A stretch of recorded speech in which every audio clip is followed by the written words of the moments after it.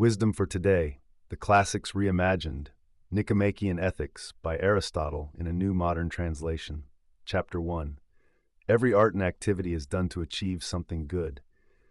Imagine you're playing a game or creating art. You're aiming for fun or beauty. In life, the good is what everyone is after. There are two kinds of goals. Some are about the process itself, like enjoying a dance, and others are about the outcome, like making a painting to display. When the end goal is separate from the activity, like building a ship, the finished ship is seen as more important than the act of building it.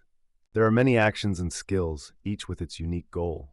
For example, doctors aim for health, shipbuilders aim for ships, and strategists aim for victory.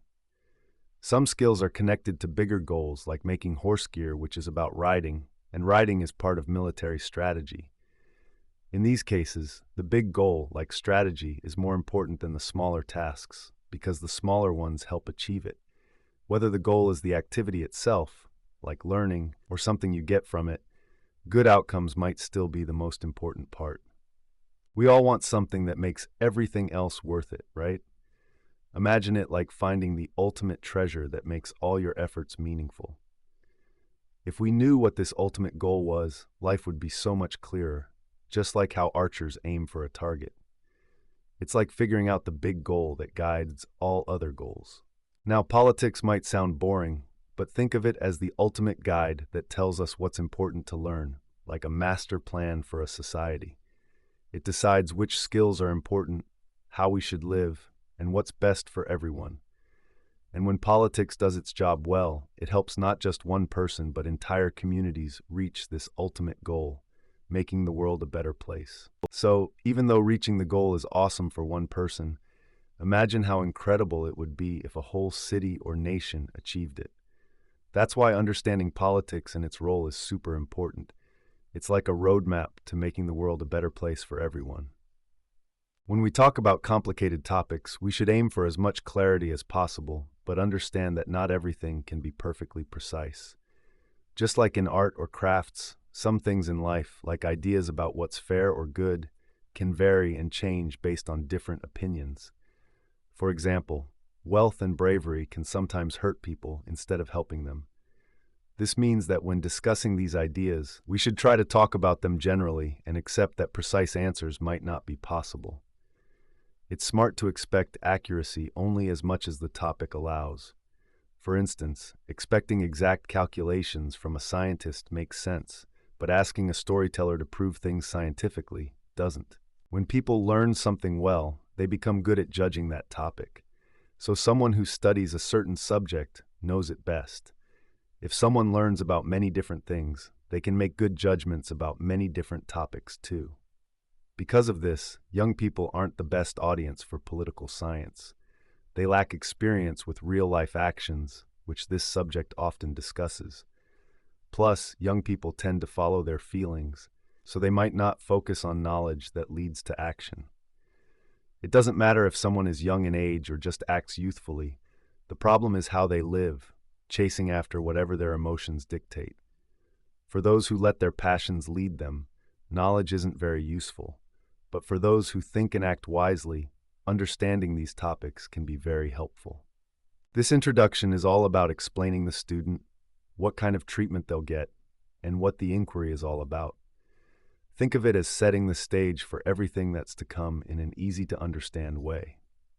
When we're trying to understand what politics and knowledge aim for, we find that both regular folks and wise people usually agree that the goal is happiness. They believe that living well is the same as being happy, but they often disagree on what happiness really means. Some people think it's about simple things like having fun, being rich, or having respect. Interestingly, people often change their minds depending on their situation, like wanting health when they're sick or money when they're broke. Yet many admire those who talk about bigger, more complicated ideas of happiness. There are also beliefs that there's a bigger kind of happiness that exists by itself and makes all other good things possible. Instead of analyzing every possible opinion, it's more useful to focus on the most common ideas about happiness. Think about it like this. When we're learning something, we can either move from what we already know to the big ideas, or we can start with the big ideas and work backward. It's like running a race. There's a path to the turning point and another one back to the finish line. We should start with the things that are familiar to us. To really understand subjects like justice or government, it's best if someone has grown up with good habits. This makes understanding much easier. Just like in a race, if you know where to start, you'll find the finish line eventually. If someone isn't used to these ideas, they can learn a lot from just listening to the wisdom of others, like the ancient poet Hesiod suggested. The best person is the one who can understand and learn everything on their own. Listening to good advice is a smart move. When people give you wise tips, it's smart to pay attention. Once upon a time, there was a person who didn't know much about the world. Not only did they lack knowledge, but they also didn't care to learn or understand anything new. It's like having a book full of exciting stories and never opening it. If you don't try to learn or understand, you'll miss out on a lot of amazing and important things. Sometimes other people's advice can feel unhelpful or irrelevant. It's important to find your own path and make decisions based on your own experiences and knowledge. Listen to others, but remember to trust yourself. Let's jump back into our topic. When we look at how people live, most seem to think happiness is the same as pleasure. That's why many love a life full of fun and enjoyment. People generally live in three ways: enjoying themselves, being involved in politics, or thinking deeply about life. Many think chasing fun is a bit shallow, but then they notice that even some powerful people enjoy it too. Then there are those who find happiness in being honored. They think being recognized by others is the purpose of life. But relying on others for your happiness doesn't seem like the best way to live, because true happiness should come from within and be something permanent. People often want to be honored by wise people who know their virtues, showing that deep down they think virtue is more important than honor. Some believe that living a virtuous life is the true aim of political involvement rather than seeking fame or power. However, even virtues fall short. You can be virtuous but still suffer or lead an inactive life. Essentially, living virtuously doesn't automatically make you happy. Finally, there's the idea of a life spent thinking and contemplating, which we'll explore more later. Text: making money is something people do because they have to, but being rich isn't the ultimate goal. Money is just a tool to get what you really want. Some things are thought to be goals because we love them for their own sake. However, even those things aren't the final end we're looking for. Many debates have failed to prove that they are. So let's move on from this topic. To understand what universal good really means, we need to take a deeper look. Even though the idea was introduced by people we respect as seekers of wisdom, our priority should be the truth. Sometimes that might mean questioning or even disagreeing with concepts from those we care about. Respecting the truth is more important than agreeing just because of friendship. Some thinkers didn't believe in one big idea that covers all good things. They noticed the word good is used in many different ways, like a good person, a good act, or a good place. Since good means different things in different situations, it can't be just one single idea that fits everywhere. Think about it like studying different kinds of things. There's no one science that covers every good thing, because opportunities in war are studied by strategists, but opportunities in health are studied by doctors. The same goes for moderation. It's understood differently whether you're talking about food or exercise. When people talk about good itself, it's confusing, just like saying man himself. If all men are the same simply because they are men, then the same should apply to all good things. Just because something lasts a long time doesn't mean it's inherently better, like how something that existed a long time isn't any whiter than something that lasts a day. The Pythagoreans had a simpler view. They put the idea of one in the list of good things, and this idea seems to have been followed by a thinker named Speusippus. In their view, one is like a fundamental good thing. Let's think about different kinds of good things. Imagine there are two types of good: those that are good just by themselves, and those that are good because they help us get other good things. The first kind, like intelligence or happiness, we enjoy even if they don't lead to something else. But there's a big question. Is it just the idea of good that makes them truly good? If so, what's the point of calling anything good in itself? If those things like wisdom and pleasure are truly good, their goodness is different for each of them, like how snow and white paint are both white but not the same. So there's no one single idea that makes everything good. What do we mean by the good? It's not just a name for things we like. Are all good things connected by one great good, or are they just similar in some way? Just like sight in the body is like reason in the soul, there might be similarities. But figuring this out perfectly is a job for a different type of philosophy. Even if there's a big universal good, it's not something humans can reach. We're looking for something we can actually get or achieve. Maybe knowing this universal good could help us find the things that are truly good for us and attain them. This idea sounds convincing, but it doesn't quite fit with how we usually do things. Experts like weavers or carpenters don't need to know about a universal good to be good at their jobs. Similarly, a doctor doesn't need to know the general idea of health. They focus on caring for each individual patient. Let's leave these big philosophical questions for now. Let's think about what we want to achieve. This can be different depending on what we're doing. For doctors, it's making people healthy. For generals, it's winning battles. For architects, it's building houses. In every job or activity, there is something special we aim for.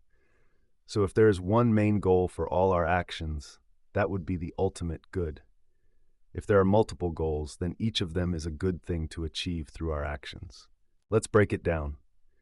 Imagine we have lots of goals, but some are just steps to get to something bigger, like playing the flute to make music. But the best goal is one we want just for itself and not to get anything else. If there's only one ultimate goal, then that's what we're searching for. If there are a few, the absolute best is the one we should aim for. The most awesome goal ever is something we want purely because it's amazing on its own, not because it gets us anything else. Happiness is super important in life. We always want to be happy for its own sake, not because it gets us something else. We also choose things like honor, pleasure, and reason for themselves because they make us feel good, but mainly because they help us be happy. But happiness? We never go for happiness to get something else. It's the ultimate goal all on its own. Happiness is like the ultimate goal in life. It's something we all want because it's self-sufficient, meaning it can make life feel complete on its own. When we say self-sufficient, we don't just mean someone who lives all by themselves. Instead, it includes being happy with your family, friends, and community, since being part of a community is natural for humans. But we shouldn't stretch this idea too far to include everyone we've ever met, like your friend's ancestors or distant relatives, because that gets too complicated. So happiness is special because it makes life worth living all by itself. It's not just another good thing, it's the most important one that doesn't need anything extra to be valuable. The main idea here is about understanding what makes humans special and what leads to true happiness. Just like a flute player or a sculptor is known for what they do best, humans too have something they are meant to do. It's not just living like plants or animals because they can grow and have senses too. What really sets humans apart is our ability to think and make choices based on reason. This special function of humans is connected to living a life full of thoughtful actions. It's about using our brains and being rational. When someone is good at playing the lyre, they play it really well. In the same way, a good person lives their life with excellence, making decisions that are wise and virtuous. So true happiness and human goodness come from living a life where our actions reflect our best virtues. It's important to remember that happiness isn't about a single moment. Just like one bird doesn't mean it's summer, one good day doesn't make a person truly happy. Happiness is about what happens over a whole lifetime. Imagine you're drawing a picture, but only using simple sketches at first. Later, you add more details to make it complete. This is how we should approach learning or understanding things. Anyone can add to a sketch once it's outlined. Over time, ideas become clearer, just like how arts improve with each new addition. We don't need to be super precise with everything right away. It's about getting the right amount of detail for what we're doing. Think of how a carpenter and a mathematician both care about right angles, but in different ways. The carpenter uses it for building, while the mathematician wants to understand its exact nature. Similarly, when we learn new things, we shouldn't get distracted by small questions that pull us away from the main goal. Sometimes, just knowing the core facts is enough, especially if they are the building blocks or first principles. How do we understand these first principles? We use different methods: observing, practicing, or spotting patterns. It's important to clearly define these foundational ideas because they help us understand everything else better. Starting with a strong foundation is like having more than half the puzzle already solved, making it easier to answer other questions that come up. The text talks about how people often discuss what goods are. There are 3 types: external goods, those relating to the soul, and those relating to the body. Goods relating to the soul are considered the most genuine and important. Philosophers long ago agreed on this idea. The text also says that actions and activities that involve the soul are the most valuable. This means that living a good life is about what we do and how we act, not just about having things. Happiness, they say, is about living well and doing good deeds. People have different ideas about happiness, like connecting it to virtue, wisdom, or even pleasure. Overall, the belief is that all these different ideas about what makes people happy probably have some truth. Even if they are different, they might all be partly right in saying what happiness and a good life are about. Some people think happiness comes from being virtuous. They believe doing good things makes happiness happen. But there's a big difference between just having good qualities and actually using them. Imagine someone who's really kind only when they're awake. Being asleep or lazy won't spread kindness. It's like in the Olympic Games. The winners aren't just the strongest or fastest. They have to actually compete to win. So in life, it's the people who actively do good things who truly get to enjoy happiness and success. Imagine someone who really loves doing good things. For them, being kind, helpful, and fair is not just the right thing to do, but it also makes them feel happy inside. Just like a horse makes a horse lover happy, or an awesome view excites someone who loves sightseeing, being just and virtuous makes a good person feel joy. Most people find their pleasures clashing with each other. They enjoy things that aren't naturally linked to happiness. However, people who love doing good find joy in actions that are naturally pleasant. They don't need extra rewards or pleasures because the happiness is already there in doing good deeds. It's kind of like a built-in joy that comes from being a good person. When you love doing what is right, it's not only enjoyable, but also the most awesome and honorable thing. Good people are great at recognizing what's truly good and honorable. So being happy is all about finding joy in doing good, and that's the nicest, most rewarding kind of happiness you can have. Imagine living a life where everything is fair and just. That's the most amazing thing. And guess what's really awesome too? Being healthy. Having good health is one of the best gifts you can have. So if you play fair and stay healthy, you're on the right track to a great life. Winning something we love is the best feeling ever. It's like when you play a game and finally succeed. It's more enjoyable and rewarding than getting something you didn't care about.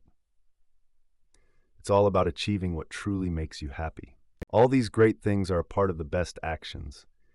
And these actions, especially the very best one, make us truly happy. Happiness isn't just about feeling good inside. We need some external things too. Imagine trying to do something awesome without the right tools. It's tough. Friends, money, and even some power help us do great things. Some people also say that having a good family, nice kids, or even looking good can make us happier.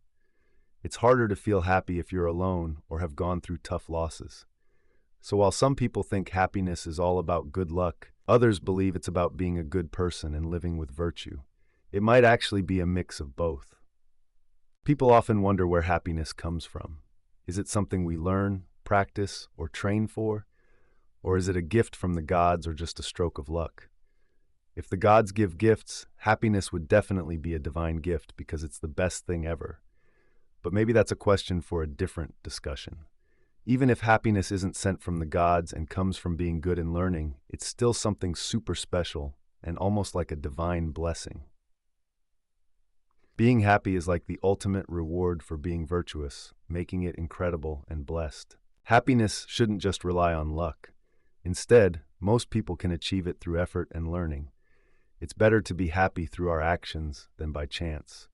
Trusting something so important to luck wouldn't be a smart choice. Happiness is all about being a good person and doing good things. To be happy, you need some basic things in place first, like health and safety. Other things like friendships or skills can help you along the way. This idea fits with what we said about politics. The goal is to help people become better citizens who can do great things. Not everyone can be called truly happy. Animals, like cows and horses, can't be happy because they don't do the things needed for happiness. Similarly, kids aren't happy in the true sense because they haven't done certain important things yet. They're still growing up. When we say a child is happy, it's often because we are hopeful about their future. To really be happy, you need to have a good character and live a full life. Life has many ups and downs, and even the luckiest people can have bad times. Just like Priam from the Trojan stories who lost everything, if someone ends up miserable, we don't call them happy. The question arises if we should call anyone truly happy while they're alive. Do we have to wait until someone has died to decide if they were happy, as Solon suggests? It sounds strange, especially since happiness is tied to living activities.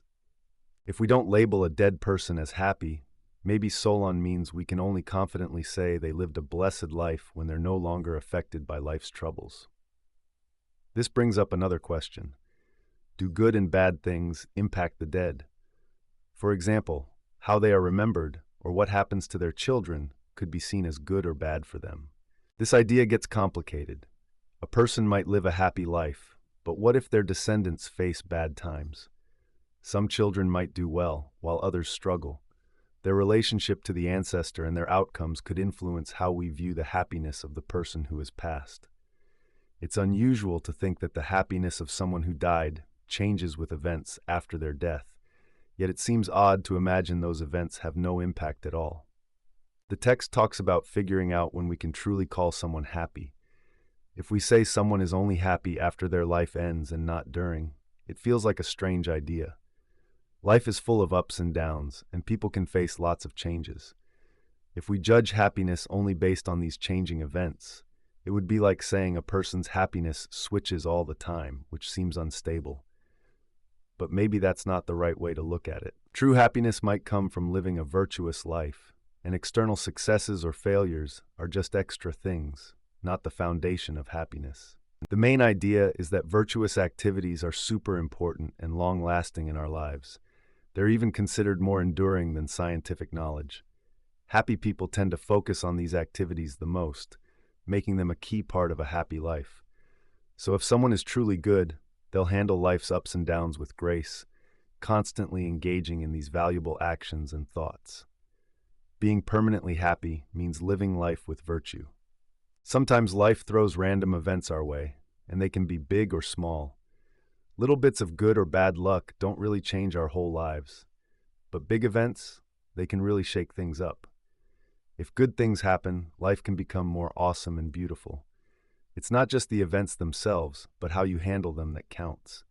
Handling these situations well can make you wise and admirable. On the flip side, if bad stuff happens, it can really challenge your happiness and make life tough. Even then, there's a certain bravery in facing bad times with strength and dignity, not because you don't feel the pain, but because you have a strong and courageous spirit.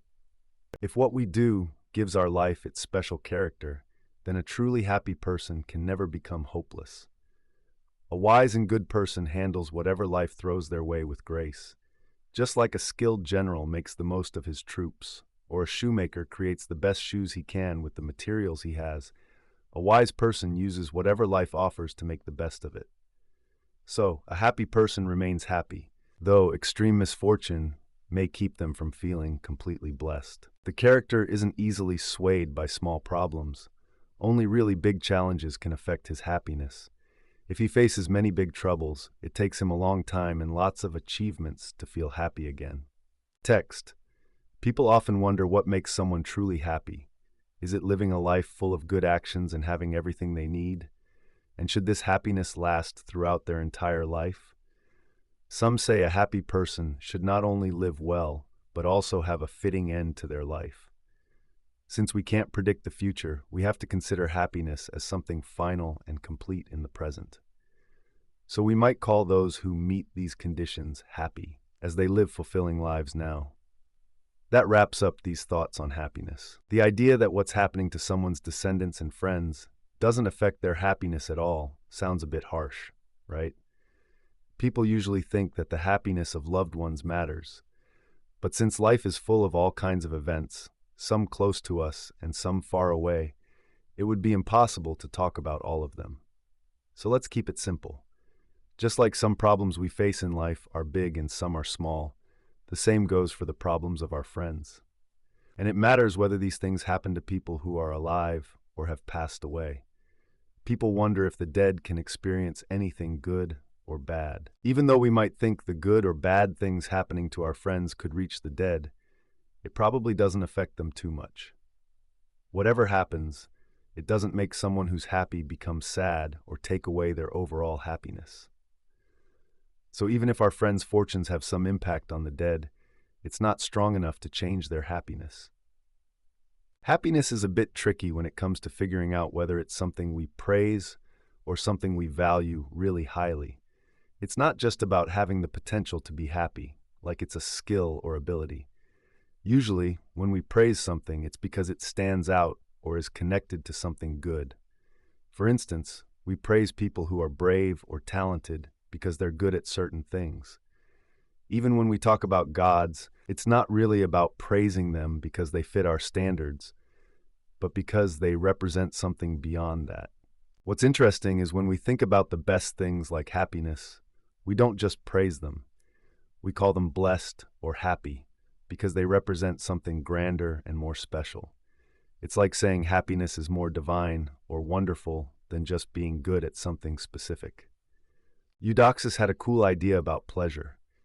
He believed that pleasure is so great that it doesn't even need to be praised, unlike other good things that people often talk about.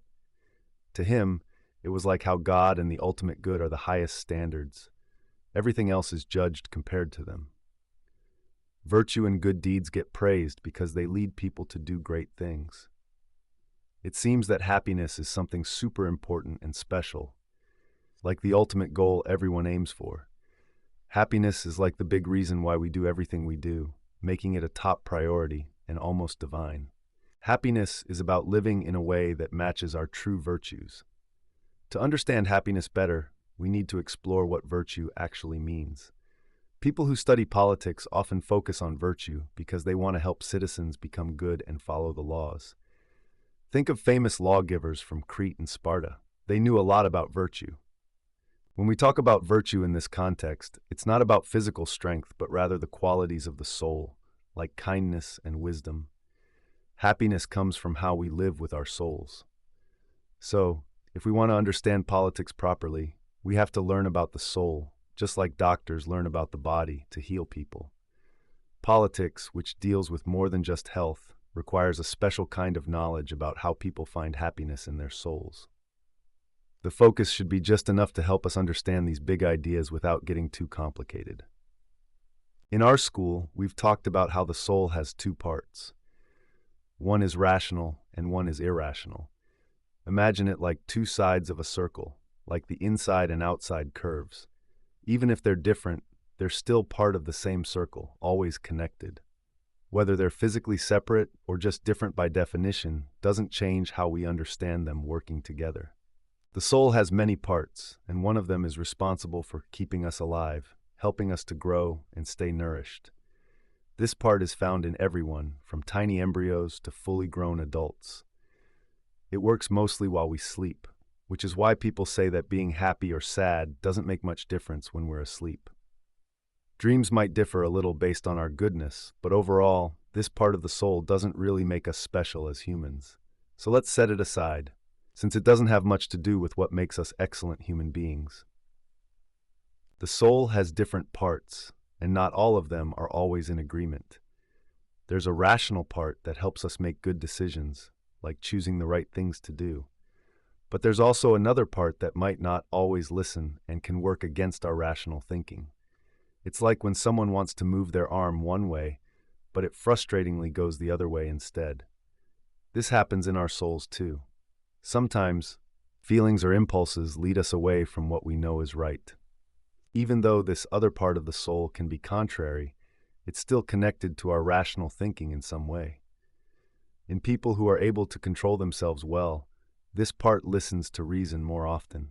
For those who are very balanced and courageous, everything inside them works in harmony with the rational part of their soul. In life, we have parts of ourselves that don't always think things through, like our instincts. But there's also a part that can listen to reason, like when we follow advice from our parents or friends.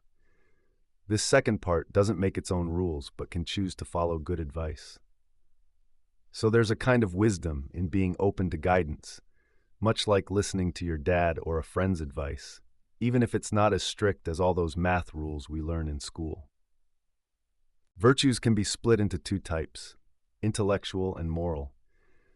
Intellectual virtues include things like wisdom and understanding, while moral virtues are about how we act, like being generous or self-controlled. When we talk about someone's character, we usually describe their moral traits, saying they're calm or moderate, rather than calling them wise. However, we do admire wise people because their mindset shows a type of virtue. Chapter 2. Virtue can be split into two types, intellectual and moral. Intellectual virtue is mostly learned through teaching, which needs experience and time to develop. On the other hand, moral virtue comes from habits. It's like practicing something until it becomes a part of you. It's important to know that we aren't born with moral virtues naturally. Just like a stone won't naturally move upwards even if you throw it in the air over and over, we can't naturally do something that goes against our nature. Instead, we have the potential to develop these virtues, and with practice, they become a part of who we are. When it comes to nature, some things come to us automatically, like our senses. We are born with the ability to see or hear, and we don't need to practice it to develop them. But virtues, like being brave or fair, work differently. To have virtues, we need to practice them first. It's like learning a new skill. You become a builder by building houses or a musician by playing instruments. Similarly, to become just, you must practice doing just actions. To be brave, you must do brave things. In a country, lawmakers work to make people better by encouraging good habits. That's the goal of every lawmaker. And the difference between a good and a bad constitution depends on how well they achieve this. Being good or bad at something, like playing an instrument, comes from practice. Just like lyre players become skilled by playing, builders get better or worse by building. This idea applies to everything we do. If we act fairly, we become fair people. If we face our fears, we develop courage. The way we handle our emotions can make us calm or quick to anger. In short, our actions shape who we are. That's why it's super important to form good habits when we're young, because these habits make all the difference in who we become. In this inquiry, we're not just trying to understand what virtue is, but we want to actually become better people. To do that, we need to focus on how we act, as our actions shape our character. We know we need to follow good rules when acting, and we'll talk more about what these rules are and how they connect with other virtues later. Remember, when talking about how to live well, there's no one-size-fits-all answer, just like there isn't one correct way to stay healthy. Life is more about broad guidelines than precise rules, so we have to use our judgment, like a doctor or a sailor, to decide what's right in each situation. The main idea here is about finding a balance in life to stay healthy and strong. Just like too much or too little exercise can make you weak, eating or drinking too much or too little can make you unhealthy.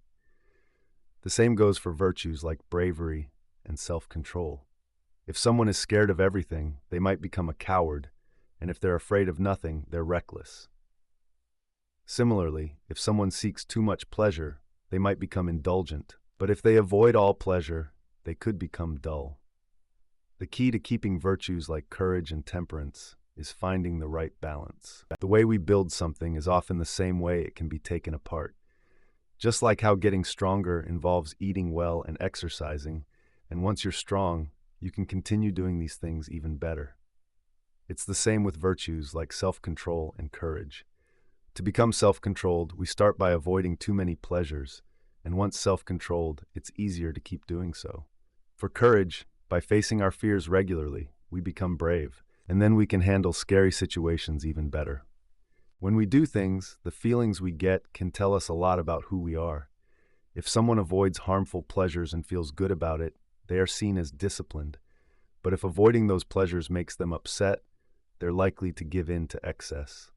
Similarly, facing scary situations bravely feels rewarding or at least not painful, making someone courageous, while being scared makes someone a coward. This shows that being good or bad is linked to how we handle pleasure and pain. We often do wrong things because they feel good and avoid doing the right things because they can be hard. That's why it's important to learn from a young age, like Plato suggested, to enjoy what's good for us and dislike what isn't. This way, we get the right kind of education. Virtues are all about what we do and how we feel. Since every action and feeling comes with a bit of pleasure or pain, virtues are closely tied to these emotions too. That's why punishments, which are meant to teach us, often involve pleasure and pain. It's like how medicines work against sickness. They use opposites to make us better. Every person's soul can get better or worse based on how they handle pleasures and pains. People can make bad choices if they chase after pleasures and avoid pains in the wrong way or at the wrong time. Some people say virtues are about staying calm and not reacting, but it's more about knowing the right way and right time to respond. So, being good means making the best decisions about pleasures and pains, while being bad is the opposite. In life, we can choose things that are good or avoid things that are bad. We often choose things because they are noble, useful, or fun. But sometimes we avoid things that are base, harmful, or painful. Good people make the right choices about these things, especially when it comes to pleasure. Pleasure is something that all creatures, including animals, seek because it often comes with the good and the useful things in life. From a young age, we all develop habits and passions that stick with us. It's like they're part of who we are. We often decide what to do based on what feels good or what might hurt. That's why it's important to think about pleasure and pain, because they can really influence our choices and actions. Heraclitus once said, "It's tougher to battle with pleasure than with anger." Both art and virtue always deal with what's more challenging. The idea is that being good is more rewarding when it's difficult to achieve. That's why virtue and the study of political science focus on how we handle pleasures and pains. If you manage them well, you're considered good, but if you don't, you're seen as bad. Virtue is all about how we handle pleasures and pains. When we do things that align with virtue, it grows stronger, but if we act differently, it can fade away. Basically, doing the right things helps us become truly virtuous. To become just, we need to practice doing just actions. And to become temperate, we need to practice temperate actions. But if someone is already doing these actions, aren't they already just and temperate?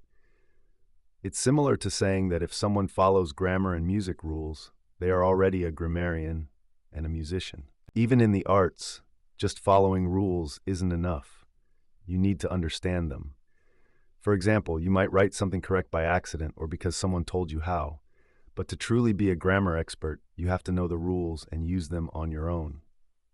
In the arts, like painting or music, what's created is good just by being well made.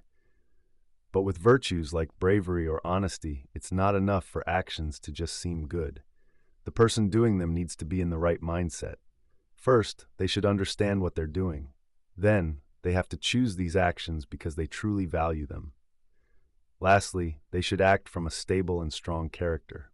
Unlike arts, where just knowing how to do something is enough, being virtuous means you need these extra qualities. It's about consistently living justly and fairly. To be a good person, it's not enough to just act in a certain way. You need to have the right mindset too. A fair and balanced person isn't just doing the right things, they're doing them the right way. So by practicing justice and moderation in the right way, you actually shape yourself into a just and balanced person. Without practicing these, it's hard to become truly good. Many people like to talk about philosophy and theories, thinking it makes them better people. It's like patients listening to doctors, but then ignoring the advice. Just like you won't get healthy if you don't follow the doctor's orders, you won't improve your mind if you don't practice what philosophy teaches. When we talk about virtue, we need to understand what it is. Inside our soul, we have three kinds of things: passions, faculties, and states of character. Virtue has to be one of these. Passions are feelings like anger, fear, joy, and pity. Basically, any emotion that can make you feel happy or sad. Faculties are our abilities to feel these emotions, like being able to get angry or feel pity. Lastly, states of character are about how well we handle these emotions. For example, when it comes to anger, it's not good to feel it too strongly or too weakly, but it's best to feel it just right. This balanced way with emotions is what virtue is about. Virtues and vices aren't feelings like fear or anger. We don't call someone good or bad just because they feel these emotions. Instead, we judge people based on their virtues and vices. It's about how we act on those feelings that matters, not just having them. So when someone does something brave or kind, they're praised, and if they act poorly, they're blamed. When we feel emotions like anger or fear, they just happen, and we don't really choose them. But virtues like being kind or brave involve making choices. So, with emotions, we're often reacting, while virtues are more about making a decision to act in a certain way. The passage talks about virtues and how they are different from passions and natural abilities. It explains that we aren't considered good or bad just because we can feel emotions or have certain abilities from birth. Instead, virtues are more about our character and the choices we make. The text tells us that virtue has been explained in terms of what category or group it belongs to. Virtue is like a superpower that makes everything better. Just like a great eye helps you see clearly, a good horse runs fast and bravely faces danger. For people, virtue is the quality that makes us better and helps us do our tasks well. Essentially, virtue makes a person strong and capable, allowing them to excel in whatever they do. When we talk about virtue, it's like finding the right balance in life. Imagine you can do too much or too little of something, like eating or exercising. Virtue is about finding that perfect middle ground, what's just right. But what's just right isn't the same for everyone. For example, if eating 10 cookies is too much and 2 cookies are too few, 6 might seem perfect. But if you're a famous athlete like Milo, maybe you need more, while a beginner needs less. The key is to figure out what's right for you, not just what's in the middle for everyone. It's like a coach helping you find the right amount to work out, or a chef helping you find the right recipe. It's about what fits your needs best. Every kind of art is excellent when it finds the right balance. Imagine a painting where you can't add or remove anything without ruining it. That's because it has just the right balance. The same goes for a good artist who keeps this balance in mind. Now, if art strives for balance, virtue does so even more because it's a part of our human nature. Virtue is like hitting the sweet spot in how we feel and act. Think about emotions like fear, anger, or even happiness. If you feel them too much or too little, things can go wrong. Being virtuous means feeling these emotions at the right time, for the right reasons, and towards the right people. This idea of balance applies to actions too. Doing too much or too little can lead to failure. Virtue is about finding that just right spot in what we feel and do, which is why we admire it. Virtue is all about aiming for that sweet middle ground where everything feels just right. Text. It's really easy to make mistakes because there are so many ways to go wrong. Think of evil as something limitless, but doing good is like hitting a target. There's only one right way to do it, which makes it hard. Because of this, doing too much or too little is usually bad, while finding the right balance is what makes something truly good. Imagine a person throwing a ball. They can throw it straight, and that's their way of being good at it. But when it comes to missing, they can miss by throwing too high, too low, too far, or even drop the ball. Being good is like hitting the target, and there's often just one way to do it right. But messing up? There are lots of ways that can happen. Virtue is all about making good choices in life. It's like finding the perfect balance between two extremes, doing too much or doing too little. Imagine a tightrope walker carefully staying in the middle. That's what virtue is. It's the smart way that a wise person would decide how to act, always choosing the middle path between having too much or too little of something. Essentially, virtue means being in the middle. But when it comes to what's truly the best and right, it's like being the best you can be.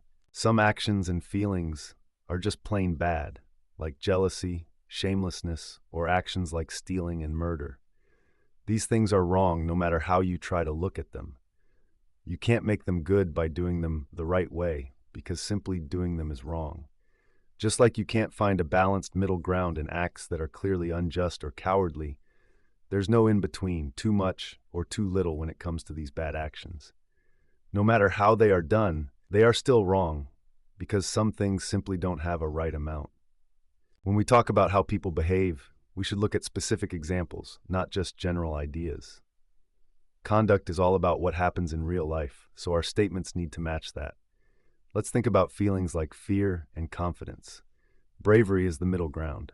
Someone too fearless doesn't have a specific name, but if they're overly confident, they're reckless. If they're too scared and not confident enough, they're a coward. Now, with pleasures and pains, being balanced is called temperance. If someone overindulges, they're self-indulgent. People who don't enjoy pleasures much are rare and don't have a special name, but we can call them insensible. In terms of handling money, there's a balance called liberality. If you spend too much, you're prodigal, and if you're too cheap, you're mean. Prodigal people love spending but hate earning, while mean people love earning but hate spending. This is just a sneak peek, and we'll dive deeper later. When it comes to big amounts of money, we have something called magnificence, which is different from liberality because it deals with huge sums. If someone's too flashy or tacky, that's another extreme, while being too stingy is different from just being cheap. These ideas will be explained more later. For honor and respect, the right balance is proper pride. Too much pride can be like being vain, while too little is like being overly humble. Just like there's a difference in dealing with big and small amounts of money, there's a difference in pursuing big and small honors. You can want just enough honor, too much or too little. Someone who wants too much is ambitious, and someone who doesn't want enough is unambitious. There's no specific name for the person in the middle. Sometimes we mix these up and call ambitious people by the middle name and vice versa. We'll explore why later, but for now, let's continue with the other states we mentioned. When it comes to feeling angry, there are different levels: too much, too little, and just right. The person who handles anger well is called good-tempered. If someone gets angry too easily, they are irascible. If someone hardly ever gets angry, they are ineirascible. So the right balance is being good-tempered. The extreme of too much anger is irascibility, and too little anger is ineirascibility. Imagine there are 3 different ways people relate to each other through words and actions. They're kind of similar, but also different. One is about being truthful, and the others are about being pleasant.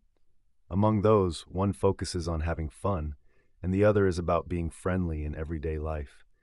It's important to find a balance in everything because that's the best way to be.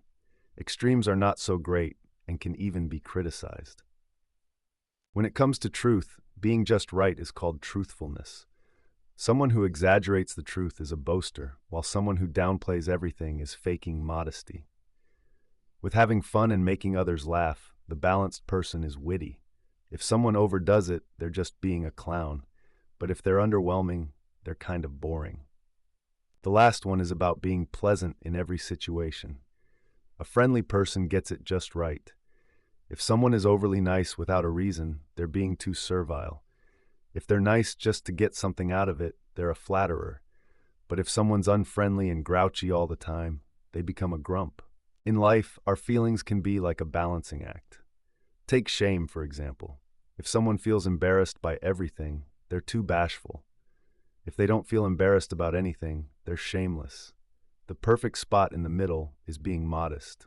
Then there's something called righteous indignation, which is when someone feels upset about someone else's undeserved success. This feeling is like a middle ground between envy, where you feel bad about anyone's success, and spite, where you're happy about someone else's failure. Understanding justice and other virtues is a bit more complex and will be explained in more detail later. But for now, just remember that being balanced in our feelings and virtues is the key. In life, there are three types of ways people can act: too much, too little, and just right. The just right way is called virtue. It's like Goldilocks finding the porridge that's just right. The extremes, like being too afraid or too reckless, are opposites to each other and also to the middle way. Think about it like this. A brave person might seem fearless to a timid person and cautious to someone who rushes into danger. A balanced person is seen differently depending on who is observing. To a spender, they might seem stingy, and to a saver, they might seem wasteful. People who are at either extreme tend to push those who are balanced, trying to label them according to their perspective. So, a brave person could be called reckless by a scared person and cowardly by a reckless one. It's all about balance. When we talk about things that are very different, the biggest differences are usually found at the extremes. Think about it this way. Something really big is more different from something really small than either is from something medium-sized. Sometimes, the extremes can slightly resemble something in between. For example, rashness is a bit like courage, and being wasteful is a bit like being generous. But when you compare the two extremes, like rashness and wastefulness, they are completely unlike each other. In short, the further apart things are, the more opposite they tend to be. Sometimes when we think about what is opposite to a good quality, it's not always the thing you'd expect. For example, with courage, being cowardly, afraid to try, is more the opposite than being reckless, taking too many risks. On the other hand, with temperance, being balanced with pleasures like food or fun, self-indulgence, wanting too much, is more opposite than being insensitive, not wanting at all. There are two main reasons for this. First, some extremes are closer to the middle and seem more like the balanced quality, so their opposite feels more contradictory. For example, recklessness is closer to courage than cowardice, so cowardice feels more opposed to it. The second reason is about us and where we naturally go to extremes. People naturally lean towards overindulging, like eating too many sweets, which makes self-indulgence feel more opposed to being cool and balanced, or temperance. We think that where we mess up the most often defines what feels opposite to balance. The idea here is that being morally good means finding a balance between two extremes. Imagine trying to walk right in the middle of a narrow path without falling off. It's the same with being good, where you have to balance between doing too much or too little of something. For example, it's easy to get angry or spend money, but doing it the right way, at the right time, and for the right reasons is much harder. This is why being truly good is rare and something special. In order to find the perfect balance, you should start by avoiding things that are the most different from it. It's like when Calypso gives advice. Steer clear of extremes to find the middle ground. Hold the ship steady, away from the big waves and splashes. Sometimes, it's easy to make mistakes when we're aiming for a balanced life. It's not always simple to find the perfect middle ground. Since that's tough, the next best thing is to choose what's least bad. We can figure this out by considering what we tend to do too much. Everyone has different tendencies, which we can notice by looking at what brings us joy or discomfort. To find balance, we should push ourselves a bit towards the opposite of our usual habits.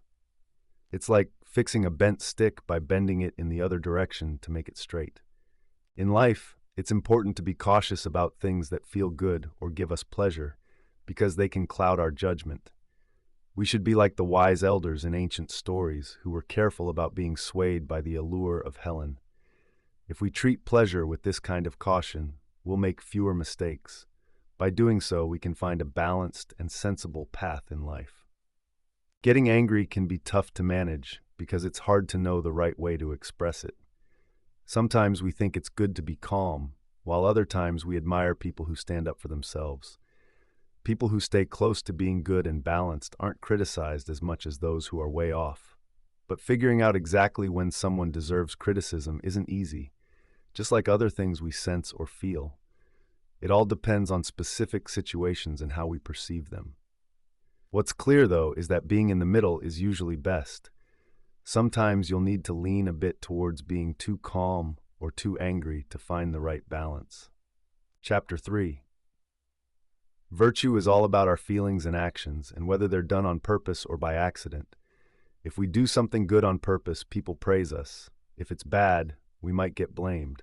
But if it's an accident, people tend to forgive us or even feel sorry for us. So knowing if something is done on purpose or not is important for understanding virtue and for making fair laws that reward or punish people. Things are considered not done on purpose if they're forced, or if the person doesn't know what they're doing. Being forced means something outside, like a strong wind or other people, makes you do it, even if you don't want to. Imagine a situation where you're forced to do something bad because of a worse threat, like if a villain threatens your family unless you do what he says. It's tricky to decide if your actions are truly your choice or if you're forced into them. It's kind of like deciding to throw cargo overboard during a storm.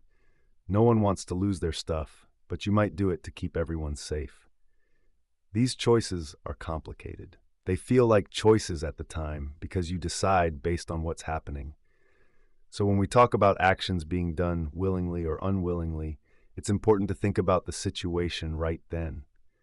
Even though you might be acting voluntarily, deep down, you wouldn't choose to be in such a tough spot in the first place.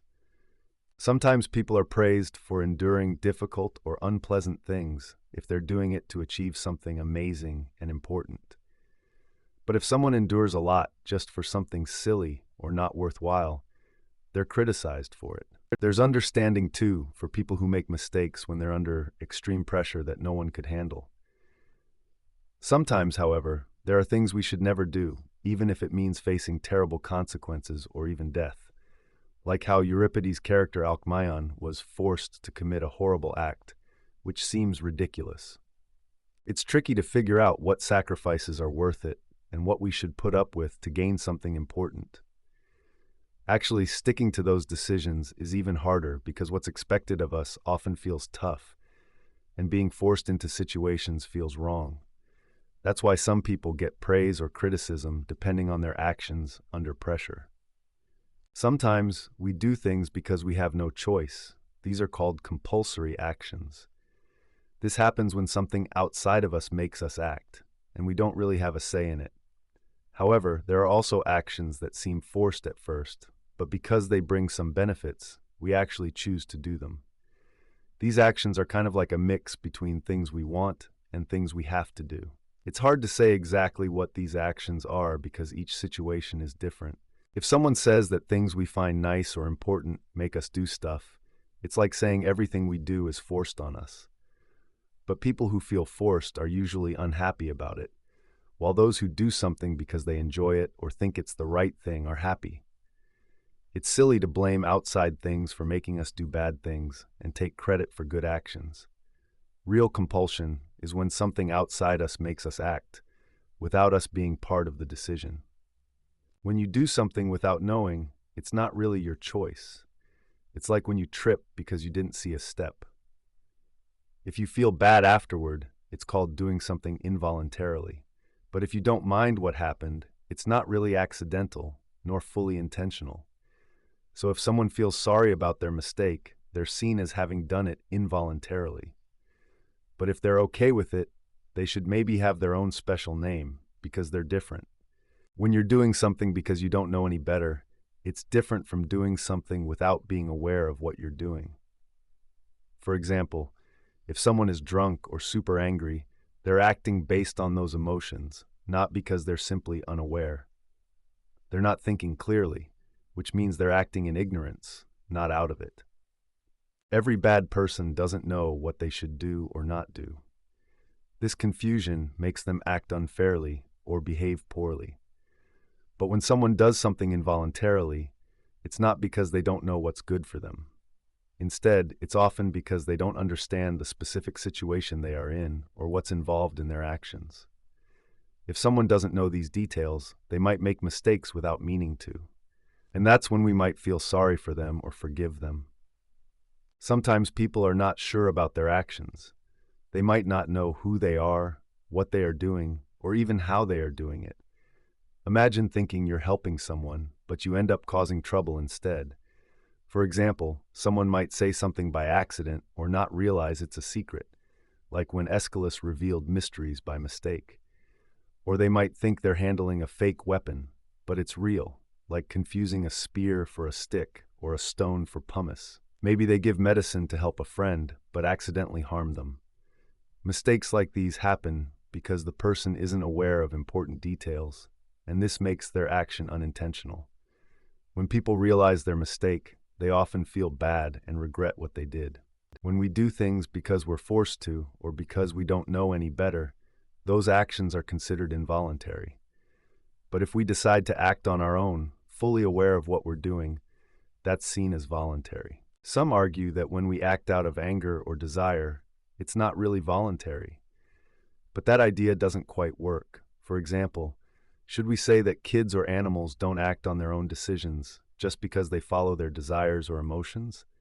It seems strange to claim that we only voluntarily do good things, but involuntarily do bad things, because both come from the same place within us. It's also funny to call something involuntary when it's something we should want, like being healthy or learning new things. Things that we truly desire usually feel good to us, and acting on them is part of who we are. After all, there's not a huge difference between making mistakes with planning and those made in anger, since both are part of being human. So actions driven by our emotions or desires should also be considered voluntary. Once we've figured out what actions are voluntary and involuntary, it's time to talk about choices. Choices are super important because they really show what kind of person someone is, often even more than what they actually do. The idea here is that making choices is something we do on purpose, but not everything we do on purpose is a choice. Even kids and animals do things on purpose, but they don't really make choices like we do. If you do something quickly, without thinking, it's still on purpose, but it's not really a choice. Some people believe that choice is like having desires, being angry, wanting something, or having an opinion. But that's not quite right. For instance, animals can feel hunger or anger, but they can't make choices like humans do. When someone can't control their desires, they might act on their appetite, but not by choice. On the flip side, someone who can control themselves makes choices without giving in to their cravings. Desires are about things that feel good or bad, but choices aren't necessarily about what's enjoyable or painful. When someone acts out of anger, it's not usually a well-thought-out decision. In fact, choices made in anger are often the least deliberate. People don't typically choose to do something just because they're mad. We all have wishes, like wanting to live forever or hoping our favorite actor wins an award. These are things we really can't control. But when it comes to choices, we focus on things we can actually do something about. For example, we might wish to be healthy and happy. While happiness itself isn't something we just choose, we can choose actions that make us healthier, like eating right or exercising. Choices are all about taking steps we can control towards what we want. In simple terms, opinion can be about anything, whether real, impossible, or eternal. Opinions can be true or false. Choices, on the other hand, are judged by whether they are good or bad, not just true or false. When we make choices, it's different from just having opinions. Choices reflect our character because they involve deciding what's good or bad for us. Opinions, on the other hand, are more about understanding what something is or how it benefits someone. Choices are about making decisions based on what we really know is good, while opinions might not be as certain. Also, just because someone has good opinions doesn't mean they make the best choices. Choices and opinions might come together, but they're not the same thing. Choice is a special kind of decision. It's not just about doing something you want. It's more about picking something after really thinking about it. When you make a choice, you use your brain and logic. The word choice even hints that it's about picking one thing over another after careful thought.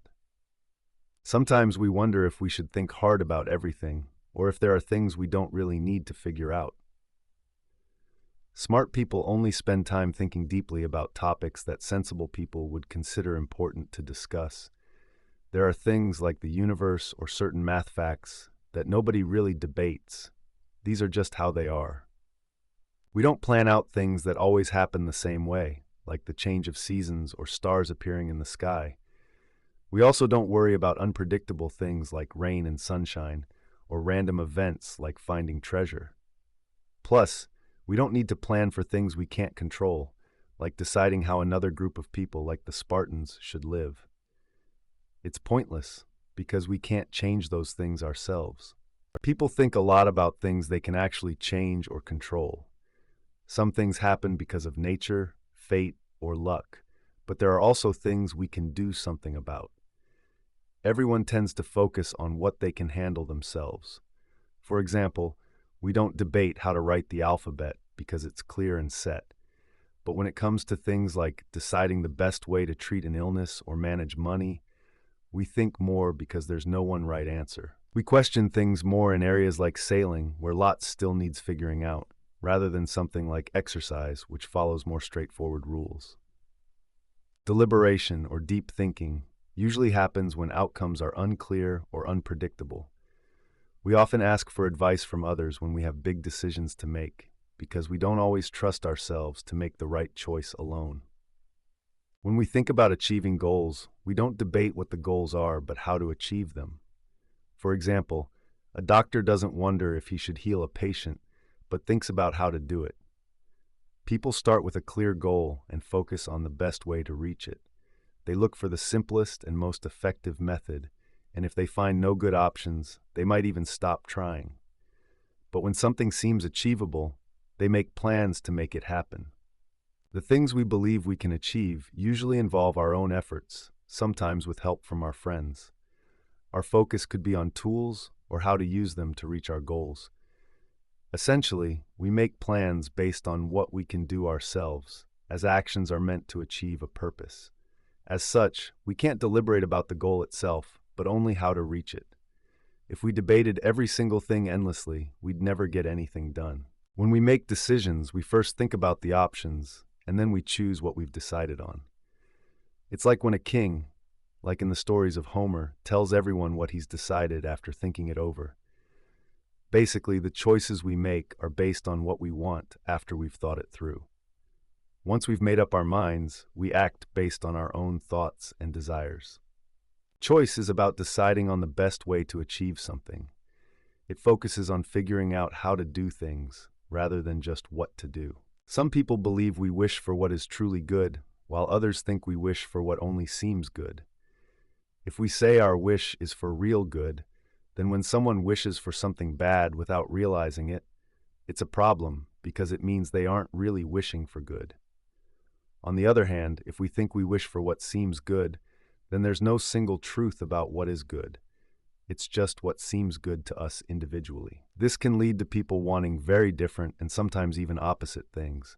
Sometimes we think something is good just because it seems good to us. A truly good person can see what's really good and not just what appears good. It's kind of like a healthy body knowing what's healthy to eat, while a sick body might think something else is healthy.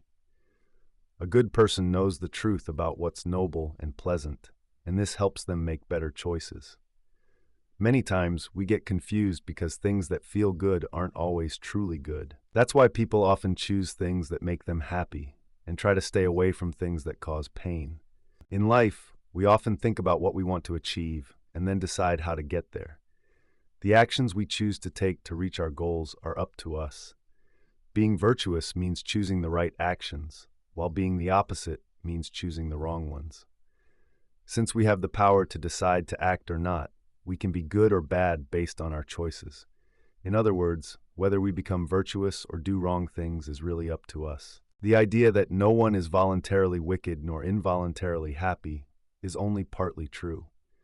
You can't be happy by accident, but being wicked is a choice. If we say otherwise, it would mean denying that people are responsible for their actions. Since we know people decide for themselves, the actions that come from those decisions are also within their control and done by choice. People and lawmakers believe it's important to reward good actions and punish bad ones. We praise kind deeds and discourage nasty ones, but we aren't told to change things we can't control, like feeling hungry or in pain. If someone is ignorant because of their choices, like getting drunk and then breaking a rule, they might face harsher punishment. This is because they had the option to avoid getting drunk. Similarly, people should know basic laws and are punished if their ignorance results from not paying attention. It shows that taking responsibility is important when it comes to learning and making choices. Some people don't take care of their actions, but they shape themselves by their choices, like cheating or partying too much. This is like training for a sport. You get good at what you practice. If you act unjustly, you become that way on purpose because of your actions. Just like when someone gets sick from ignoring health advice, they chose it at first, but it becomes too late to change later on. So, unjust or self-indulgent people start by choosing those paths, making them responsible for their behavior. Once they've become that way, it's hard to turn back. We often choose our actions, and sometimes they're not the best ones. People criticize those who let their bodies become unhealthy due to laziness, but not those who are born with certain conditions. It's the same with weaknesses. If someone is blind from birth, we feel sorry for them. But if their blindness is due to excessive drinking or bad habits, we blame them. So we judge the flaws we can control, and if that's true for our bodies, it should be true for other aspects of our lives too. Everyone wants what they think is good, but the way we see what's good is influenced by who we are. If someone is responsible for their thoughts, they're also responsible for what they consider good. Otherwise, if we aren't responsible, no one can be blamed for doing wrong things, because they just didn't know any better. To choose what's truly good, we must naturally have a sense for it, which we can't learn or get from someone else. It's something we're born with, and having it means we have excellent natural abilities. But if this is something we're born with, how can we say being good is more of a choice than being bad? Both good and bad people see their goals in life as something set naturally, or however it might be, and that guides everything they do. The text discusses whether our goals and actions come from our nature or if they're choices we make ourselves. It says that if good actions, virtues, are choices we make, then bad actions, vices, are also choices. This means we have some control over how we act, whether good or bad. So both virtues and vices depend partly on us because we help shape our own character and decisions. In simple terms, virtues are good traits or habits we have. They help us do good things and are something we choose to develop. Actions and virtues are both voluntary, but in different ways. We can completely control our actions because we know what we're doing from start to finish. However, with virtues, we might choose to start developing them, but how they grow isn't as obvious, just like we don't always see how illnesses develop. Nonetheless, since deciding to act in a certain way is a choice, virtues are still voluntary. Let's explore different virtues by discussing what they are, what they focus on, and how they work. This will also help us understand how many virtues there are. To start, let's talk about courage. Courage is about facing fears and challenges bravely, even when things get tough. Let's break this down a bit. When we talk about feelings like fear and bravery, it's like having a balance between being scared and being confident. We usually fear bad things like being embarrassed, poor, sick, alone, or even dying. But not all fears are bad. It's okay to be scared of some things, like being embarrassed, because it shows you care. However, the truly brave person doesn't worry about everything. For instance, being scared of losing money isn't the same as being a real coward in a war. A brave person is someone who stands firm against truly frightening things, especially big fears like death. But being brave doesn't mean they're fearless in all situations, like when they're sick or at sea. True bravery often shows in life-threatening situations, particularly in battles. These are the toughest and most respected challenges. So, we call someone brave when they face a noble kind of death or danger, especially during war. This bravery can sometimes be seen at sea or during illness, but it's not the same as just having hope or confidence because they're used to dealing with it. Ultimately, bravery shines when there's a big risk and a chance to show great strength, especially when facing a noble end. Being brave isn't about finding the same things scary as everyone else. Some things are truly terrifying for everyone, while others depend on who you are. The brave person may still feel scared, but they confront their fears the right way, for the sake of honor, because that's what virtue is all about. There are many ways to mess up when it comes to fear. You can be afraid of things you shouldn't fear, be too afraid or not afraid enough, or be scared at the wrong times. Similarly, confidence depends on the situation. The truly brave person knows when and how to be both brave and confident, acting at the right moments for the right reasons. In the end, being brave is about acting with noble intentions. A brave person lives courageously, following their principles and always aiming for goodness. Courage, therefore, is something honorable and highly valued. In life, people can show different traits when facing danger. Some might have no fear at all and are like daredevils, not scared of anything, not even earthquakes or huge waves. But acting without any fear can be reckless. Meanwhile, there are others who act overly brave but are just pretending. They're called rash, boasting about courage but not standing firm when things get really scary. Then there are people who are very fearful, known as cowards. They are scared of things they shouldn't be, or more afraid than necessary, and they're often lacking in self-confidence. They tend to see danger in everything and are easily overwhelmed by fear.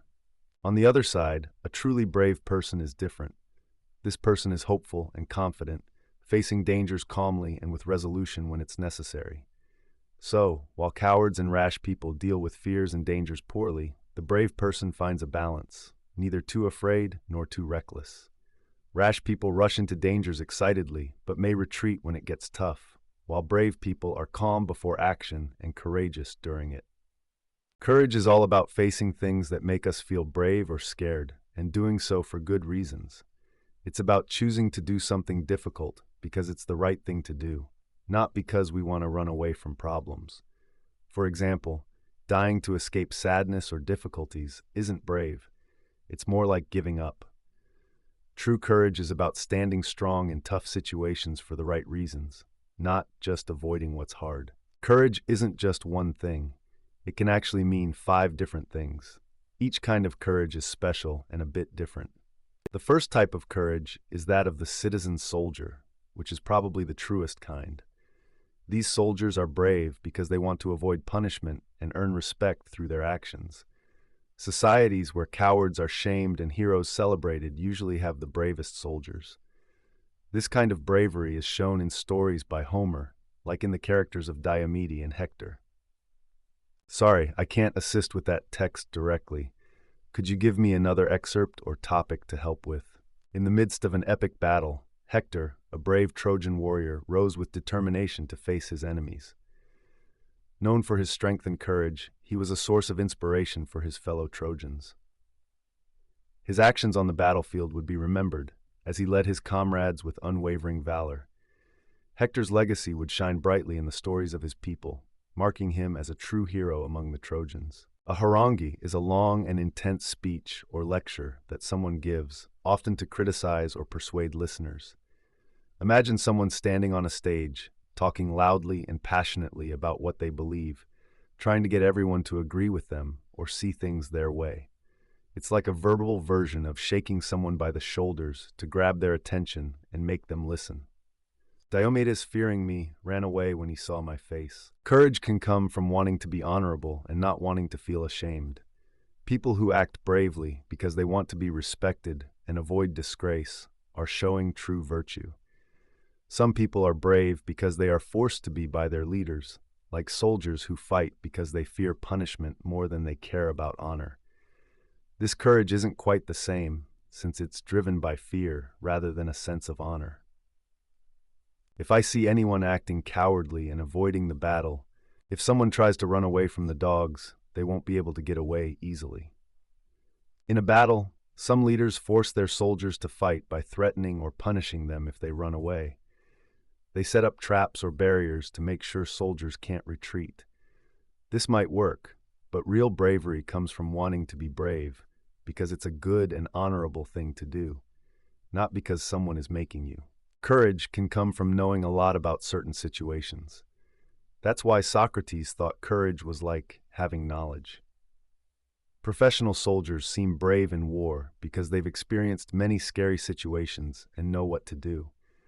They're like skilled athletes who fight well because they're well prepared and know how to use their weapons. But sometimes, even soldiers get scared and run away when the enemy is too strong or when they have fewer weapons.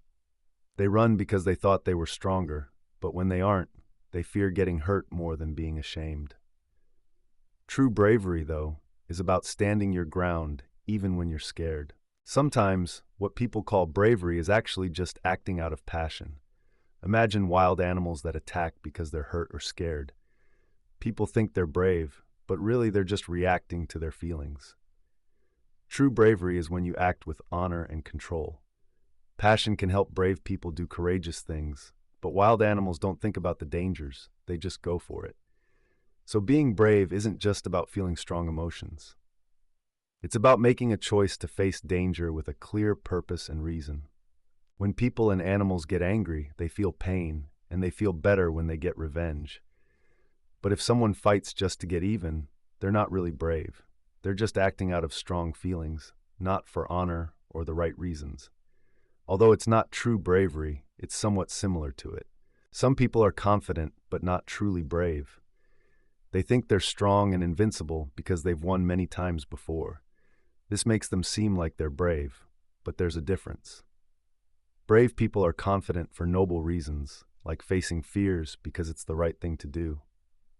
On the other hand, people who seem confident might run away when things go wrong because they weren't prepared for failure. True bravery is about staying calm and strong, even when unexpected trouble hits, not just when you've planned everything out. It's about your inner character guiding you, not just preparation. Some people seem brave because they don't know about the danger. They're kind of like super positive people, but not as strong because they don't really trust themselves. Positive people can stay strong for a while, but when people who are confused about what's really happening find out the truth, they often get scared and run away. Just like the Argives did when they realized the Spartans weren't who they thought they were. Brave people are those who truly show courage and stand strong in difficult situations. There are also others who might look brave on the outside, but it's important to understand what real bravery means. Courage is about dealing with feelings of confidence and fear, but it's more about handling fear. A truly brave person is someone who can stay calm and act rightly when scary things happen, rather than when things are easy. Being brave means facing what is tough and painful, not just going after what feels good. That's why courage is tough and admired, because it's harder to stand up to scary things than to just enjoy the easy stuff. Courage often seems like it should be rewarding and pleasant, but it's often hard to see because of the tough situations it comes with, just like in sports. Boxers fight for the exciting prize and glory, but getting punched and struggling hard is tough and painful. Just as with courage, facing scary things like death and getting hurt is tough, but brave people do it because it's the right thing to do. The more good and happy someone is, the more they might find the idea of dying sad because they have so much to enjoy in life. Still, they act bravely and do great things even when it's hard.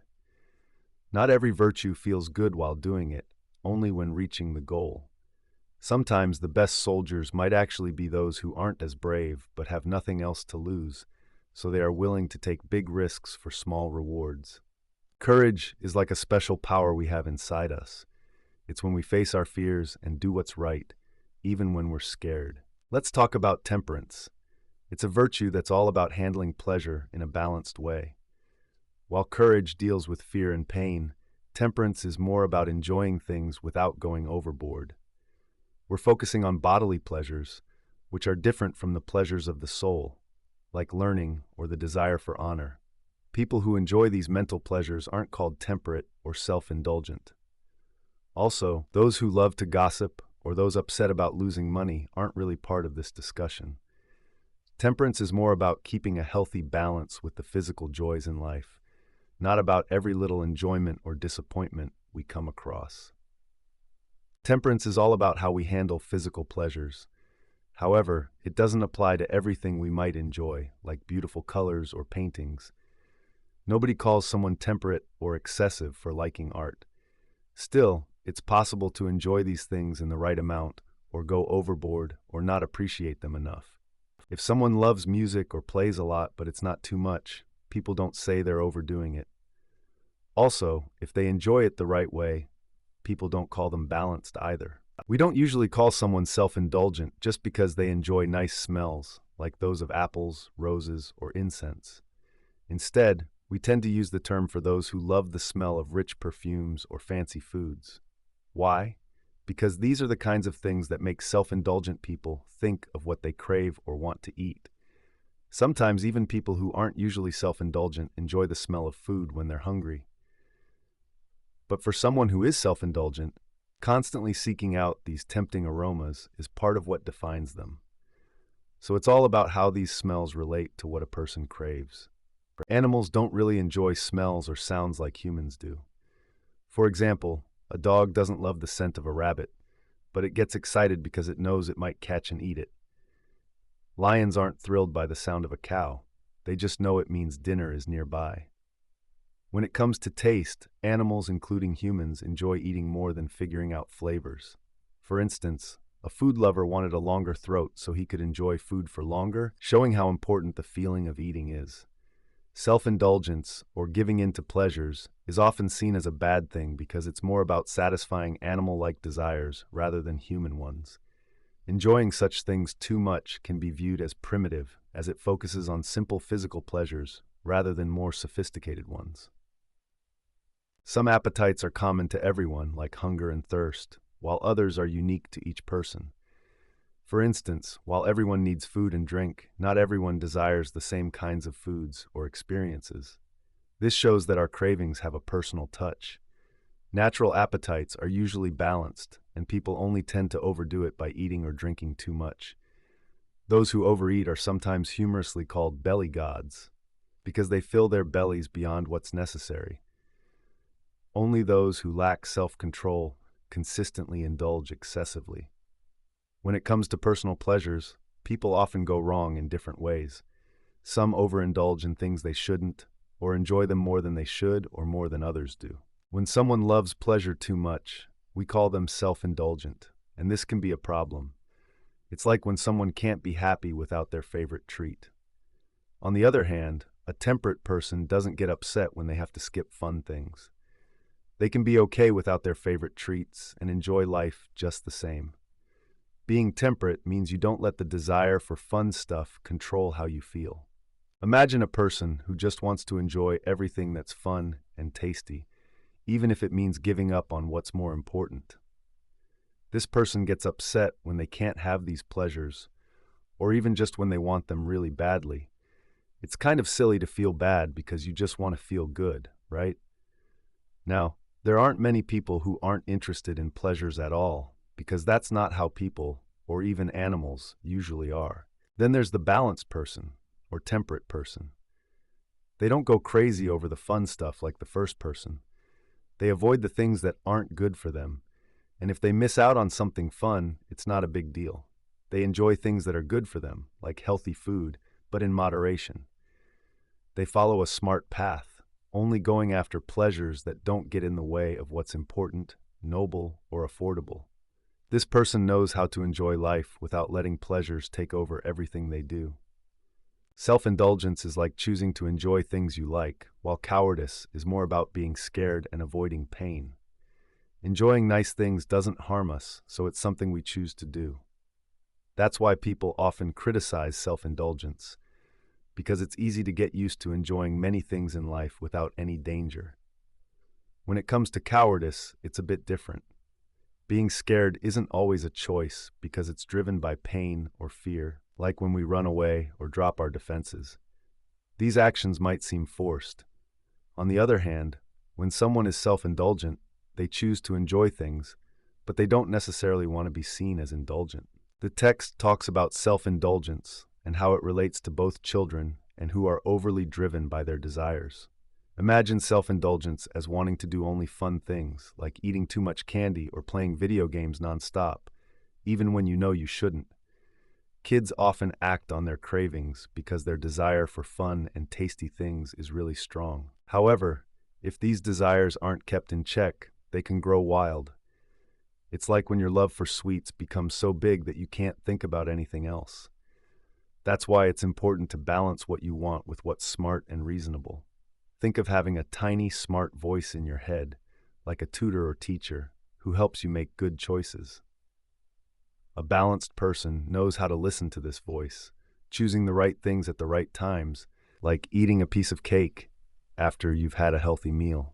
In short, the key is to make sure your desires don't overwhelm your ability to make good decisions, just like a student should listen to a teacher's advice to do well in school. In this part, we finish talking about temperance. It's all about learning self-control and finding balance in life. Chapter 4. Let's talk about being generous. Generosity is like finding the right balance when it comes to money. A generous person is praised for how they deal with giving and receiving wealth. Money is what we use to measure wealth. On the flip side, being stingy or wasteful are seen as negative traits. Stingy people care too much about money, while wasteful ones just throw it away for fun. Sometimes we mistakenly call wasteful people prodigals. But really, being prodigal means ruining yourself by wasting what you have. It's like you're harming yourself because your life depends on what you own. In this text, the idea of being generous or prodigal is explored. Things like wealth can be used for good or bad, and a generous person knows how to use wealth for good. Spending and giving is how wealth is used, while taking and keeping is just about having it. A truly generous person prefers giving to the right people rather than just taking from the right places, because giving brings more virtue. Gratitude is felt towards those who give, who are also the ones praised. It's easier not to take than to give, and those who give are loved because they are helpful and kind. A virtuous person does good actions because they are noble, and a truly generous person gives for these noble reasons. They give at the right time, in the right amounts, and to the right people, and they do it happily. If someone gives unhappily or for the wrong reasons, like seeking fame or favor, they're not truly generous. A generous person gives freely without expecting anything in return, and they don't take money or resources from bad sources. They use their own possessions to help others without worrying too much about their wealth. Generous people might sometimes give so much that they leave very little for themselves because they don't focus on their own needs. The term generosity really depends on what someone has to give. Someone who gives less can be more generous if they have less to start with. It's often thought that people who inherit wealth are more generous because they don't know the feeling of having less and tend to value what they've created themselves, like parents and poets do. Generous people aren't always rich because they don't focus on keeping money, just on giving it away as a way to help others. A generous person thinks carefully about who they give to and tries not to give to the wrong people or at the wrong times. They act wisely with their resources, and if they make mistakes in how they give or spend, they'll feel a bit bad, but not too much, because they care about doing things the right way. When it comes to money, generous people are easygoing and more upset if they miss a chance to give, rather than if they accidentally spend more than planned. They believe it's more important to use money in a good way than to keep lots of it. The prodigal person makes mistakes because they don't know what to feel happy or sad about, and their reactions are often inappropriate. In terms of money, a prodigal person gives too much and doesn't take enough, while a mean person doesn't give enough and takes too much. So both have issues balancing giving and taking. Being super generous isn't common. It's hard to give to everyone if you don't take from anyone. People who give away a lot without getting anything in return often run out of money.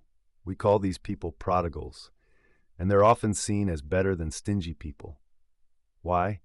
Because they might just be going overboard with kindness, and with some guidance, they could learn to give wisely. They have a good heart since they give a lot and don't take much, but they need to learn to do it the right way. If they figure out who to give to and when to refrain, they could become truly generous. That's why we don't think they're bad people, just a little bit silly for giving too much. Overall, a prodigal person is often seen in a better light than someone who doesn't help anyone at all. Some people love to spend money, but they do it in the wrong way. They don't really care where they get the money from. They just want to spend it. Because they blow through their cash so quickly, they have to find new ways to get more. They don't care about doing things the right or honorable way. They might give money to people who don't deserve it or spend it on themselves instead of helping others in need. They just want to enjoy life and don't think too much about doing good or noble things with their money. The prodigal man can either change or not, depending on his environment. If he's not taught properly, he stays wasteful, but with good guidance, he can find a balanced way of living.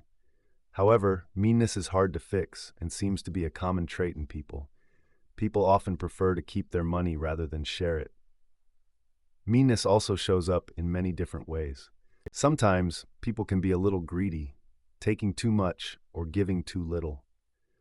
Some folks don't give much because they're worried about their own future or want to be honest, avoiding anything that might seem bad. They like to save their money just in case they need it one day. These people aren't after other people's stuff, either because they want to do the right thing or because they know if they take from others, someone might take from them. So, they choose not to take or give at all. Some people try to get money any way they can, even if it's not honest, like those in shady businesses or who lend money with huge interest rates. These folks are willing to be seen as bad just to make a little money. They're different from big-time criminals who steal lots by doing evil deeds, like tyrants who loot cities. They're seen as truly wicked. But gamblers and petty thieves are also considered greedy because they'll do almost anything, like risking danger or betraying friends, just to get money. So anyone who tries to get money the wrong way is considered greedy and mean. Being stingy is the opposite of being generous. It's actually worse than wasting money because more people are stingy than overly generous.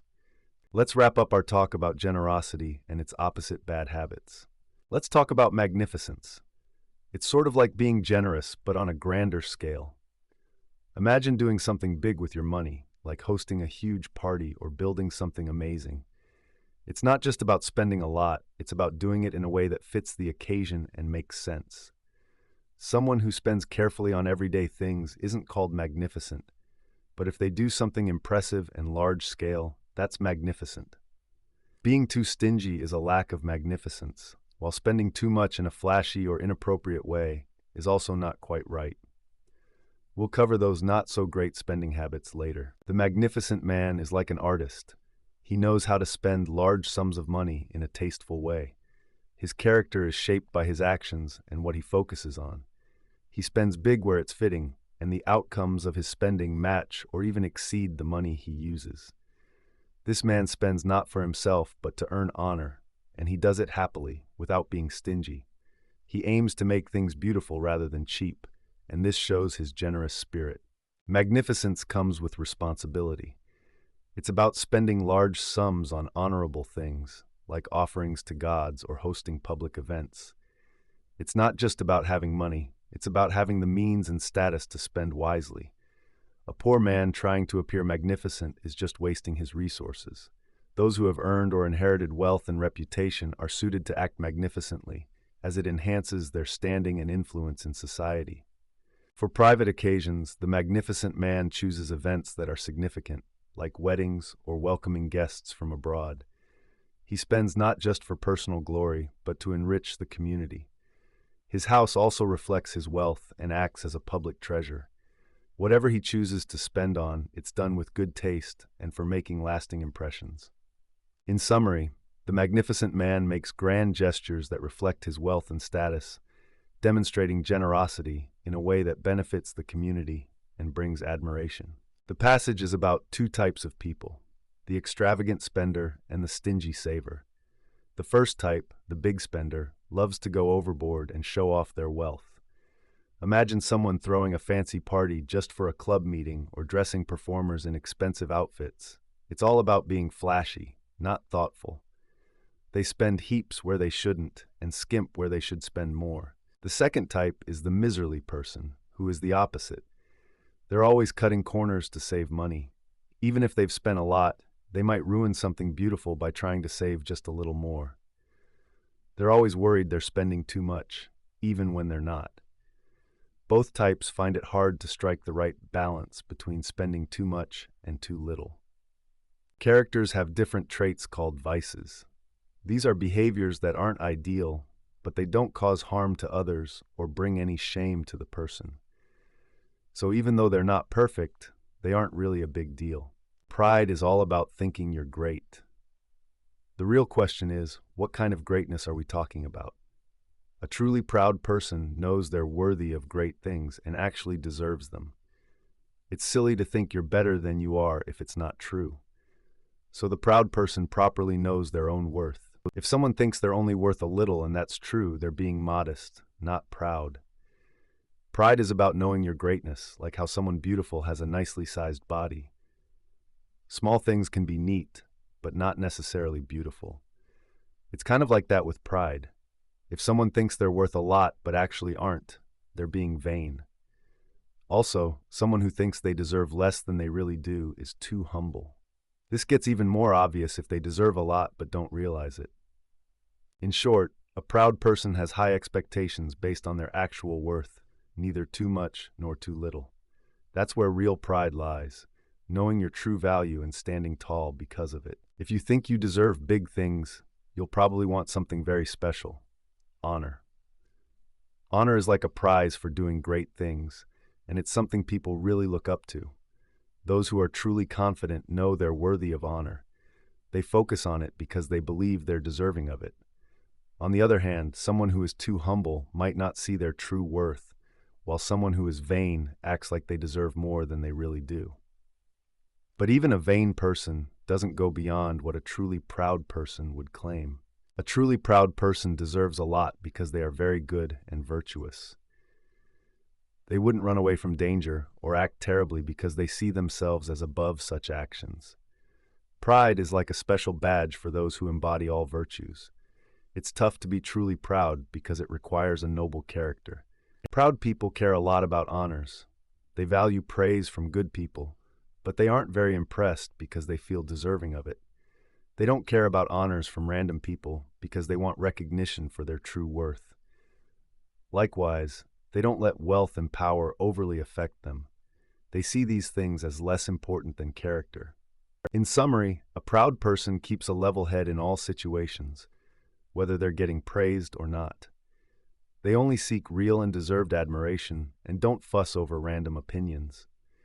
They are seen as having a whatever attitude toward things like wealth and power, because to them, those things aren't as important as being good and virtuous. People often think that having a lot of money or being born into a wealthy family can make someone proud. If someone has power or wealth, others often honor them, thinking they are better. But really, only truly good people deserve honor. If someone has both goodness and wealth, people think they deserve even more respect. However, if someone has wealth but not goodness, they shouldn't act too proud because true pride needs virtue. Without virtue, it's easy for wealthy people to become rude or mean. They might feel like they're better than others because of what they have, but they don't treat others with real respect. They try to act like truly proud people, but aren't genuine, and this leads to looking down on others without a good reason. Real pride means knowing you deserve respect because you are good and virtuous, not just because you have money or power. This passage talks about a proud and brave person who doesn't seek out tiny dangers for thrills, but will courageously face big ones. They value certain things above their own life. They love helping others, but feel awkward accepting help because giving shows strength, while receiving shows weakness. When they do get help, they tend to return an even greater favor, making it a win-win situation. They prefer to remember their own good deeds and forget about the favors they received because they want to feel superior.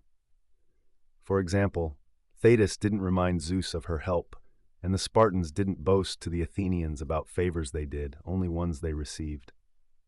This person doesn't often ask for help, but is quick to assist others. They hold a dignified attitude toward the rich and powerful, but are relaxed around regular folk. It's challenging to seem superior to the strong, but easy with the humble. They care little for common honors and stand out by focusing on significant achievements, not minor ones. They are honest and open about love and hate, valuing truth over what others think. They speak freely because they don't worry about upsetting people. They might be ironic with ordinary crowds, but usually tell the truth. This proud individual doesn't revolve their life around anyone other than a friend, considering it servile. They don't admire much because they don't see anything as truly great. They easily forgive and forget grudges, not holding on to past wrongs. They aren't big on gossiping because they don't seek praise or blame others. They handle minor issues without whining or asking for help, seeing it as silly. They would rather have things that are beautiful and elegant than practical but mundane, showcasing their self-sufficient personality. Proud people often walk slowly and speak in a deep, steady voice. This is because they don't get worried or excited about things easily. On the other hand, people who rush around and speak quickly usually do so because they are anxious or overly excited. A proud person often believes they deserve the best, while someone who is excessively humble thinks they don't deserve anything good at all. This isn't seen as a bad trait, but more as a mistake. Humble folks miss out on what they deserve because they underestimate their worth. Instead of reaching for good things, they hold back, doubting their own value. On the flip side, vain people think too highly of themselves, aiming for things beyond their reach. They like to show off and brag about their fortunes, even if they don't actually deserve them. This makes them look foolish because they're not truly aware of their own limitations. It's actually worse to be too humble than vain, because excessive humility is more common and can prevent people from achieving noble goals or accepting external successes. Pride is all about feeling really good about yourself because of something big and important. In the realm of honor, there's a virtue that connects to pride, like being generous links to being magnificent. It's about finding the right balance, not too much and not too little. Just like when managing money with honor, being overly ambitious or lacking ambition can be a problem. We often criticize those who seek too much honor or for the wrong reasons, and those who don't seek it at all, even when it's for something noble. However, sometimes we praise the ambitious for their drive and the unambitious for being calm and modest. This is because being fond of honor can mean different things. Ambition is praised when it's more than what others feel, but criticized when it's excessive. There's no specific name for the perfect balance of ambition, so the extreme ends, ambition and lack of ambition, seem to fight for recognition. When we notice both excess and insufficiency, there's always a middle ground.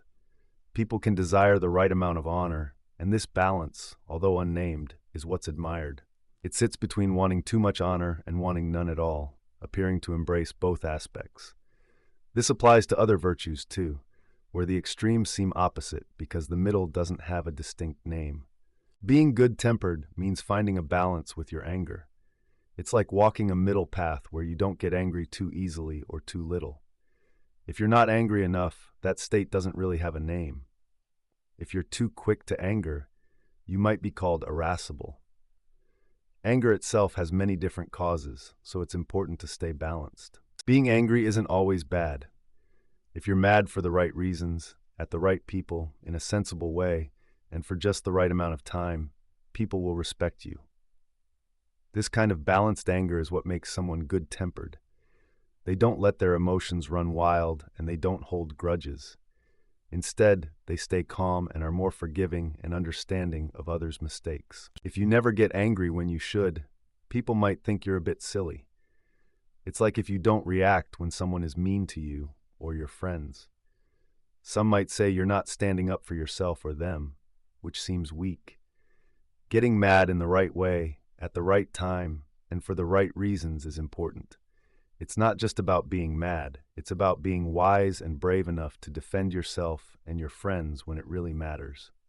Some people get angry at the wrong people, things, or times more than they should, too quickly or for too long. But not everyone shows all these behaviors at once, because if they did, it would be unbearable even for them. Quick-tempered people get mad fast and often aim their anger at the wrong targets. But the good news is that their anger doesn't last long. They express their feelings quickly and openly, which helps them calm down soon. Then there are sulky people who stay angry for a long time. They hold their feelings inside and find it hard to let go, but they feel better after they've expressed their anger or sought revenge. Lastly, some people, called bad-tempered, stay mad until they can take it out on someone, which makes them difficult to be around, especially for their friends. Good temper is something everyone tries to have, but it's easy to be too extreme about it. Sometimes people get angry and want revenge, which is common, but having a bad temper can make life really difficult for everyone around. When we talk about anger, it's tricky to say exactly how we should feel it. It's hard to define who we should be mad at, why, and for how long. Sometimes a little anger is okay, and people who don't get angry might be seen as good-natured. On the other hand, those who do get mad might be seen as strong. But when does too much or too little anger become a problem? It's hard to put into words because it depends on each situation. What we do know is that it's best to aim for the middle ground, getting angry at the right things in the right way. Too much or too little anger is usually not good, especially if it's extreme. So aiming for a balanced approach is the best bet. When hanging out with others, some people always agree and praise to make everyone happy, while others disagree with everything and don't care if they hurt feelings. Both of these habits aren't great. It's better to find a balance, being someone who knows when to agree or disagree kindly. This balanced approach is a bit like being a true friend, but it's more about being fair to everyone, whether you know them well or not. This balanced person acts the same way with strangers and friends, but knows when to be more considerate based on the situation. They try to keep things positive in social situations, but won't pretend to be fine with something just to make others happy, especially if it could cause harm or embarrassment. In different situations and with different people, they'll act accordingly. They'll be nice if it's the right thing to do, but they're not afraid to say something if it's important. They might even choose to cause a little discomfort now for a bigger positive outcome later. This way, they're being considerate and fair to everyone around them. In life, finding a balance in how we interact with others can be tricky. A person who is just nice for the sake of it doesn't have a special label, while someone who is overly agreeable to gain something is seen as a flatterer. On the other hand, someone who argues about everything is considered difficult. It's interesting that we don't have a specific name for those who achieve this balanced middle ground. In life, people can approach truth and honesty in different ways. Some tend to boast about achievements or qualities they don't have, while others downplay what they possess. There's also a balanced person who simply tells things as they are, without exaggeration or understatement. This person values truth and honesty in both words and actions, which earns them respect. Those who choose to be truthful for the sake of being genuine are considered virtuous. They don't aim to deceive or impress anyone, they just show their true selves. On the other hand, lying is generally seen as negative and truth is appreciated. People respect those who are honest as they represent a balanced and praiseworthy approach to life. It is especially negative to be boastful without reason, as it can mislead others. Let's talk about what it means to be a truthful person. We don't mean someone who just sticks to their promises, because that would be a part of justice, but rather someone who is always honest in what they say and do, even when it doesn't really matter. Such a person is likely fair and dependable. If someone values truth enough to be honest when there's nothing to lose or gain, they're likely to stay truthful when it does matter. They avoid lying because they see it as something wrong, and that's praiseworthy. They might even downplay things a bit because it's usually more tasteful than exaggerating and making things sound bigger than they are. Imagine someone who brags about things they don't really have. If they do it for no real reason, they're just silly. They love to lie for no good cause. But when they have a reason, it matters what that reason is. If someone boasts to get fame or respect, it's not seen as that terrible. But if they're doing it to make money or for things that lead to more money, that's worse. It's because the motive behind bragging is what makes it bad, not just the act of bragging itself. Some people lie because they simply love to lie, while others do it because they want recognition or money. Those who boast for respect want to be seen as wise or admirable. But those aiming for money pretend to have skills or qualities that are valuable, like being a psychic, a wise person, or a doctor, skills that are harder for others to verify. Because of this, many think lying about these traits is the way to go, so they boast about them the most. The people who are mock modest tend to downplay their qualities, which makes them seem nicer. They aren't bragging to get attention, but showing some humility. Socrates was known for doing this too. However, if you pretend not to have obvious qualities, people think you're a fake, and that's annoying. It's like trying too hard, which is just as bad as showing off. But if you play it cool and don't overly show off about things that aren't super noticeable, people might find you charming. On the other hand, boasters are the opposite of honest folks, and most people don't like them as much because they come off as less genuine. Sometimes, when we're hanging out with friends, it's fun to joke around and make each other laugh. But it's important to know the right way to do it. Telling jokes is like an art, where you should say the right things at the right time.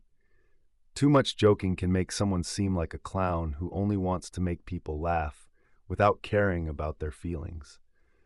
On the other hand, if someone never jokes or can't enjoy others' jokes, they might seem a bit dull or serious. The best kind of joking is when it's done tastefully. People who can joke around in a classy way are seen as clever and quick-witted. It's like they have a special talent for saying things that are funny but also smart. They can make people laugh without hurting anyone's feelings. In contrast, some people might mix up being humorous with just being silly and not very clever, and there's a clear difference. Enjoying amusement and jokes is great, but it's important to know when to stop and how to do it in a way that everyone enjoys. Being tactful means knowing what to say and listen to in a way that's polite and respectful. A person with good manners knows how to joke without being rude, unlike someone who is vulgar. Good jokes are different for everyone, but a well-mannered person will try not to hurt feelings and aims to delight rather than offend. The jokes you make reflect the ones you're okay hearing.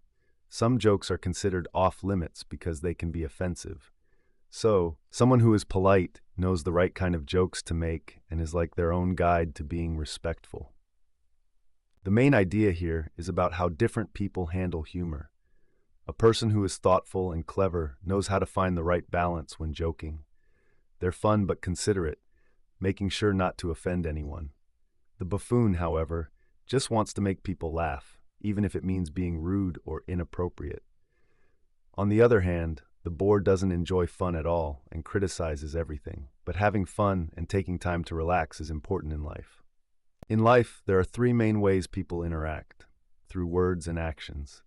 One of these ways focuses on being truthful, while the other two are about having fun. When it comes to fun, one is all about joking around, and the other is about everyday social interactions with others. Shame isn't really a virtue because it's more of an emotion than part of who we are. It's kind of like being afraid of being embarrassed. When you're ashamed, you might blush, just like when you're scared, you might turn pale. These reactions are more about what we're feeling at the moment than about our overall character. Young people often feel shame because they're still learning and make mistakes. This feeling helps them to stop and think about their actions.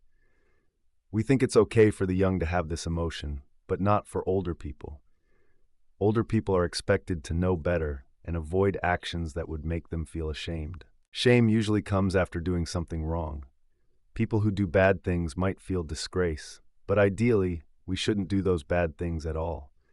Feeling ashamed doesn't make you good, it just shows you did something you shouldn't have done. Good people don't choose to do bad things, so they don't need to feel shame. Shamelessness, or not feeling ashamed of bad actions, is seen as negative. However, just because feeling shame isn't inherently a virtue, it can still serve a purpose. Being careful and avoiding bad actions from the start is always better.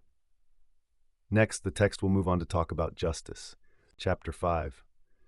When we talk about justice and injustice, we need to think about three main things. First, we should look at what kinds of actions are considered just or unjust. Second, we need to understand what exactly justice is, like a balanced middle ground we aim for. Lastly, we need to figure out what the two opposite extremes are, between which justice stands as a middle point. We'll explore these ideas the same way we've talked about similar topics before. Justice is when people naturally want to do what's fair and take actions that are fair, while injustice is when they act unfairly and desire unfair things. Let's agree on this idea as a starting point. In contrast, skills and knowledge are not the same as character.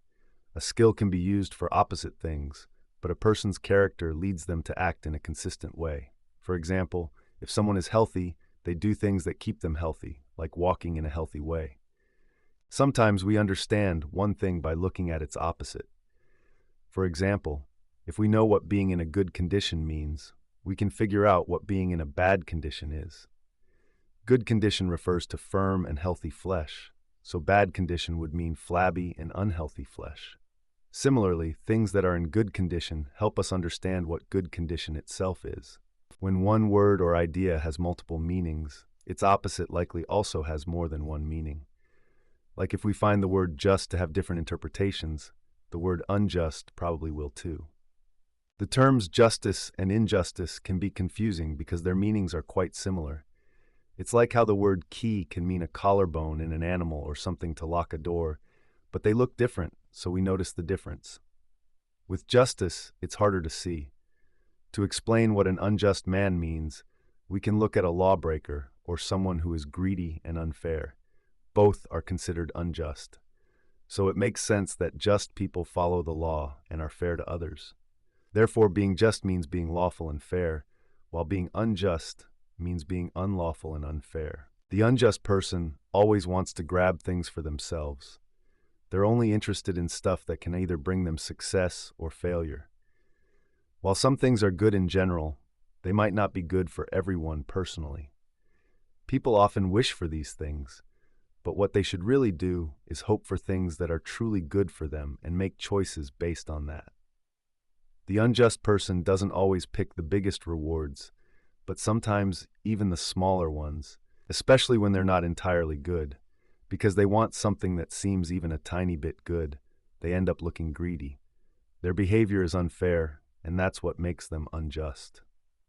Justice is about being fair and doing what's right. It's like when rules help everyone get along and aim for what's best for the community.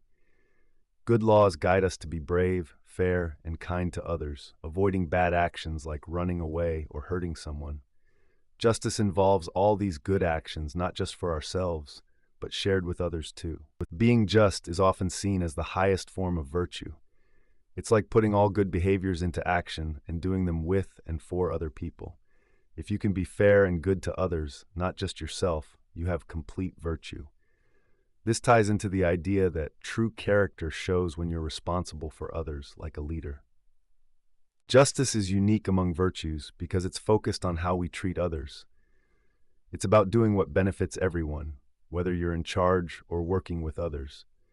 The worst person acts badly towards themselves and friends, while the best person shows their goodness by being kind and fair to others, which is tough. Justice is the full picture of virtue, while unjust actions are fully bad. The difference between virtue and justice is that justice involves how you relate to others, making it a form of virtue in action. We're exploring a type of justice that's actually a part of being virtuous or good. Just like there's a specific kind of justice we're interested in, there's also a particular form of injustice that we're looking at closely. When people do something wrong, they're usually acting out of some bad quality, like cowardice when they run away, or greed when they refuse to help a friend.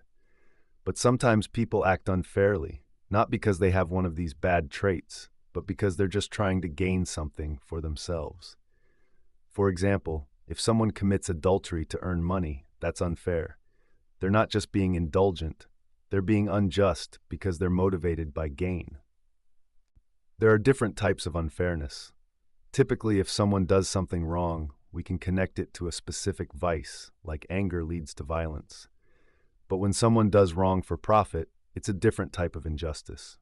This particular injustice is about getting things like money or honor at the expense of others, driven by the thrill of gain, contrasting with the broader idea of doing what's right or wrong. This kind of unfairness is about how we treat our neighbors and is focused on the benefit one gets from the wrongdoing. Justice can come in different forms, and not all of it is the same as being completely virtuous. Let's try to understand its different types and what makes each unique. The idea of justice can be split into two parts, lawful and fair. If something is unlawful, it means breaking the rules set by society, while being unfair means treating people unequally. Not everything unfair is unlawful, but everything unlawful is unfair. It's like one is a circle and the other is a part of that circle. That's why we talk about specific types of justice, focusing on fairness and lawfulness separately.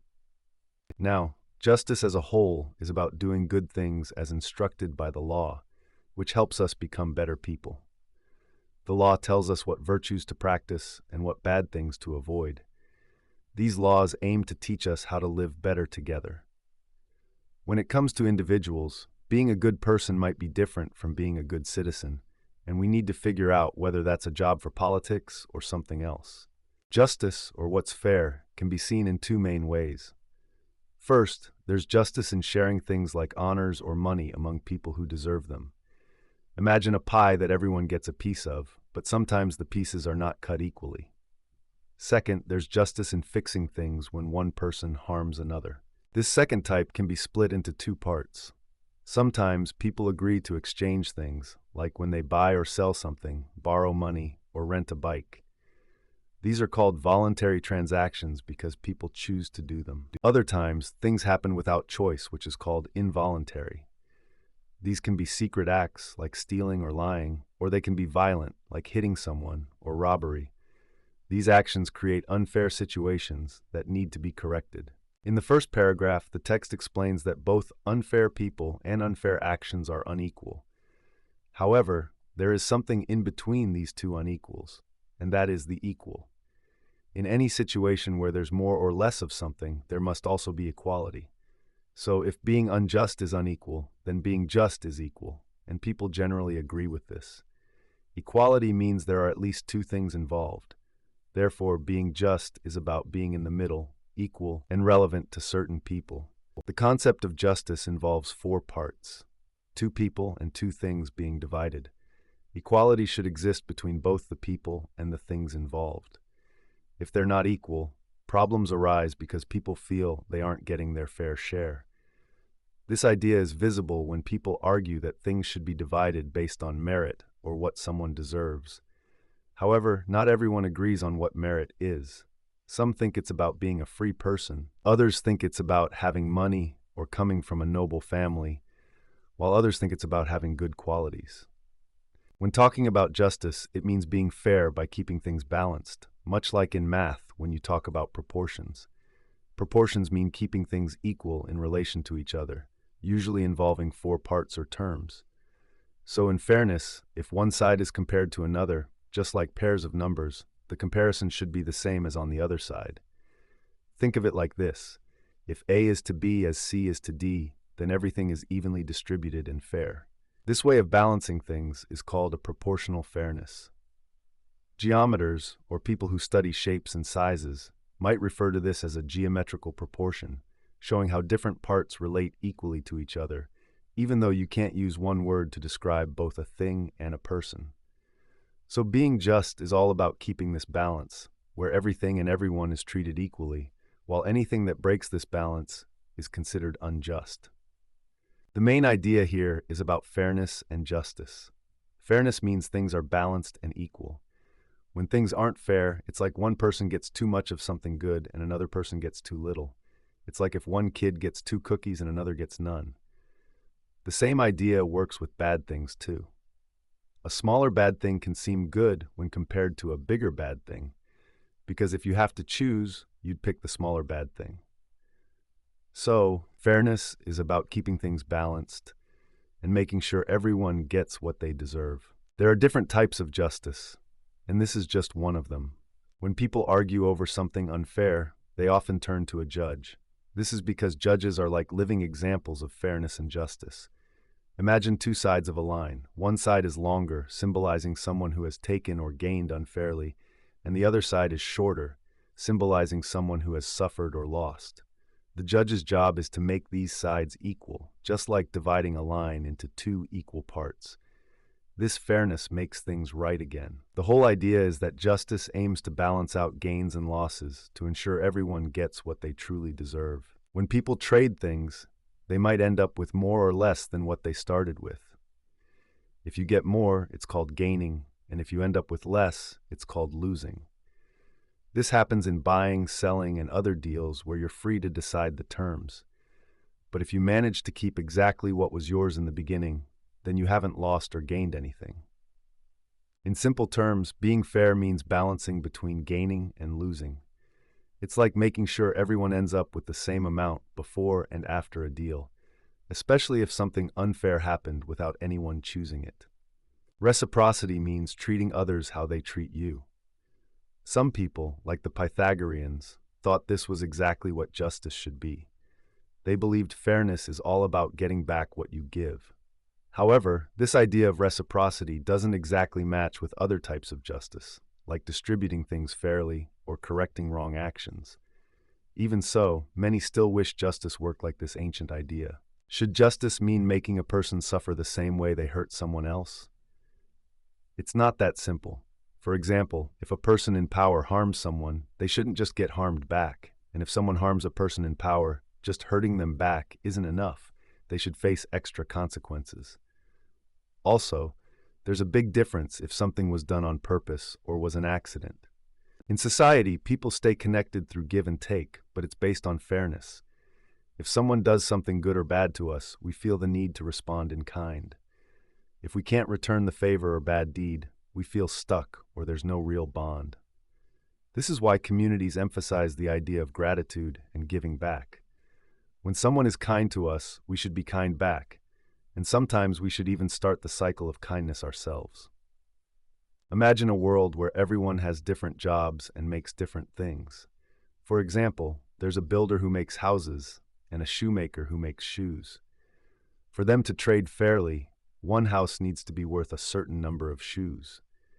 If this isn't balanced right, the trade isn't fair because one person's work might be much more valuable than the other's.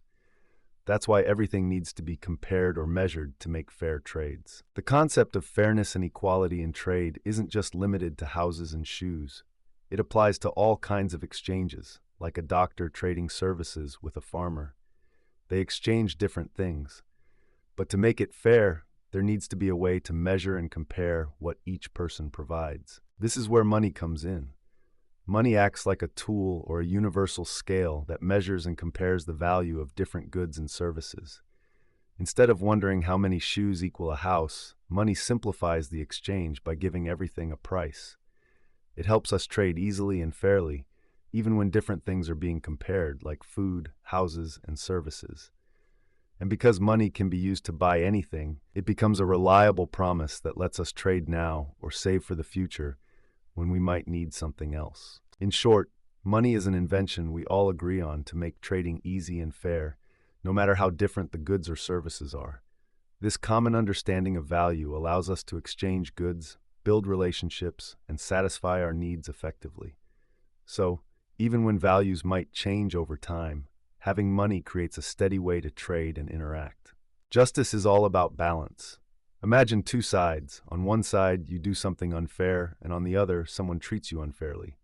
Justice sits right in the middle, making sure nobody gets too much or too little. It's like a scale, keeping things equal. So when someone is just, they choose to be fair, giving everyone their fair share, not more or less. On the flip side, being unjust means tipping the scale, where either something good is taken too much or something bad is given too little. Injustice messes up the balance. Too much for one, too little for another. This is our explanation of what justice and injustice really are and what it means to be a just or unjust person. Sometimes people do things that are wrong, but that doesn't always mean they're bad people. Let's say someone steals or cheats. Does that automatically make them a thief or an adulterer? Not really. Maybe they acted on a sudden feeling or made a mistake, but it wasn't something they chose on purpose. So a person can do something unjust, but not necessarily be an unjust person. Justice isn't just about being fair. It's also about how we live together in society. Political justice happens when people are equal and can live independently. It's all about having laws that help decide what's fair and what's not. Justice really only happens when people follow laws, and unfairness comes when someone takes more than they should. That's why we have rules and leaders who aren't just thinking about themselves. A good leader is fair and cares about equality, and in return, they earn respect and privilege. But if they want more than that, they might turn into tyrants. In this text, the author explains that the justice applied within families and households is different from the justice that is applied among citizens in society. Inside a family, like between a master and a child, There isn't injustice in the way we think about it in society because children and belongings are seen as part of oneself until they grow up. This means family justice is not the same as the justice between citizens who share equal rights and responsibilities. Justice is more relatable between partners in a marriage than between parents and children. But even household justice is not the same as political justice. Political justice can be divided into two parts, natural and legal. Natural justice is the same everywhere, like how fire burns just as hot in different places. Legal justice, on the other hand, is created by people, like deciding a ransom should be a certain amount, or setting rules about sacrifices. Some believe all justice is like natural justice, unchangeable everywhere, but that's not entirely true. There are things considered naturally just, but even these can change over time. It's a bit like being right-handed naturally, but learning to use both hands. Legal justice is more like measurements, which can vary depending on where you are, like different sizes for wine measures in different markets. Similarly, laws and rules can vary depending on where you are. Just and legal rules relate like a big idea to its smaller parts. Many actions fit under one universal concept of justice. Justice and injustice can be a bit tricky to understand. Basically, something can be considered unjust before it happens because it's against rules or morals. But once it happens, it becomes an act of injustice. Similarly, justice is about doing what's right, and when it fixes something unfair, it becomes an act of justice. Every part needs to be looked at on its own. We need to check what kinds are there and how many. Plus, we have to see what each part deals with. When someone does something unfair or fair on purpose, we call that acting unjustly or justly. But if they do it without meaning to, it's not really fair or unfair. It just happens to be that way. An action is judged by whether it's done on purpose or not. If it's on purpose, it can be blamed and called an unjust act. For something to be considered voluntary, the person must know they are doing it, who they are affecting, and why. If someone is forced to do something or doesn't have control over it, like hitting someone because someone else moved their hand, it's not voluntary. Sometimes people do things without knowing, or are forced to, so those acts are involuntary. For example, if someone returns something because they are scared, it's not truly an act of justice, it just seems like it. There are things we do on purpose after thinking about them, called acts of choice, and those we don't think about, called acts without choice. There are different ways someone can hurt another accidentally or knowingly. If someone hurts someone else without realizing, that could be a mistake or bad luck. Mistakes happen when they didn't plan it, but bad luck is when something unexpected happens. If someone acts out of anger or an emotion without thinking first, they may do wrong things, but it doesn't make them a bad person. They just made a mistake. However, if someone hurts someone intentionally, and after thinking about it, that's when they're being truly unfair and mean. When someone gets angry and acts out, it's not always because they planned to be mean. Often, it's the person who made them angry that kicked off the trouble. People don't usually argue about whether something happened, but rather if it was fair. It's unfairness that makes people upset. In disagreements, people agree on what happened, but not on who's right. One person feels wronged, while the other thinks they didn't do anything wrong. If someone chooses to hurt another person, it means they are being unfair, especially if what they do is not balanced or equal. On the other hand, a person is fair and just when they choose to do the right thing because they want to. Being just means you willingly do good and fair actions. Some actions we do without meaning to are understandable, while others are not. If someone makes a mistake because they don't know something or they're unaware, that can be forgiven. However, if someone acts out of strong emotions or unusual feelings that aren't natural, even if they don't realize it at the time, those actions are harder to forgive. In simple terms, let's think about what it means when someone says it's better to face injustice than to do it. Euripides, a famous playwright, once posed this interesting question. In my story, I end up doing something unbelievable. I killed my own mother. That's the main point of what happened. In simple terms, this text is asking if two people wanted something to happen or if neither of them did. It's about figuring out if both agreed to something or if both didn't want it. Is it possible for someone to choose to be treated unfairly, or is it always something that happens against their will? Just like when someone does something unfair, they usually do it by choice. The question is, does being treated fairly or unfairly always involve choice, or is it sometimes something that just happens to someone? A big question here is if every time someone is treated unfairly, are they actually experiencing injustice? Just because someone does something that seems unfair doesn't always mean they're intentionally treating the other person unfairly. It could be an accident or unrelated to the intention of the person doing it. Similarly, even if someone feels they've been wronged, it doesn't always mean it was an unjust action. Can a person wrong themselves?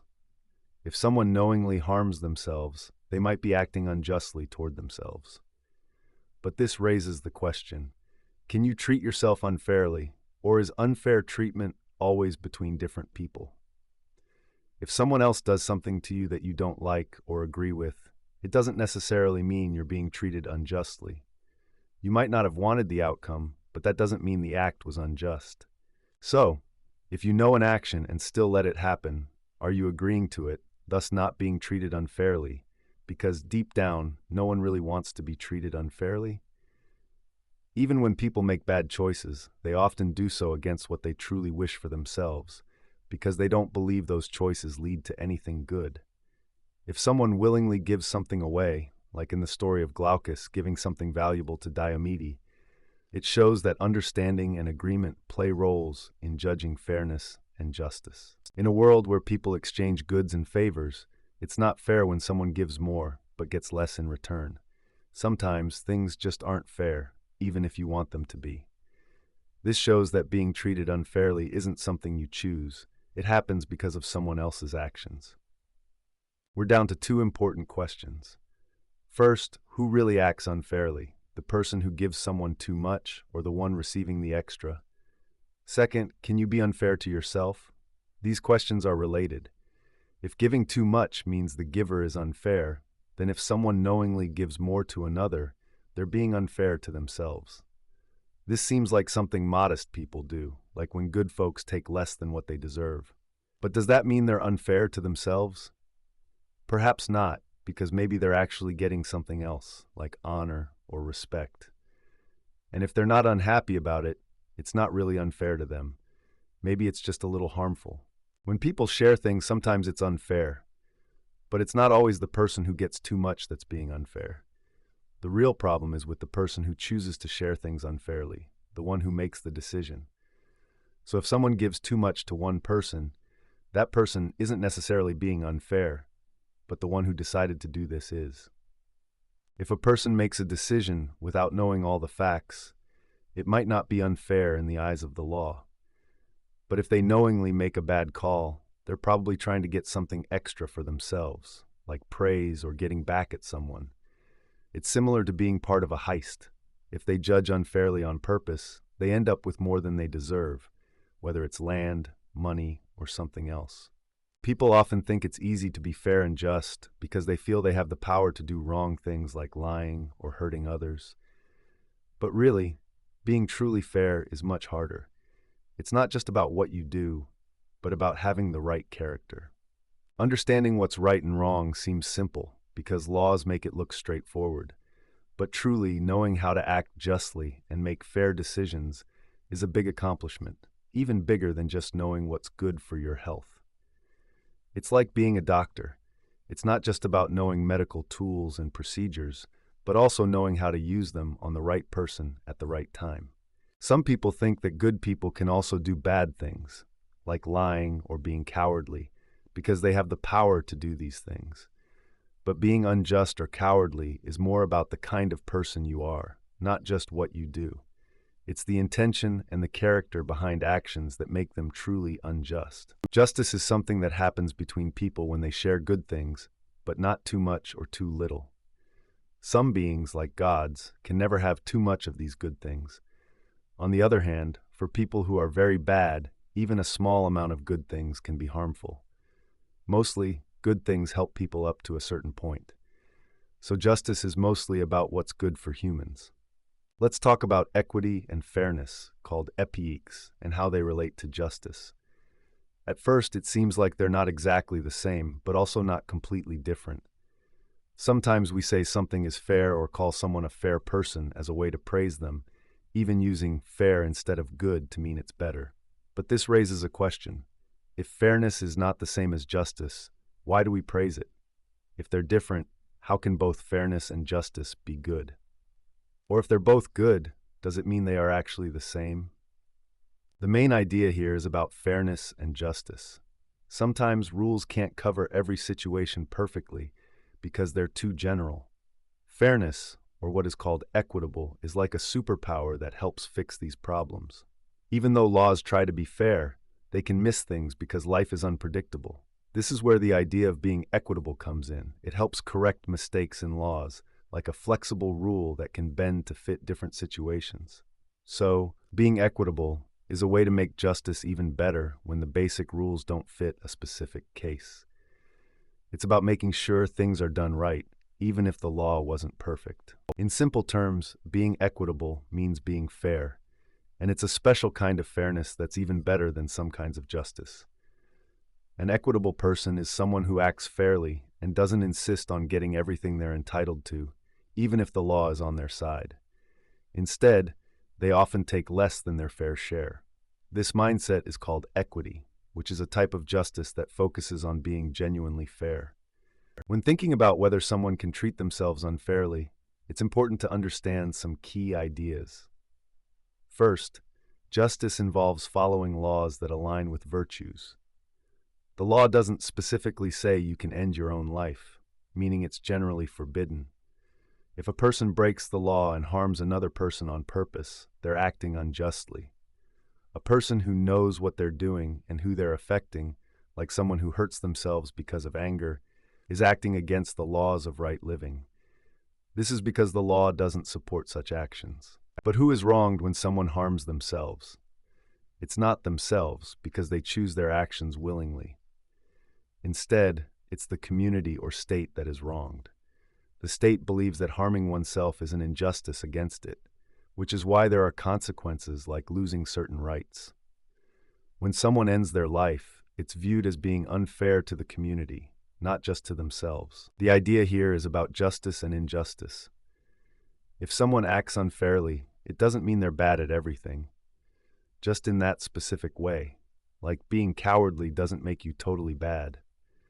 You can't treat yourself unfairly because it would mean taking and giving from yourself at the same time, which is impossible.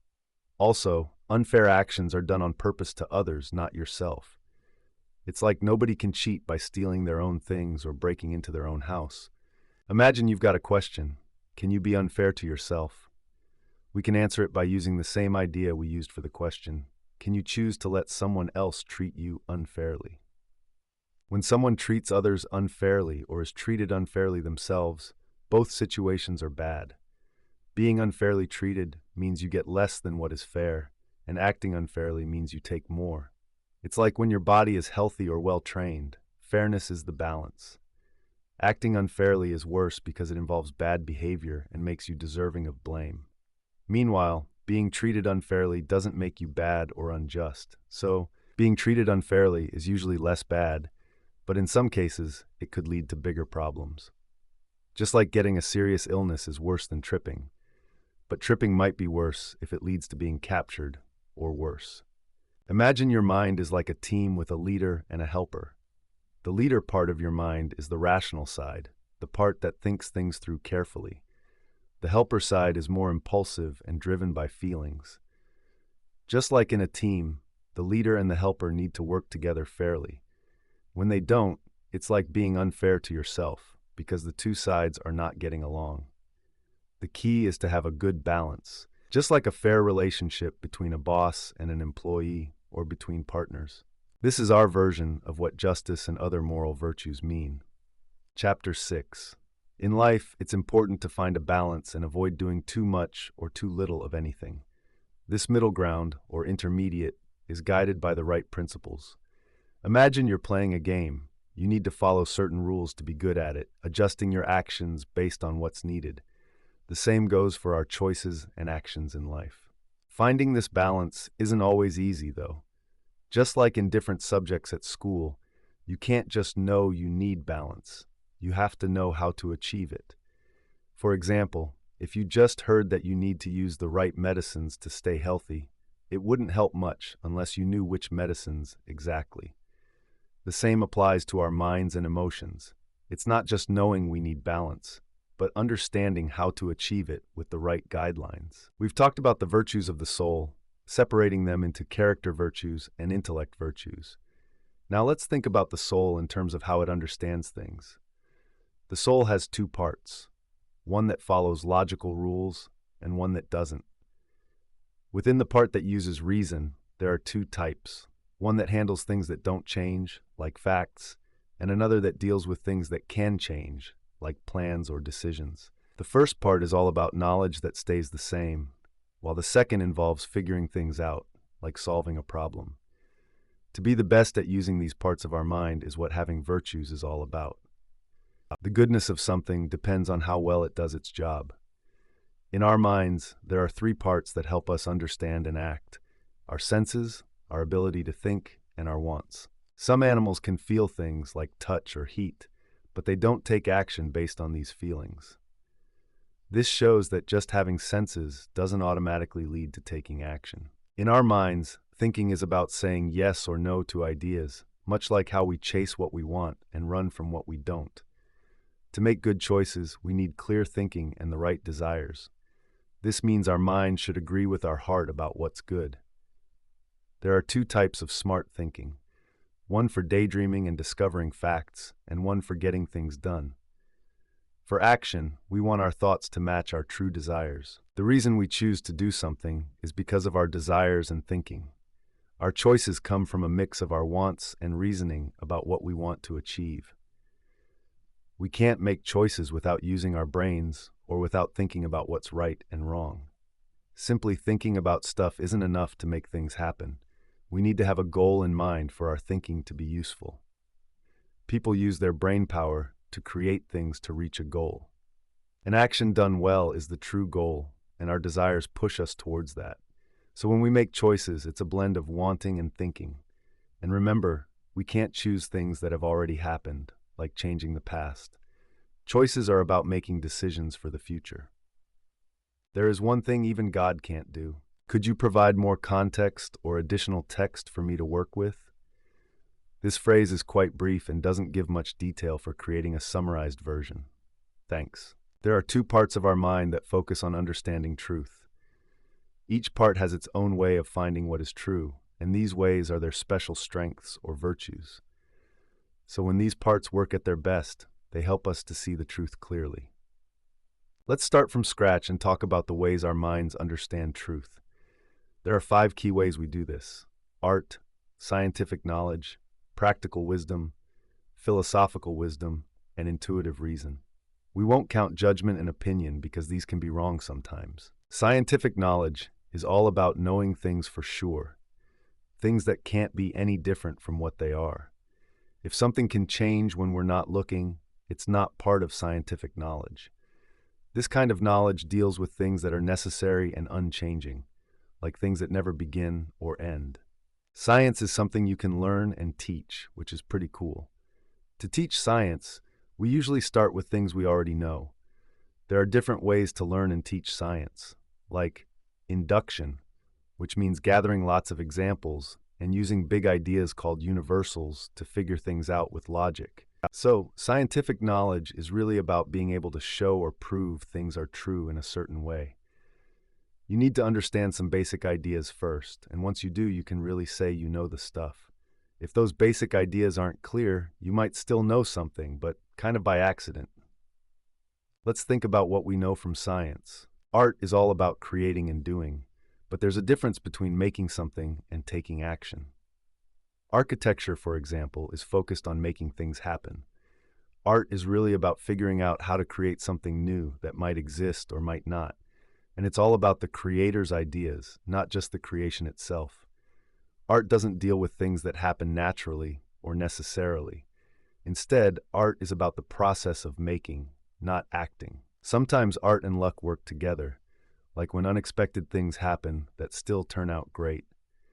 So art is about using your skills to create with true reasoning, while lack of art happens when you create based on mistaken reasoning. Both deal with things that can change. Practical wisdom is about making good decisions in life. It's not just about knowing what's good for your health or strength, but understanding what leads to a good life overall. People with practical wisdom are good at figuring out what's best for themselves and others. They don't ponder things that can't change or that they can't control. Unlike science, which deals with things that can't be changed, practical wisdom is about dealing with changeable things. It's not an art either, because art is about making things, while practical wisdom is about making choices and taking actions. It helps you see what's truly good or bad for you, guiding your actions toward a good life. Practical wisdom is like being able to handle life's challenges wisely, like famous leaders such as Pericles, who could judge what's best for both individuals and communities. It involves making sound judgments, even when faced with pleasure or pain that might cloud decision-making. This wisdom is not about technical skills, but is a virtue that helps in making the right choices despite life's ups and downs. In essence, practical wisdom is a constant and true capacity to act right when it comes to human affairs. It's a virtue, unlike art where making mistakes can be okay. Practical wisdom is unique because it guides you towards good actions continually and doesn't fade away like forgotten knowledge or skills. Scientific knowledge is all about understanding things that are universal and necessary. It involves building conclusions from basic, foundational ideas.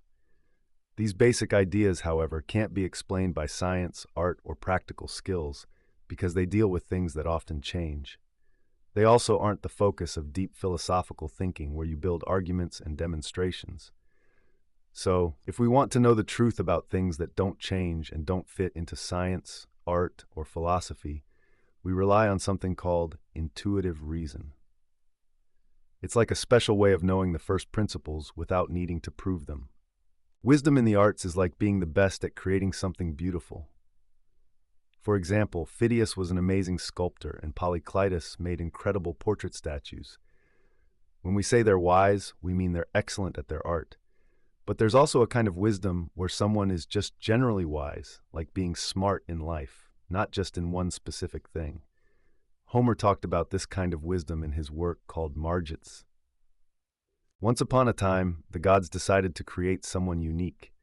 Instead of making him good at digging or farming like most people, they gave him different talents. This mysterious figure was meant for something special, not ordinary hard work. Wisdom is the best and most complete type of knowledge. A wise person understands not just the results, but also the basic ideas and truths that lead to those results. So wisdom is a mix of intuition and scientific knowledge. It's about knowing the most important things deeply and completely. In our world, we have different kinds of knowledge. While politics and practical wisdom are important, they're not the best kinds because humans aren't the greatest beings ever. What's healthy or good can change depending on whether you're a human or a fish. But some things, like the color white, stay consistent. Being wise is usually the same thing for everyone, but being practically wise varies. Practical wisdom is about understanding things related to yourself, and that's why even some animals are considered wise. They know how to take care of their own lives. Also, philosophic wisdom and the art of politics are different. If philosophic wisdom means caring just about your own interests, then there would be many types of philosophic wisdom. Each type could be about what's good for different species, similar to how there's no single type of medicine that works for everything. If someone says humans are the best animals, that doesn't really matter because there are things even more amazing, like the stars in the sky. Philosophy is about knowing things that are really important and awe-inspiring. Think of ancient philosophers like Anaxagoras and Thales. They were super smart about big, mysterious ideas, but didn't always know how to use those ideas for everyday life. They focused on understanding the incredible and the divine, not just regular human stuff. Practical wisdom is all about making good decisions in real-life situations. It's about thinking things through where it's possible to make a choice, focusing on actions that lead to good outcomes.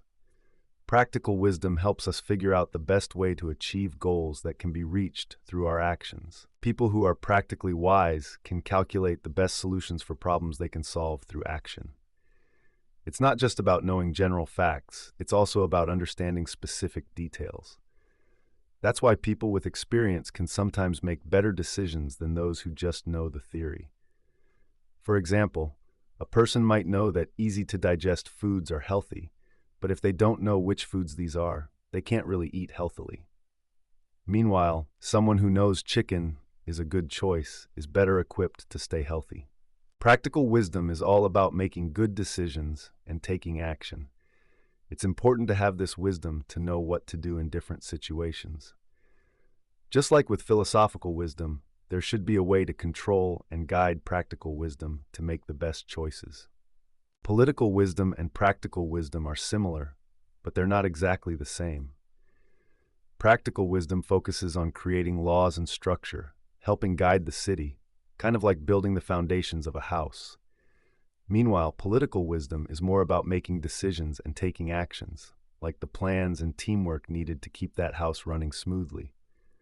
People involved in this are often seen as those really doing politics, because they're actively making things happen, just like workers who build and fix things with their hands. Practical wisdom is often about knowing what's good for yourself. It's a kind of knowledge focused on personal well-being. People who understand their own needs are seen as having practical wisdom. This is different from other types of wisdom, like managing a household or making laws. Politicians who focus on broader societal concerns might seem more like busybodies in comparison. The text explores the idea of wisdom and comfort. In simple terms, it wonders how someone can be wise if they choose to stay comfortable and not face challenges. To be wise, one might need to step out of their comfort zone and learn from difficult experiences. In the vast sea of soldiers, there are so many people, each with their own unique story. It's like a big family where everyone plays a special part, working together for a common goal. They train hard, support each other, and share both challenges and achievements. All these individuals make up the powerful and dedicated force that is the army. The original text appears to be missing. Could you please provide the text you'd like me to simplify and rewrite for a young audience? Some people always aim high and try to do a lot. They think it's important to look out for their own interests and that everyone should do the same. Because of this belief, many see these people as wise. But it's not easy to be truly successful without managing your home life and being part of a community or society. It's also not always obvious how to manage personal matters, and this requires careful thought. Young people can become good at geometry and math because these subjects deal with ideas that you can learn without needing a lot of life experience. However, it's harder for young people to be wise in practical matters because this kind of wisdom needs experience, which takes time to gain. That's why a young person might be good at math, but not yet at philosophy or science, where you need to understand things from real-life experience. Math is more about abstract ideas, which are easier for young people to grasp, while wisdom in other areas comes from living and learning over time. When we make mistakes in our thinking, it can be because we don't know the general rule or because we miss a detail. For example, we might not know that heavy water is usually bad, or we might not notice that the water right in front of us is heavy. Practical wisdom is not the same as scientific knowledge. While scientific knowledge deals with general facts, practical wisdom focuses on specific things we need to do. It's different from intuitive reason, which handles ideas that don't need explanation. Instead, practical wisdom is about understanding specific situations through a kind of perception. This perception isn't about details like colors or sounds, but more about recognizing shapes, like seeing a triangle. Think of it as a different way of seeing and understanding what's right in front of us. Deliberation is different from inquiry. Deliberation is about figuring things out, but it's not just scientific knowledge, opinion, or guesswork. Scientific knowledge means you already know something, so there's no need to deliberate. Guesswork happens quickly, but deliberation takes time. Good deliberation isn't about making fast decisions, it's about thinking carefully. Excellence in deliberation isn't exactly an opinion. When you deliberate well, you make good decisions. It's more about getting things right through careful thinking, not just knowing facts or making guesses. Deliberation is about reasoning and figuring stuff out, kind of like solving a puzzle. So it's really about correct thinking, which goes beyond just having an opinion. When you deliberate, you're searching for the best answer through careful thought and calculation. To be really good at making decisions, you need to get it just right. First, let's figure out what making decisions actually means. It's different from just being smart or clever, because even someone smart can make bad choices if they have bad intentions. Good decision-making means making choices that lead to good outcomes. But you can't just accidentally make a good choice or use the wrong reasons to get there. It's not just about the outcome, but the right way to get there. Also, making quick decisions isn't the same as making thoughtful ones. Taking the right amount of time is important too. The best decision-making skills are those that help you reach a good general goal or a specific aim. Wise people can make decisions that are spot on for achieving what really matters. Understanding is a bit like having a good sense of judgment, but it's not just having opinions or being super smart about science. If it were, everyone would be a genius. It's not like being a doctor or a mathematician either. Instead, understanding is about things you might think deeply about or question. Understanding is closely related to practical wisdom, but they aren't exactly the same. Practical wisdom is about deciding what to do in different situations, like giving orders. Understanding, on the other hand, is about judging things, making sense of what others say about topics related to practical wisdom. People with good understanding are great at this. When we talk about someone having good understanding, it means they can judge things well and understand scientific truths, which is why we often say they have a strong grasp of things. The word judgment often refers to a person's ability to be fair and understanding. People with this skill are said to be sympathetic judges. This means they can see what is fair and equitable in a situation. When someone is equitable, they are good at figuring out what is fair and making decisions based on that. This kind of good judgment means making choices that are true and fair. When we talk about traits like judgment, understanding, and practical wisdom, we're really talking about people who can see the whole picture. These qualities help us deal with specific situations and make good decisions. People who have these traits are seen as wise because they can understand what's important in different situations, especially in dealing with others. Everything we need to do falls into the category of specifics or end results. A wise person not only knows facts, but also how to handle different situations. Intuitive reason helps us see both the beginning and end of what we need to understand. It's about grasping the unchangeable basics as well as the changing details. In simple terms, to understand the big ideas, we start from the little things. This understanding comes from sensing and noticing details, which is what having an intuitive reason is all about. Some abilities, like having good judgment or understanding things quickly, are believed to come naturally as we grow. Even though people aren't naturally born philosophers, they do seem to develop these abilities with age. This is why we trust the opinions of older and wiser people, even if they don't give detailed explanations. Their life experience helps them see things clearly, and we can learn a lot from listening to them. Philosophic and practical wisdom are two types of smartness. Each one belongs to a different part of our soul. Philosophic wisdom is about deep thinking, while practical wisdom is about making good decisions in everyday life. Some people might wonder why we need certain qualities of the mind, like philosophic and practical wisdom. Philosophic wisdom, which is all about thinking deeply, doesn't directly make anyone happy because it's not about things that can change or happen. Practical wisdom, on the other hand, deals with actions that are fair, noble, and good, which are important, but simply knowing what's good doesn't necessarily help us do it. Just like knowing what's healthy doesn't make us healthy.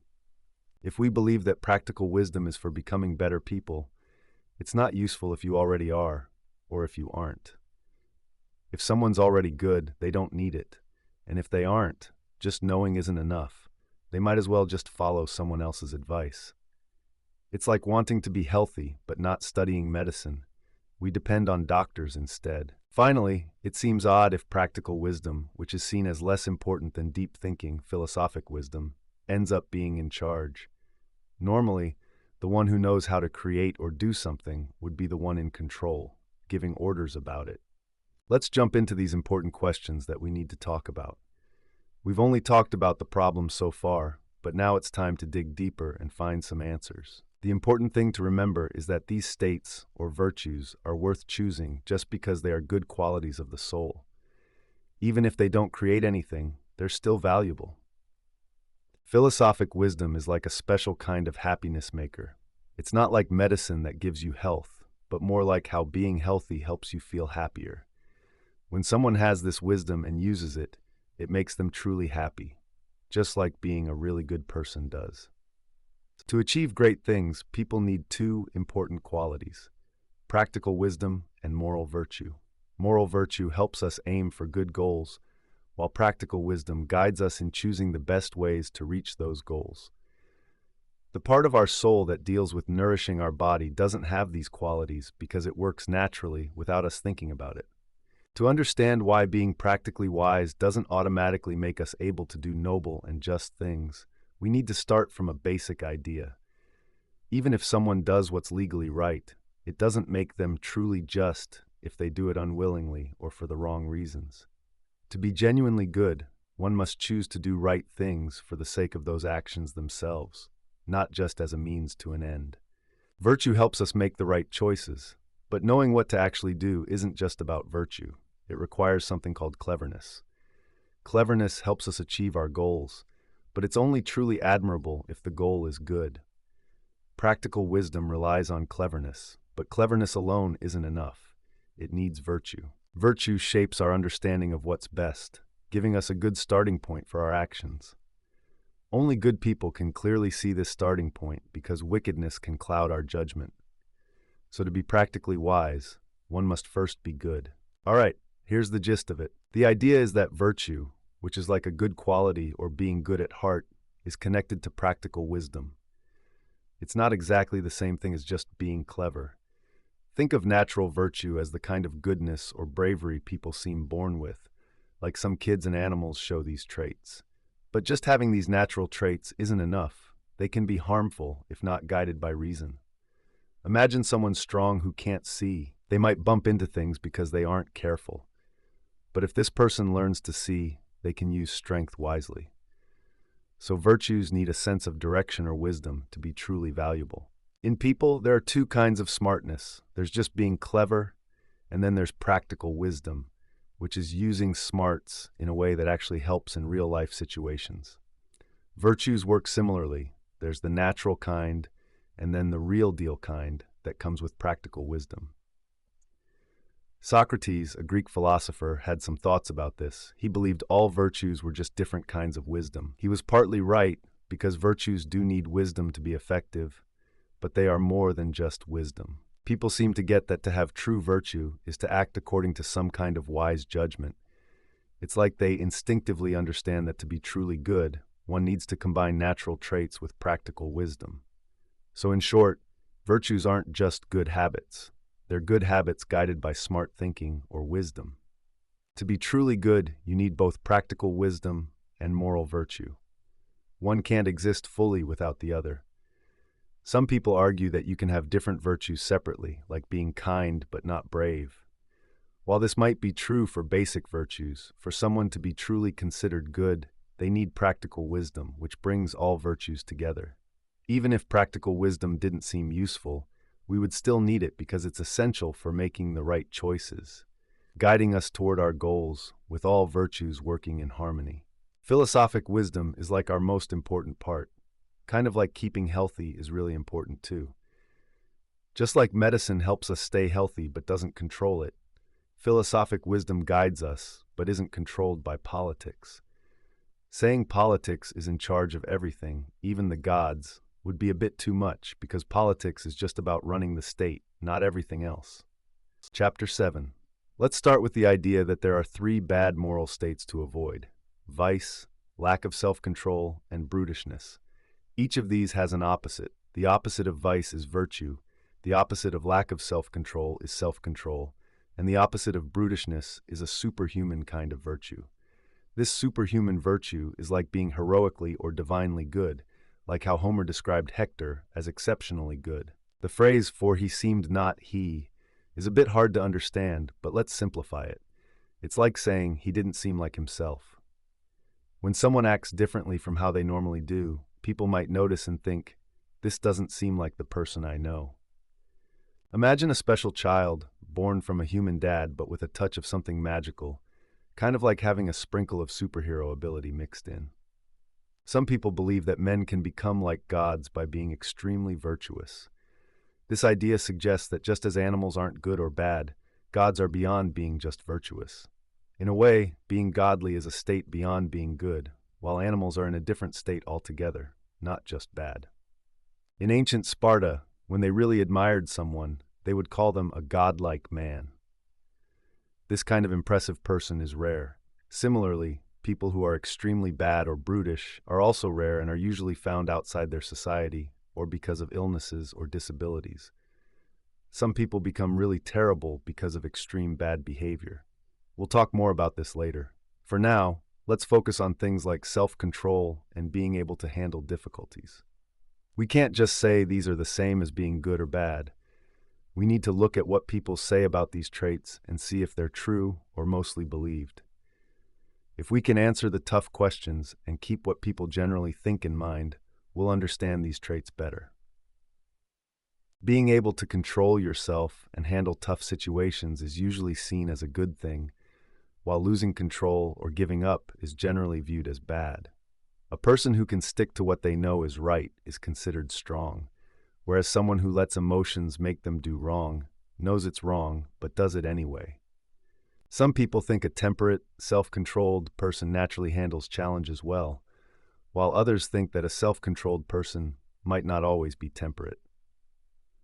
There's also some confusion about whether someone who is always pursuing pleasure without control is just being self-indulgent, or if there's more to it.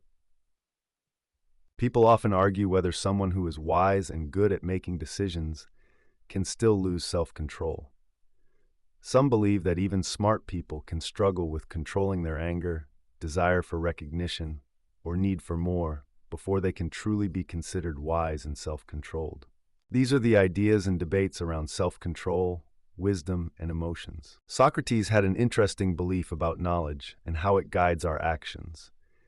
He thought it would be strange if, when someone knew something was right, they could still do the wrong thing just because they felt like it. Socrates didn't believe in this concept of incontinence, where people act against their own better judgment. He argued people only make such mistakes because they don't really know better. They're ignorant, in a way. However, not everyone agreed with Socrates. Some people thought that maybe people don't have true knowledge during these moments of weakness, but only opinions. They suggested that it's easier to make poor choices when your beliefs aren't strong enough. After all, we do sympathize with people who are unsure and struggle against strong appetites, but we don't feel the same way about people who knowingly do bad things. But here's the tricky part. If someone is truly wise, it doesn't seem right that they would act against this wisdom, especially by doing bad things on purpose. It just doesn't make sense. A wise person should act based on their knowledge and virtues, especially when faced with real-life situations. So if a person is truly wise, their actions should reflect their understanding and character. The text is about the differences between being temperate and being continent. A temperate person doesn't have strong or bad appetites, so they don't need to resist unhealthy desires. On the other hand, a continent person does have strong or bad desires, but they resist them. Being temperate is about balance, while being continent is all about self-control. But here's the twist. Not all self-control is good. Resisting good desires makes no sense, and resisting weak, bad desires isn't impressive either. Sometimes, being stubborn and sticking to every belief isn't good, especially if those beliefs are false. However, if someone is quick to change their mind and let go of wrong ideas, this can be a positive trait. For example, in the story of Philoctetes by Sophocles, Neoptolemus is praised because he doesn't go along with Odysseus's plan to lie. He shows that it's okay to change your stance for the sake of honesty. The sophistic argument can be tricky. It's like when people try to stump others with puzzles to seem smart. This argument leaves us in a tough spot because either the answers don't satisfy us or we can't prove them wrong. One such puzzle suggests that foolishness mixed with a lack of self-control could be seen as a virtue. Why? Because someone might act against their better judgment due to lack of self-control. And if they mistakenly judge good things as bad, they might end up doing good by accident. If someone chooses to do what they enjoy because they've thought it through, they're seen as better than someone who just can't resist their impulses. The thoughtful person can change their mind more easily because they can be convinced with reason. It's like when you're choking on water. How do you fix it? The person who acts without thinking keeps doing it, even if they know they're wrong. If someone is always unable to control themselves, no matter the situation, who would that actually be? No one struggles with every kind of lack of control, yet we say some people are incontinent in general. Understanding difficult topics often requires breaking them down into simpler parts. First, let's talk about people who struggle with self-control. Do they know they're making unwise choices? This is important to figure out, and it involves two steps: understanding what or how much they know, and examining if they handle all pleasures and pains, or just some specific ones. We also need to determine if those who have good self-control, continent people, are the same as those who just endure things, people who persevere, or if they're different. When trying to solve this puzzle, we should find out if people without self-control are influenced by what they're attracted to or by their mindset. In other words, is it about the kind of things they can't resist, their attitude towards them, or both? Also, is everyone with or without self-control affected by everything, or only specific things? Finally, someone completely lacking self-control doesn't struggle with just anything but with similar things that someone who gives in to indulgence does.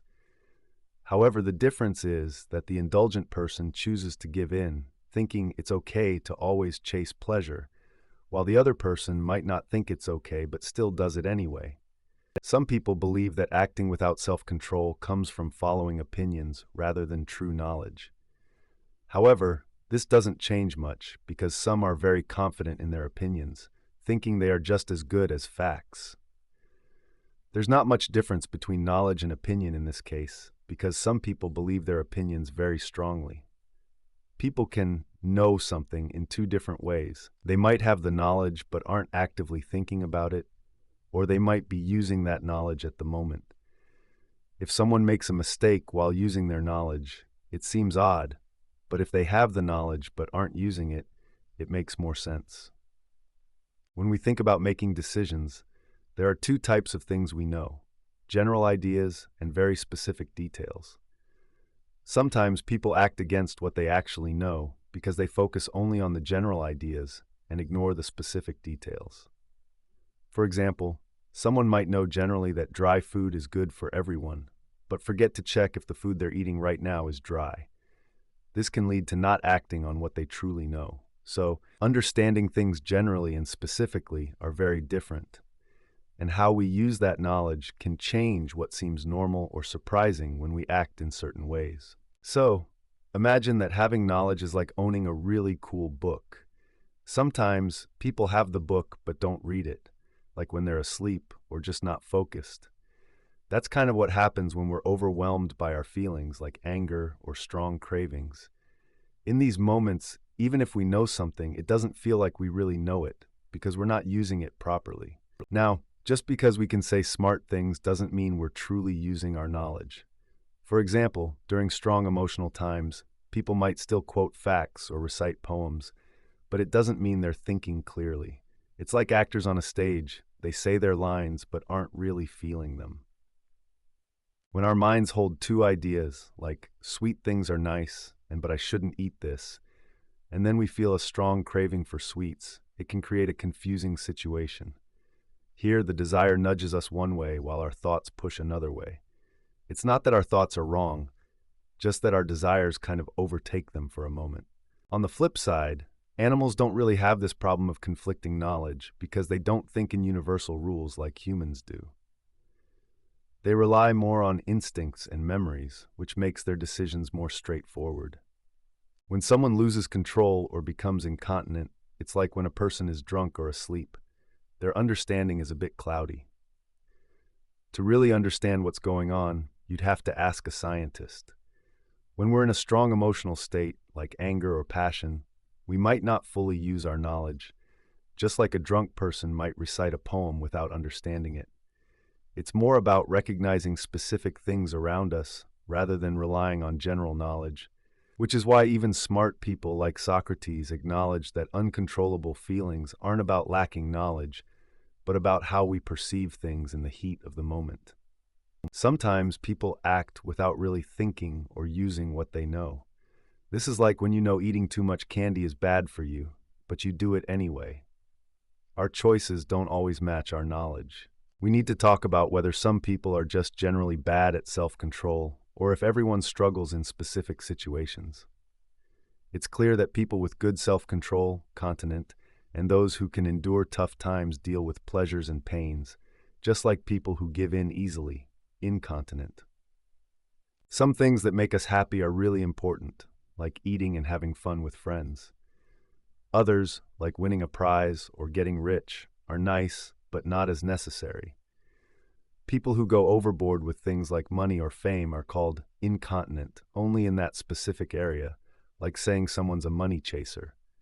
It's different from those who are generally uncontrollable with basic pleasures, who might be seen as having a bad habit or vice. Just like a winner at the Olympics is special for that, being incontinent in one specific area doesn't mean you have the same issues as someone who struggles with the basics. People sometimes struggle with cravings and discomforts like hunger, thirst, and feeling too hot or cold. Those who can't control these urges, even when they don't want to act on them, are called incontinent. They're different from people who are just angry. We use words like soft to describe people who give in to these physical pleasures too easily. Incontinent people are similar to those who indulge too much, whereas continent people are more like the temperate ones. Both groups deal with the same kinds of pleasures and pains, but the key difference is that some choose their actions thoughtfully, while others don't. If someone chases after lots of fun things just because they think it's cool, even if they don't really want it, it's kind of like being selfish. It's different from someone who goes after fun things because they deeply crave them. Imagine if the first person suddenly felt a huge need for those fun things. They'd probably go overboard. Some things we like winning or getting rich, are naturally good. We're not blamed for wanting them, but we are blamed if we want them too much. Imagine someone who loves their family but gets so wrapped up in it that they ignore everything else. It's too much, even if it's a good thing. It's not bad to want these things, it's just bad to go overboard. People sometimes call this incontinence, which is usually a bad thing, like being unable to control anger. But in some cases, even if we're a bit incontinent with good things like honor or gain, it's not the same as being truly bad. It's more about wanting things in a balanced way, not letting them take over our whole lives. Some things in life are naturally enjoyable. For example, some are fun for just about everyone, like a cool breeze on a hot day or a tasty piece of fruit. But others might only be fun for certain groups of animals or people. On the other hand, some things are not naturally enjoyable, but they become fun due to different reasons. For instance, if someone gets used to a certain bad habit, they might start enjoying it, even though they didn't at first. It's also possible for people to develop strange or harmful likes because of initial wrong tendencies or bad habits developed over time. Throughout history, there have been examples of such extreme behaviors, like some wild tribes eating unusual food, or stories about people like Phalaris, who were known for their cruel acts. Some bad behaviors are like being wild animals, but there are also bad behaviors caused by illness or even madness. For example, there was a man who did something terrible by eating his own family member, and similar strange acts have been committed by others too. There are also behaviors that become habits, like biting nails or eating non-food items, which can happen naturally, or because people learn these habits when they're young. Some of these actions might seem really strange or scary, but understanding where they come from helps us get why people behave like this. The text talks about why some people aren't just incontinent or lacking self-control, but might have bigger issues. It compares uncontrollable habits or feelings to certain conditions like being sick or having craziness from disease. Just like someone who is scared of tiny things all the time is cowardly, but in a special way. Some people only have these issues sometimes, like Phalaris, who stopped himself from doing really bad things. So, when we talk about being bad or lacking control, there are levels. Some are just human weaknesses, while others are more like wild or sick behaviors. Incontinence and continence are all about controlling desires, just like self-indulgence and temperance. If someone struggles with desires that don't fall into these categories, it's a different issue altogether. It's not really incontinence. It's like calling something by the same name, even though it's not the same.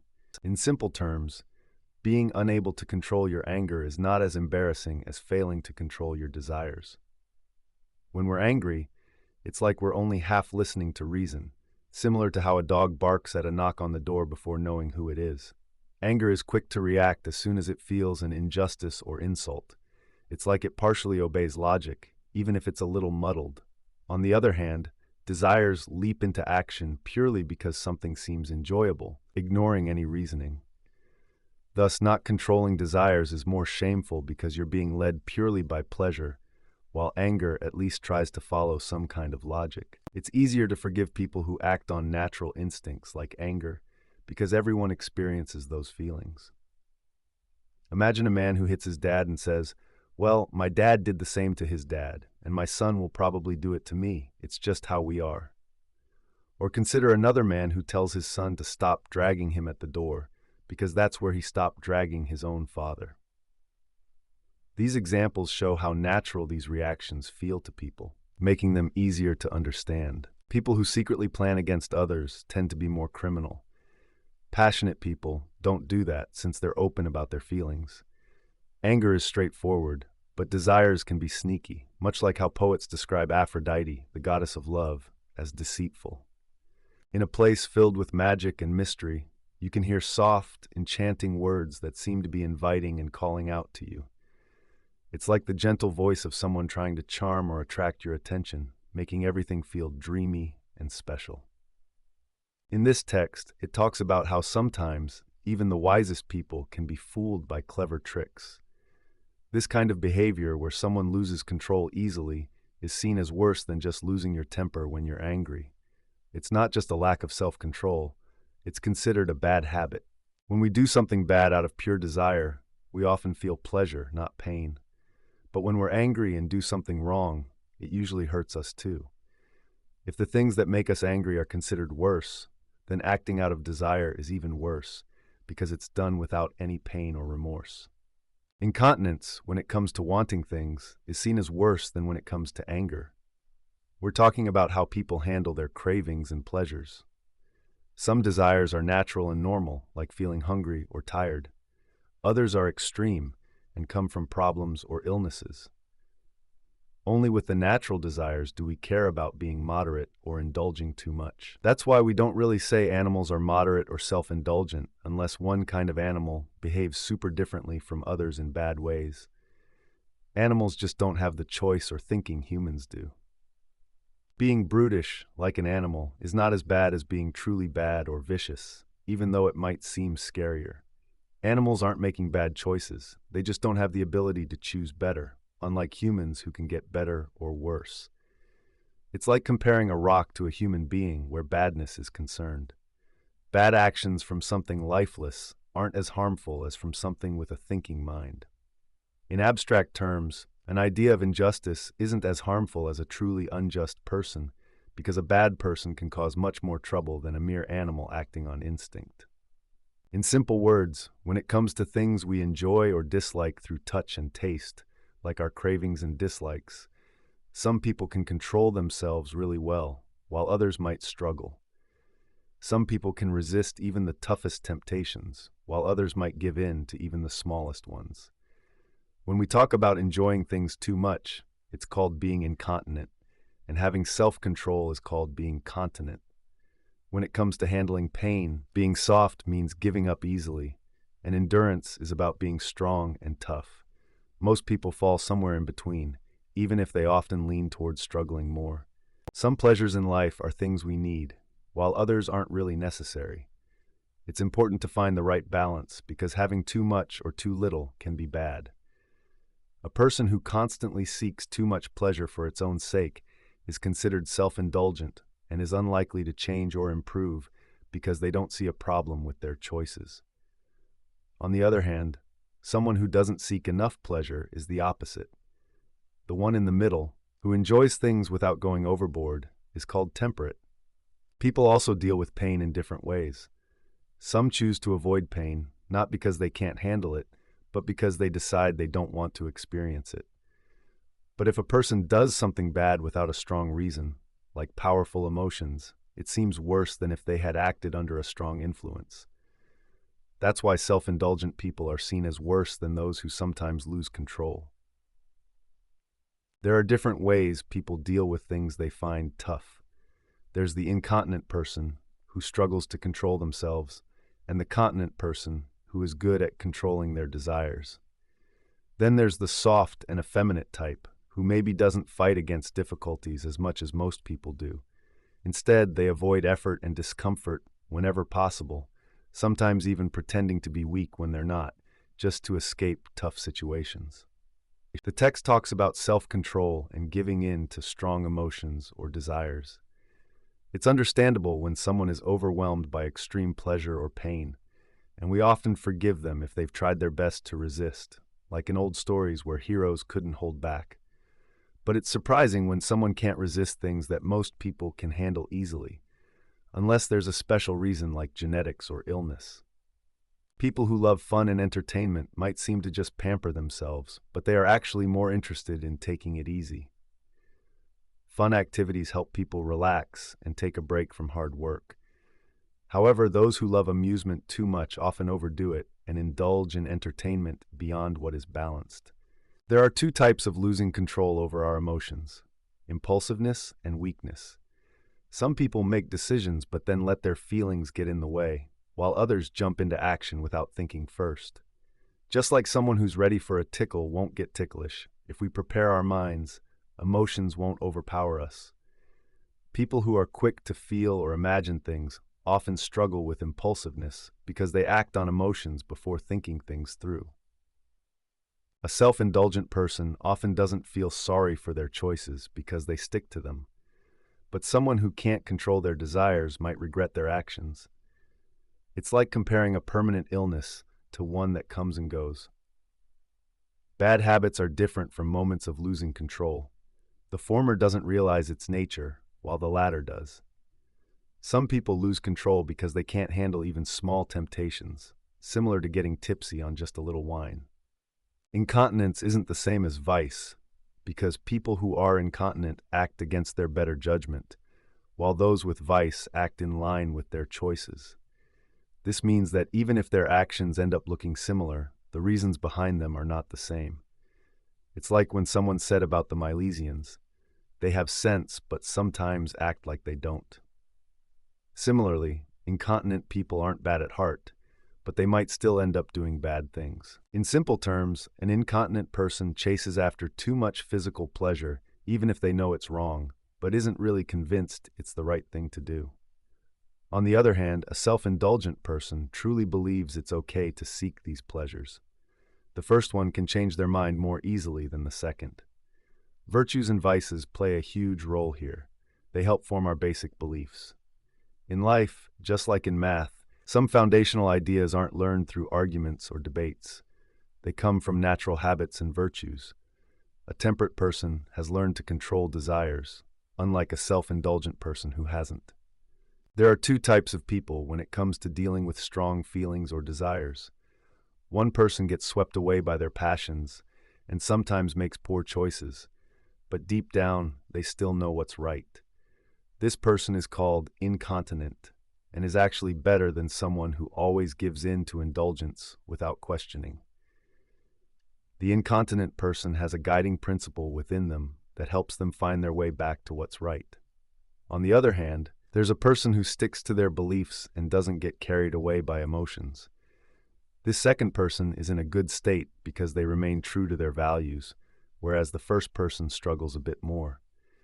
But both can learn and grow from their experiences.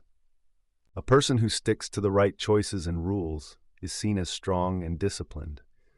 On the other hand, someone who ignores the correct rules and choices might seem weak or uncontrolled.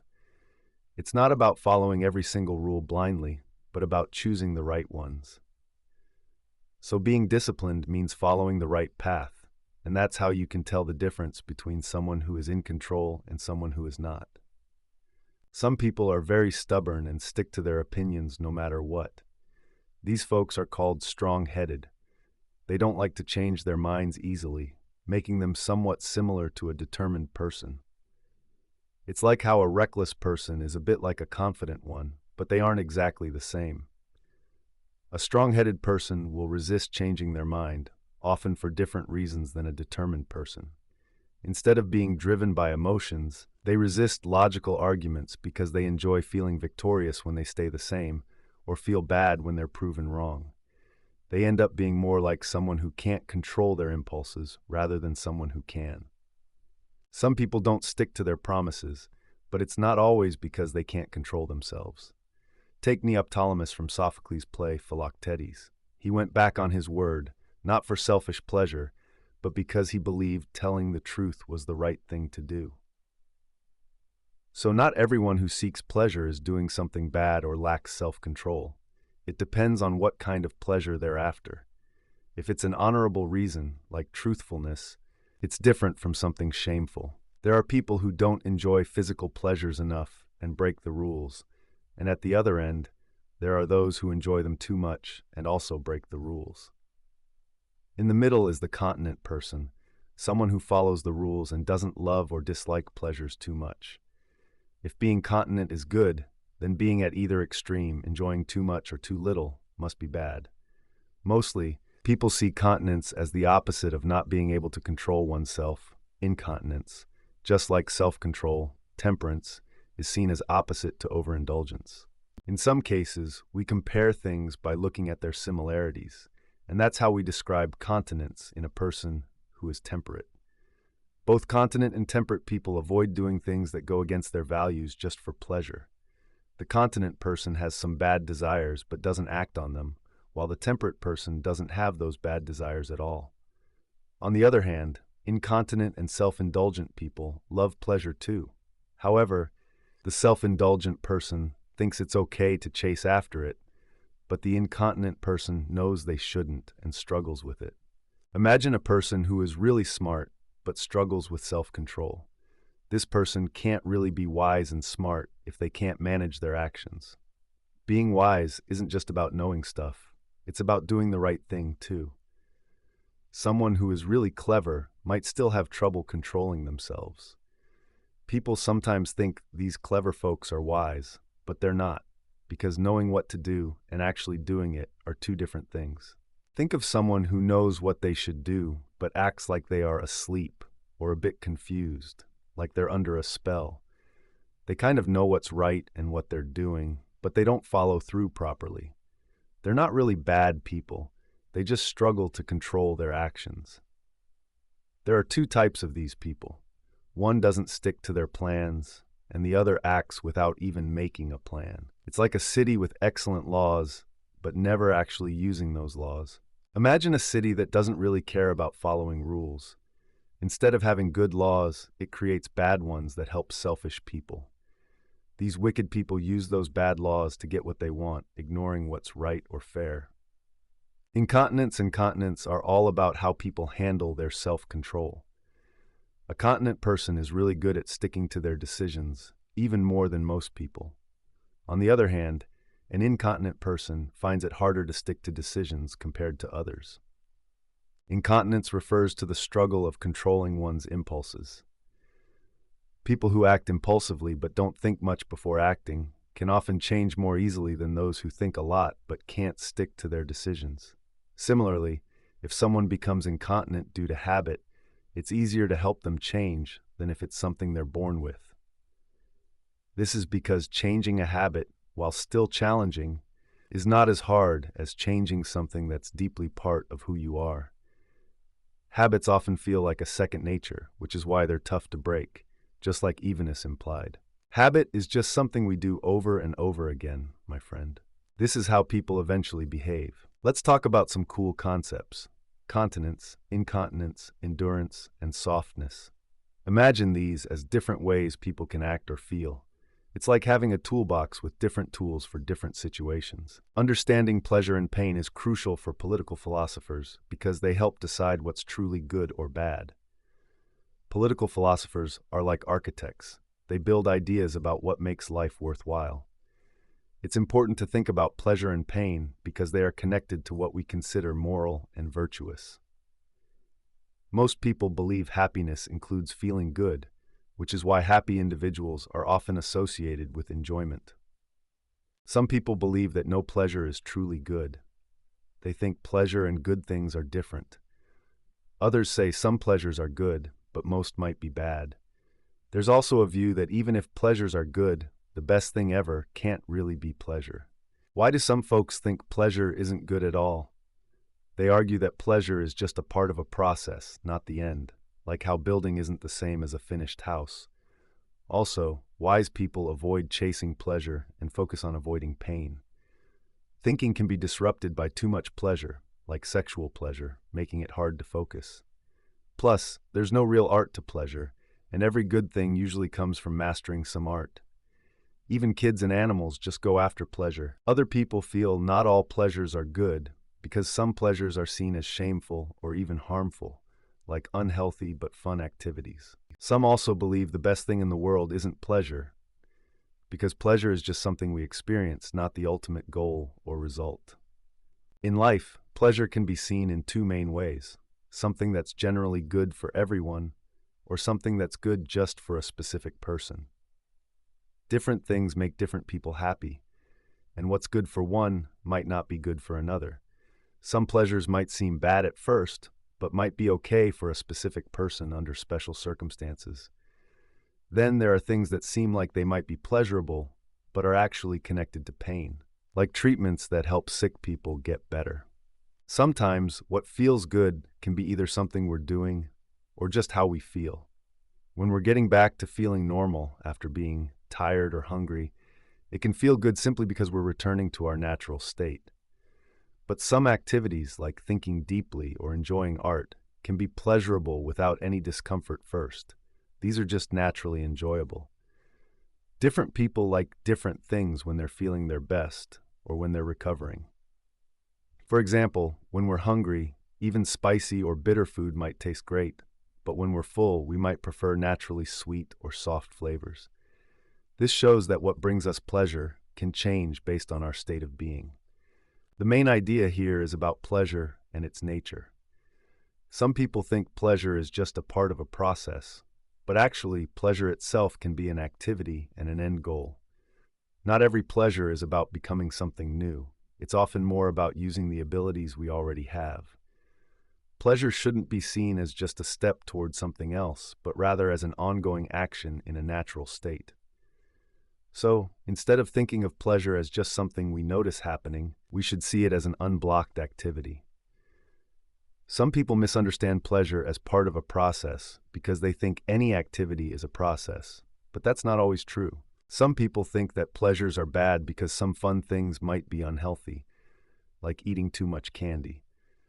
But that's like saying healthy things are bad just because they might not help you make money, like going for a walk instead of working.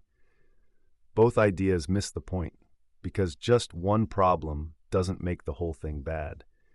Even thinking too much can be a little unhealthy sometimes. Practical wisdom and the way we are don't get in the way of enjoying what we do. It's actually the pleasures that come from other places that can distract us. When we enjoy thinking and learning, it makes us want to think and learn even more. Art doesn't create joy or happiness on its own. Instead, it's like a skill or talent that people have. Some might think that being a perfumer or a cook can directly make pleasure, but it's really about the skill they have, not the pleasure itself. The idea here is that people think differently about pursuing pleasure. Some believe a wise person avoids all pleasures, while others think only children and animals go after them. But it's more complex. Not all pleasures are equal. Kids and animals often chase the kind of pleasures that involve strong desires and sometimes pain, like physical pleasures. A truly wise person seeks peace by avoiding these intense cravings. However, even wise and temperate people have their own kind of pleasures. They just choose them carefully. People generally agree that pain is bad and should be avoided. Some pain is absolutely bad, while other pain is bad because it gets in our way. Since pain is something we want to avoid, its opposite, pleasure, must be a good thing. Speusippus had a different idea, saying pleasure can be opposite to both pain and good, but his argument didn't catch on since he didn't claim pleasure is purely evil. Not all pleasures are bad, even if some are. Just like some knowledge can be good even if other kinds aren't, the best thing in life might actually turn out to be a kind of pleasure. People believe that a happy life is filled with pleasure because true happiness isn't hindered by obstacles, and it's a perfect state of being. To really be happy, a person also needs good health and some luck to avoid life's hurdles. Saying someone in a lot of pain is happy just because they are good is a bit silly. Some folks think being lucky is what makes you happy, but even too much luck can cause problems. Being truly happy means more than just having good fortune. All living things, both animals and humans, chase after good feelings. This suggests that finding joy and happiness is one of the most important things in life. People all around the world are always chasing pleasure. But here's the catch. It's not the same for everyone. Everyone is searching for what makes them happy, even if they don't all go for the same things. It's like we are chasing the joy we imagine, but maybe deep down, we are all aiming for a universal kind of happiness. The fun part is, in everything, there's a little spark of something special, almost magical. However, most people think of pleasure as physical, because we usually look for it in things we can touch, eat, or feel with our bodies. These are the pleasures everyone knows, which is probably why many people forget that there could be other kinds. So it's important to remember that while everyone loves a good snack or a nap, joy can come from other places too, like being creative or helping others. If pleasure isn't a good thing, then a happy person wouldn't live a pleasant life. Why would they need pleasure if it's not good? If that's true, a happy person could have a painful life because pain wouldn't be bad or good. So if pleasure isn't a good thing, a good person's life wouldn't be any more enjoyable than anyone else's unless they have more pleasant activities. Some people think that only special, noble pleasures are worth enjoying, and that bodily pleasures, like eating tasty food or enjoying wine, shouldn't be. But if bodily pleasures are bad, why do the opposite of those pleasures, pains, seem bad too? Usually the opposite of something bad should be good, right? People often get too much of certain pleasures, like delicious foods, and that's not great. But enjoying these things in a balanced way is normal. Interestingly, when it comes to pain, people avoid it as much as they can, rather than just avoiding too much of it. It seems that the problem isn't the pleasure itself, but overdoing it. When we want to understand why some people cling to wrong ideas, it's helpful to explain why those ideas seem true to them. One reason people often chase after physical pleasures is that these pleasures can make pain go away. When someone is suffering, they might look for intense pleasures to feel better, even if it's temporary. Think of it like medicine. It stands out because it helps against pain. People also go after these strong pleasures if they can't find joy in other things. Sometimes, they even make themselves feel thirsty just to enjoy drinking more. If it's harmless, it's okay, but if it's harmful, it's not. Some people just get bored easily because of their nature, and they need something exciting. When you're young and growing, or if you're a naturally excitable person, everything feels intense, like you're always buzzing with energy and needing something to calm you. Pleasure takes away pain, so people reach for it even if it leads them to bad habits. But true happiness doesn't come from chasing extremes. Natural pleasures, the ones that keep us healthy and are enjoyable by themselves, are different. They don't lead to excess or harm because they come from simply feeling good in a balanced way. Our world is full of different things, and not everything is always fun or enjoyable. People are made up of different parts. just like we feel both happy and sad sometimes. If one part of us finds something fun, another part might not agree. When we have mixed feelings, things might not feel particularly good or bad. If we were simpler beings, we would probably find certain things constantly enjoyable. God, however, feels a simple and pure joy because he is whole and perfect. Pleasure can be found in staying still and peaceful, not just in moving around and changing. There's a saying that change is sweet, but this might not always be a good thing. Sometimes, wanting change means there's something not quite right in us, because constant change often reflects dissatisfaction or imbalance. Let's dive into the topic of friendship. We've already talked about self-control, losing control, and the feelings of pleasure and pain. Now it's time to explore what friendship really means. Chapter 8. Friendship is super important for a happy life because it's like a special kind of goodness. Even if someone has lots of money or power, life wouldn't be as fun or meaningful without friends. Friends are there to share in good times and help protect what we have. They also stand by us when things get tough, like when we're going through bad times. For kids, friends help them learn and stay on the right path in life. Older people find comfort and support in friends, while those right in the middle of life feel encouraged to do great things because of their friends. Think about how parents naturally care for their kids and vice versa. It's like friendship is a natural feeling. This bond isn't just in humans, but even in animals like birds. Friends also make communities stronger. People who make laws focus on friendship because it helps everyone get along better, even more than justice. When people are friends, they don't argue as much, and friendship is seen as the nicest kind of fairness. Friendship is both important and special. We admire people who care about their friends. It's cool to have lots of friends. We also believe that good people often make great friends. The idea of what makes a good friendship can be a bit tricky. Some people think friends need to be really similar, like the saying, birds of a feather flock together. But others believe that's not true, pointing out that sometimes people who do the same job might not get along. Some think that opposites attract, like when dry land loves rain, or how different musical notes make a great tune when mixed together. But what's most interesting for us is to think about friendships between people and their character. Can a really bad person be a true friend? Is there just one kind of friendship, or are there many? Some argue there's only one type, because friendships can be stronger or weaker, but that might not be a strong argument. We've talked a bit about this before. To understand different types of friendship, let's start by exploring what makes something lovable. We tend to love things that are good, pleasant, or useful to us. But do we love what is generally good, or just what seems good for us personally?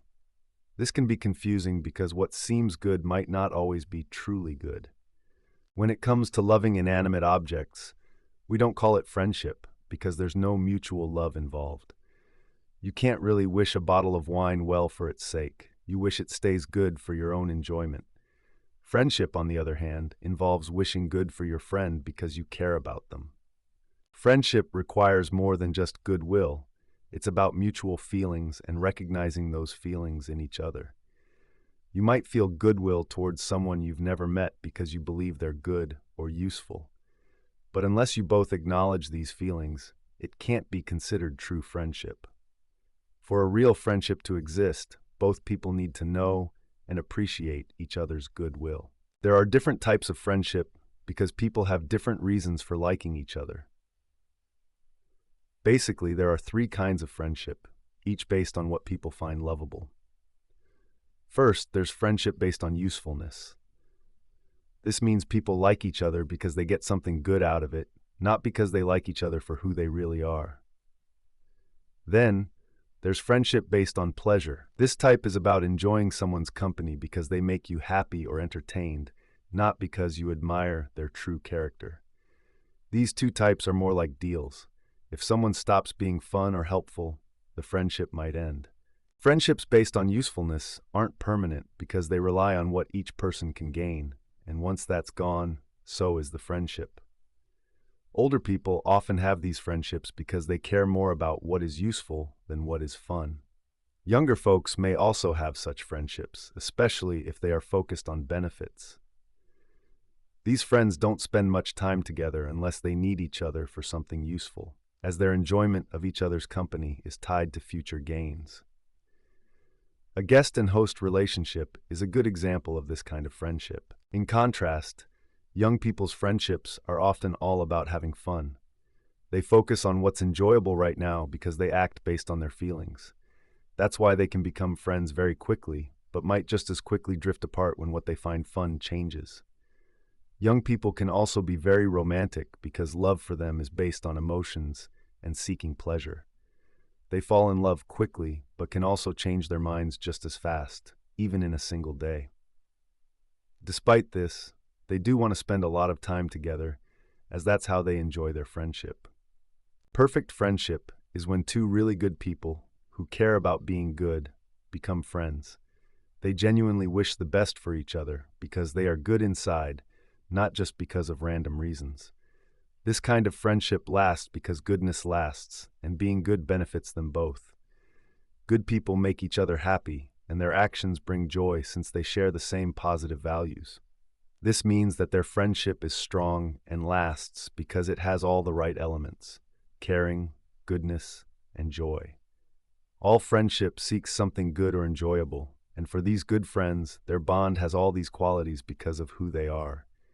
This is why love and friendship are strongest and most beautiful between people like this. True friendship is pretty rare because it's built between exceptional people. It takes time in getting to know each other well, much like the saying about sharing salt together. You can't become real friends until both of you find each other lovable and trustworthy.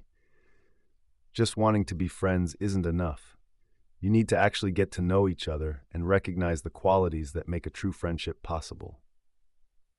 Friendship can be really special when it's about mutual respect and giving as much as you get. In these friendships, both people feel they've got something valuable from the relationship. This type of friendship is amazing because it lasts and makes everyone happy. Friendships based on pleasure or usefulness are a bit like this, because good friends enjoy each other's company and can also be helpful to one another. Fun friendships last if both enjoy the same things, like two funny friends who love making each other laugh. It's different from a romance where one might enjoy being admired while the other loves giving attention.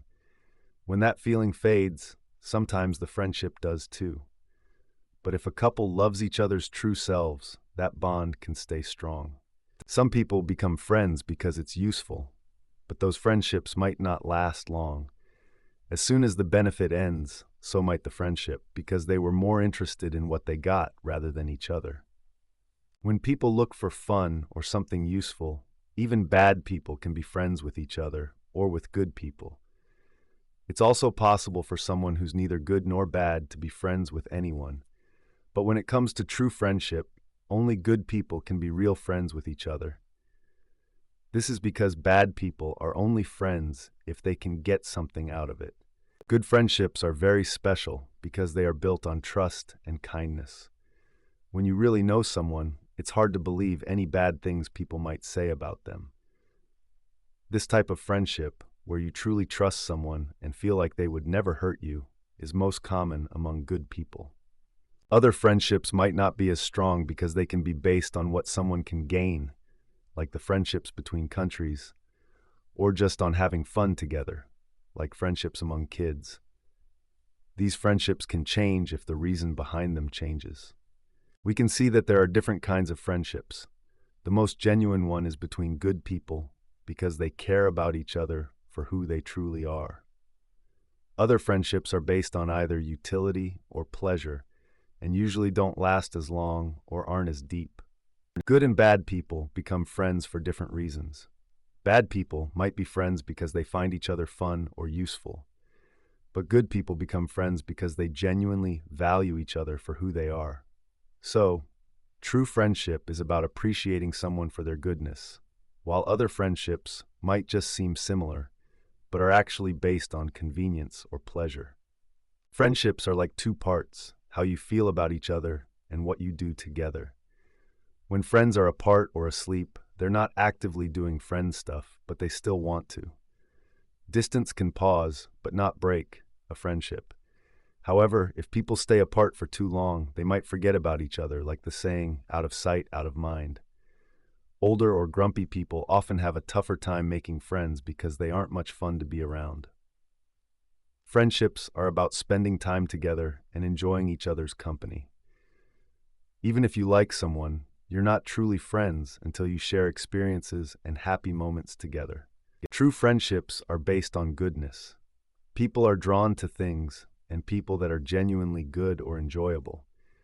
When two good people become friends, their friendship is special because they appreciate and support each other for who they truly are. Love is a feeling that can even be directed at things, but friendship is deeper. It's about choosing to care for someone because of who you are and not just how you feel. Good friends want the best for each other and become better people together. In a real friendship, each person brings out the best in one another, sharing kindness and joy equally. This type of friendship is the most genuine and balanced, as true friends stand by each other and bring happiness into each other's lives. Friendship doesn't come easily to grumpy or older people because they aren't always cheerful or eager to hang out with others. Being in a good mood and liking to spend time with each other are key parts of making friends. This is why young people can quickly become friends, but it's tougher for older folks. People usually won't become friends if they don't enjoy each other's company. Grumpy folks also struggle with this. However, they can still have goodwill towards each other, wanting good things for one another and helping out when needed. But it's not quite the same as being true friends, since they don't often do things together or have fun together. You can't have perfect friendship with many people at once, just like you can't be truly in love with lots of people at the same time. True feelings are special and usually meant for one person. It's tough for lots of people to make you really happy or for you to see them as good friends. You need to get to know someone well, and that takes effort. However, it's easier to like many people for practical reasons or because they're fun. Lots of people can be helpful or entertaining, and you can enjoy those things without spending much time. There are two main types of friendships, those based on pleasure and those based on usefulness. Friendships for pleasure are more like true friendships because both people enjoy each other's company, just like young friends. These friendships are usually more generous. On the other hand, friendships based on utility are more for people focused on business or practical things. Even the happiest people don't need friends just because they're useful. They want friends who are fun to be around. Everyone likes having friends to share life with, and no one enjoys being surrounded by things or people that are a constant struggle. So, happy people look for friends who bring joy. Ideally, these friends should also be good people and beneficial for them, combining all the best qualities of friendship. People in power often have two types of friends, useful ones and fun ones. It's hard to find someone who's both. They don't usually look for good people who are both nice and have purpose. Instead, they prefer people who are witty for fun and others who are smart for tasks. A truly good person can be both fun and helpful, but they don't usually become friends with someone above them unless that person is also better in character. It's tough to find someone who excels in both being higher in position and virtue. Text. Friendships that are equal mean that friends give and receive similar things from each other. They care about the same things for each other or trade different values, like fun for usefulness. But these friendships might not be as genuine or last as long. Friendships can be confusing because they both look like and differ from true friendships based on virtue. They seem like real friendships because they involve pleasure and usefulness, just like friendships based on virtue. However, true friendships are strong and last a long time, while these other types can change quickly and have many differences. That's why they sometimes don't seem like real friendships. There are friendships where people aren't equals, like between a parent and a child or a ruler and their subjects. These types of friendships are all different.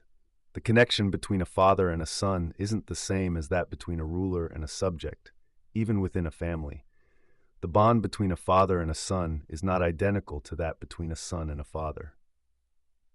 The roles and reasons for love differ in each of these relationships. In these unequal friendships, both sides give and take in their own way, and they shouldn't expect the exact same in return.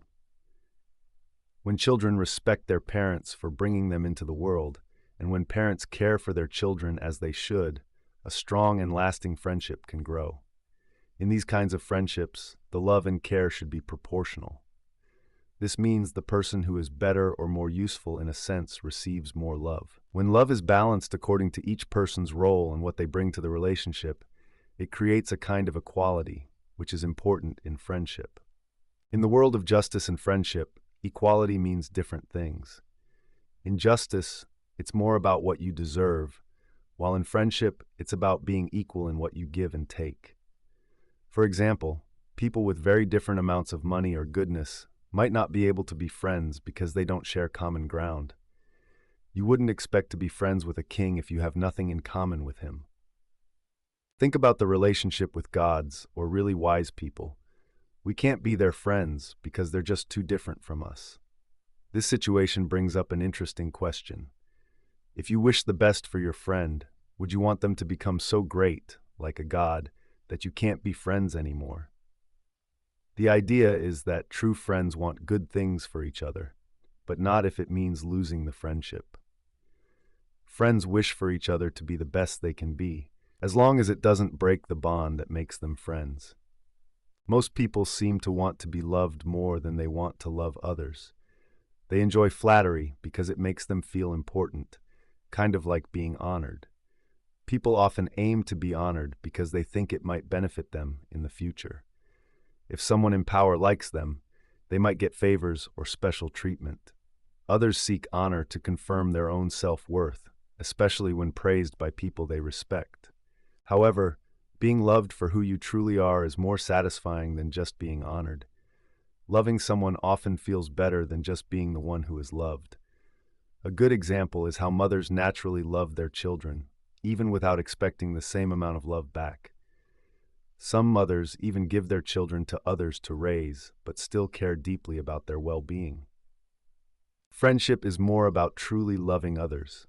Friends who genuinely care and love are the ones who have strong, lasting friendships. This genuine love and caring are what makes some friendships endure over time. Even people who are very different can be friends if they find a way to connect on an equal level.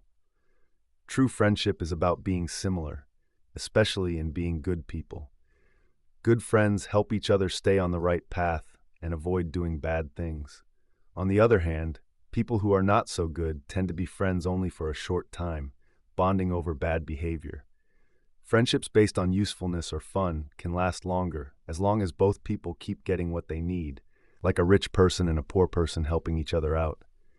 Sometimes, friendships are formed between opposites, like someone beautiful and someone not, or a lover and the beloved. It can be funny when someone wants to be loved back with the same intensity, especially if they're not very lovable. People usually don't want something completely opposite to them, but something in between, because balance is the best state. Like how dry things don't want to be soaked, but just a little moist, and the same with hot things wanting to be warm, not cold. Let's leave deeper thoughts about these things for now, as they're a bit off topic. At the start of our discussion, we mentioned that friendship and justice seem to be about the same things, and often involve the same people. In any group or community, there is usually a sense of justice and friendship. For example, people call fellow travelers or soldiers their friends because they share an experience or goal. How strong their friendship is often depends on how strong their connection is. A saying goes, "Friends share things," which highlights that friendship is all about sharing. Brothers and close friends share everything, but others might only share certain things, and that shapes how true those friendships are. Different kinds of friendships and relationships have different rules for fairness. What a parent owes a child is different from what siblings owe each other, or what one owes a fellow citizen. How wrong it is to do something unjust depends on the kind of relationship. It feels worse to cheat a close friend than just an acquaintance, or to ignore helping a brother rather than a stranger. The closer the friendship, the more justice is expected. This shows that friendship and justice often involve the same people and grow with the relationship. People come together in groups or communities because they want to gain something or help each other out.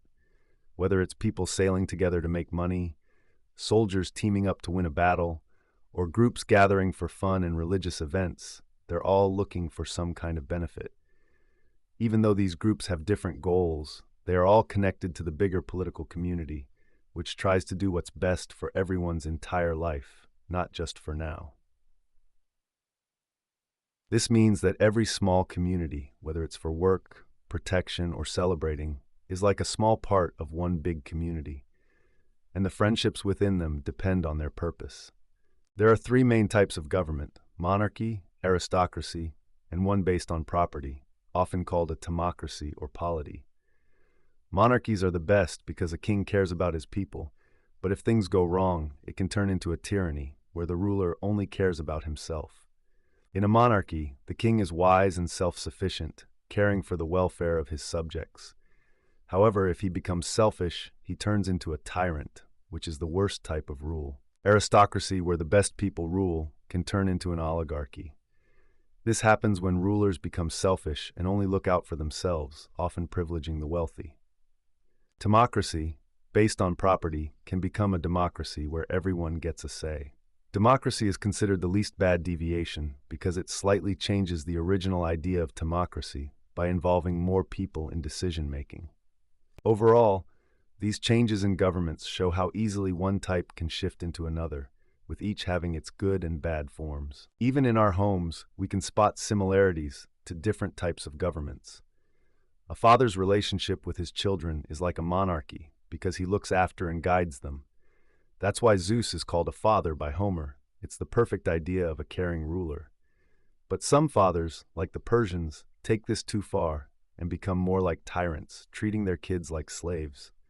In a similar way, a master rules over slaves for his own benefit, which can be a rightful form of government, if not abused like the Persians do, showing that there are different right ways to rule in different situations. The relationship between a husband and wife can be seen as aristocratic. The husband leads based on his strengths, handing over things that suit his wife better to her. But if he tries to control everything, it turns into an oligarchy, meaning he's unfairly taking charge of everything. Sometimes when women rule, it's because of wealth and inheritance, not necessarily talent, which is similar to oligarchic rule. Relations between brothers resemble timocracy because they treat each other as equals, except for age differences. But if the age gap is big, it's not quite a true brotherly bond anymore. Lastly, democracy can often be seen in homes without a strong leader, where everyone does what they want because no one is in charge. In different types of government, friendship often goes hand in hand with justice. For example, a king's friendship with his subjects is based on the good things he does for them, just like a shepherd takes care of his sheep. Homer even called King Agamemnon shepherd of the peoples because of this. Similarly, a father's friendship with his children is even greater because he gives them life and raises them, which is seen as the biggest blessing. In many families and societies, there's a natural order where elders, like fathers or ancestors, often lead and the young follow. This kind of relationship involves respecting and honoring those who have more experience or status. Think about it like this: when someone has more responsibility or wisdom, they often receive more respect, just like how we look up to our grandparents for guidance. In families, the bond between husbands and wives can be likened to a team where everyone gets what suits them best. It's a bit like a fair system where those who work hard and are virtuous might get more of the good things, but everyone gets what they deserve based on their role and contributions. The friendship between siblings is often seen like that between close friends or teammates. They are similar in age and experience, sharing many of the same feelings and attitudes. This mirrors a kind of government where everyone aims to be equal and fair, taking turns to lead and share responsibilities. It's about treating each other with fairness and equality in both friendships and leadership. In societies where rulers have all the power and people can't say much, like in tyrannies, friendship is quite rare. There's no friendship where there's no justice. Just as a tool doesn't make friends with its user, A tyrant doesn't truly connect with the people they rule. It's hard to have a friendship with something or someone if you don't share a common bond. People under tyrants feel used, like objects, so real friendship can't grow. On the other hand, when people are treated equally and have a say, like in democracies, there is more room for friendship and fairness.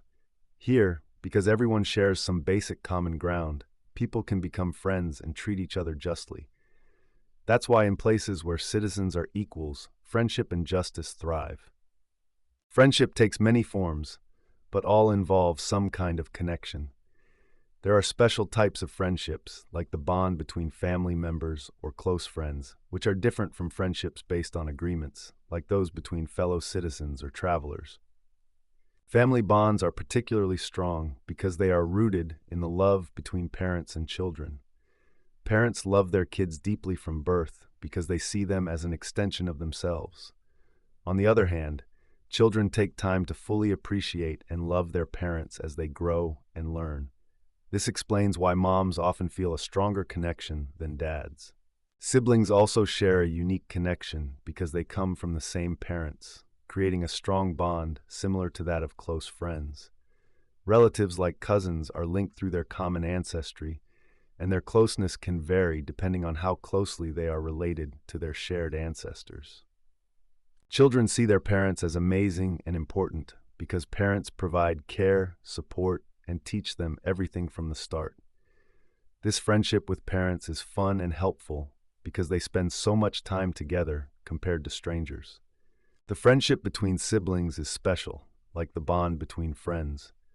Siblings often have a strong connection because they've known each other since birth, share the same parents, and grow up together. They tend to be very similar and supportive, proving their bond lasts over time. Friendship among family members comes naturally, especially between a husband and wife.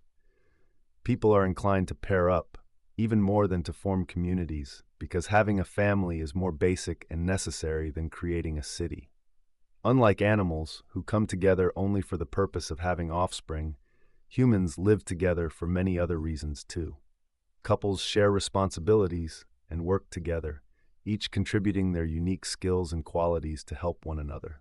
Friendships in marriage can be enjoyable and beneficial, but they can also be based on virtues if both partners are good people.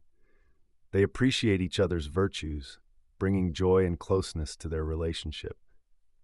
Children can further strengthen this bond as they are a shared joy and responsibility for both parents. Having children tends to unite couples because they have something important in common, which holds them together. In any relationship, like between husband and wife or friends, it's important to know how we should act towards each other. This often means figuring out what's fair and just. We don't treat everyone the same way. Our friends, strangers, and school buddies all deserve different kinds of attention and respect. There are 3 types of friendship. Friendships based on equality, those where one person is better in some way, and those where one friend is looking to gain something like fun or help. In equal friendships, everything should be balanced, with friends treating each other equally in love and support. In unequal friendships, the one who gives more should be recognized for their contributions. People usually get upset in friendships that are based on getting benefits, like when someone expects more than they give. But friends who value each other for their good qualities focus on doing good things for each other, so they don't complain or argue much. It's like a friendly competition to see who can be the most kind. In friendships for fun, people are happy as long as they're enjoying their time together. If someone doesn't have fun, they can choose to hang out with someone else, so it's their own choice. In friendships based on utility, people often end up complaining. This happens because they are using each other to gain something for themselves. Each person is trying to get more out of the friendship than the other, which leads to feelings of getting less than they deserve. They might blame their friend for not meeting all their desires and needs. Even if one friend tries to help, it's never enough for the other. When it comes to justice, there are 2 types: written laws and unwritten moral codes. Similarly, with friendships of utility, friendships based on mutual benefits, there can be legal or moral obligations. In the legal sense, agreements are clear-cut, like business deals where repayment terms are set. These are straightforward, and if there's a delay, it's more like a friendly gesture. In some places, legal systems don't even step in if people agree to become friends through these kinds of deals, expecting them to live with their decisions. On the other hand, moral friendships aren't as clear-cut. They involve giving like you would to a friend, without specific terms. You're kind of lending something, yet hoping to get back as much or more. If a friendship ends and someone feels they've lost out, they might complain. It's because, while many people like the idea of being noble and generous, they also prefer what's beneficial or advantageous. It feels honorable to help without wanting repayment, but it's also advantageous to receive benefits. So, if someone helps you, it's only right to try to repay the kindness. But you shouldn't force a friendship on anyone or take too much advantage of their kindness. If you realize later it wasn't meant genuinely, return the favor like you'd agreed to fixed terms. It's important to decide at the start whether to accept someone's kindness and on what terms, or politely decline it. When thinking about how to measure the value of a service or favor, people often debate whether it should be based on how helpful it is to the person receiving it or on the generosity of the person giving it. Those who receive help sometimes downplay the favor, saying the giver did not sacrifice much and that they could have received the same help from someone else. On the other hand, the giver might argue that the favor was significant, unique, and even given during difficult times. In friendships based on usefulness, the help is measured by how much it benefits the person receiving it. The receiver asks for help expecting to give back something equally valuable, or even more, because that would be honorable. But in friendships based on genuine goodness, there are usually no complaints. Here, the intention behind giving is what matters most, because that shows true character and virtue. In friendships where there's a sense of superiority, problems can pop up. Each person might want to benefit more, and if one feels shortchanged, the friendship could end. The person who thinks they're better might believe they deserve more because good people should get bigger rewards. Similarly, someone who is more helpful thinks the same way. They feel that if friendship benefits aren't fair, it's more like a duty than a friendship. It's like a business deal where those who contribute more expect bigger returns. On the flip side, people who feel less advantaged think true friends should support those in need. They wonder what's the point of having a strong or good friend if it doesn't lead to any benefits. In friendships, both friends deserve to benefit, but in different ways. The one who is more virtuous should gain more honor because honor is a reward for their goodness. Meanwhile, the other friend might receive more help or gain, which they need more. This way, each person gets what they need from the friendship. In any society, people who don't help or contribute shouldn't expect to be honored or respected. Honor goes to those who help and benefit the community. You can't have both public wealth and honor without contributing. If someone isn't making money, they often get honor instead, and those who work for money get wealth. This balance keeps the peace and friendship. When people are different in terms of wealth or virtues, friendship means the wealthier or more virtuous person offers respect in return. True friendship isn't just a trade, it's about doing your best. You can never fully repay people like deities or parents for what they give you. Doing your best is what makes you a good person. A son can't fully repay everything he gets from his father, so he will always owe him something. Fathers can choose to forgive what they're owed, just like creditors can cancel a debt. Fathers rarely reject their sons unless the sons are extremely bad, because people naturally rely on their children's help. If a son is bad, he might not want to help his father at all. Most people enjoy getting help, but aren't as eager to give it. And that's pretty much the story. Chapter 9. In friendships where people are really different from each other, it's important to find a balance to make things work. Imagine a shoemaker and a weaver being friends. They swap things they've made, like shoes for clothes, to keep their friendship fair. Money can help measure this fairness so everyone knows what's equal. But in romantic relationships, things can get tricky. Sometimes, one person is super in love and they feel grumpy because the other person doesn't love them as much. Other times, one person promised a lot but didn't do any of it. This happens when one person is in it for fun and the other for some kind of benefit, like being taken care of. These friendships break apart because they were based on things that don't last long. But friendships based on good character last because they are not dependent on those changing short-term reasons. So, problems come up when people expect different things from a friendship or relationship. It's like when someone promised a musician lots of rewards for playing beautifully, but later didn't give anything because he thought the music itself was the reward. Everything would have been fine if they both agreed, but if one wanted only enjoyment and the other wanted something more valuable, there's a big mix-up. Friendships only last if everyone gets what they expected and wanted. When it comes to valuing a service, who should decide its worth? The one making the sacrifice or the one who benefits? Some people think the person receiving the help should choose. For example, Protagoras, a famous teacher, used to let his students decide how much his lessons were worth and pay accordingly. However, there's a saying that suggests everyone should have a set payment to avoid misunderstandings. Sometimes people promise a lot to get money up front, but don't deliver on their promises, which makes others upset. This is a common issue with sophists, teachers who might get paid for skills that aren't seen as valuable. People tend to complain if they don't get what they paid for. When people do something good for us without expecting anything in return, it's like a special kind of friendship. This kind of friendship is based on virtues or good qualities. We should try to give back to these friends based on their intentions, because what matters most is the purpose behind their actions. The same goes for those who teach us philosophy or important life lessons. Their value can't be measured with money, and we can't give them enough honor for what they've done. Just like with our parents or even with gods, it's important to give back what we can, even if it can't fully repay them. When giving a gift, if you're expecting something in return, it's best if both sides agree on what's fair. But if that's tricky, the person who got the gift first should decide how to repay it. This way, the giver gets something equal to the happiness or value the gift brought. When you sell something, the law sometimes says that the person who bought it should decide on the terms, not the person who sold it. This is because buyers and sellers often value things differently.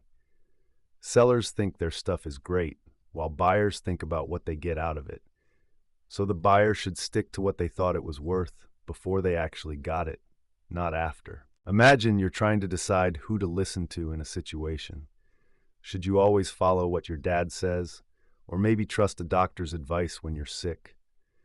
And when it comes to picking a leader, is it better to choose someone who's really good at military stuff? It's a bit like trying to figure out whether to help a friend or do something nice for someone who's done a lot for you. Sometimes you can't do both, so you have to make a tough choice. Making decisions about who to help first can be really tricky. There are so many factors to consider, like how important the help is or how noble the cause. But one thing is clear, we shouldn't always pick the same person for everything. For instance, it's usually better to pay back someone who helped you, like a creditor, rather than lending to a friend. However, sometimes the situation is more complicated. Imagine you were saved from bandits. Should you help your rescuer if they get captured, or should you save your father first? Most would choose to help their father before themselves. In general, it's fair to return favors, but when the favor is really important or special, that might change the rules. It's important to think about what's right in each situation, since sometimes giving back exactly what you received isn't always the best choice. There's no exact science to this. Just like emotions and actions, each situation is unique. In life, it's important to treat people differently based on their relationship with us. We shouldn't give everyone the same things because different people play different roles in our lives. For example, we invite family to weddings and funerals because these events connect to family matters. When it comes to things like food, it's more honorable to help our parents first, since they took care of us from the start. Respect is also key. We should honor our parents like we honor the gods, but not in the same way we honor a philosopher or a leader. The kind of respect we show should fit who they are, whether it's a father, mother, or someone elderly, by simple gestures like giving up a seat.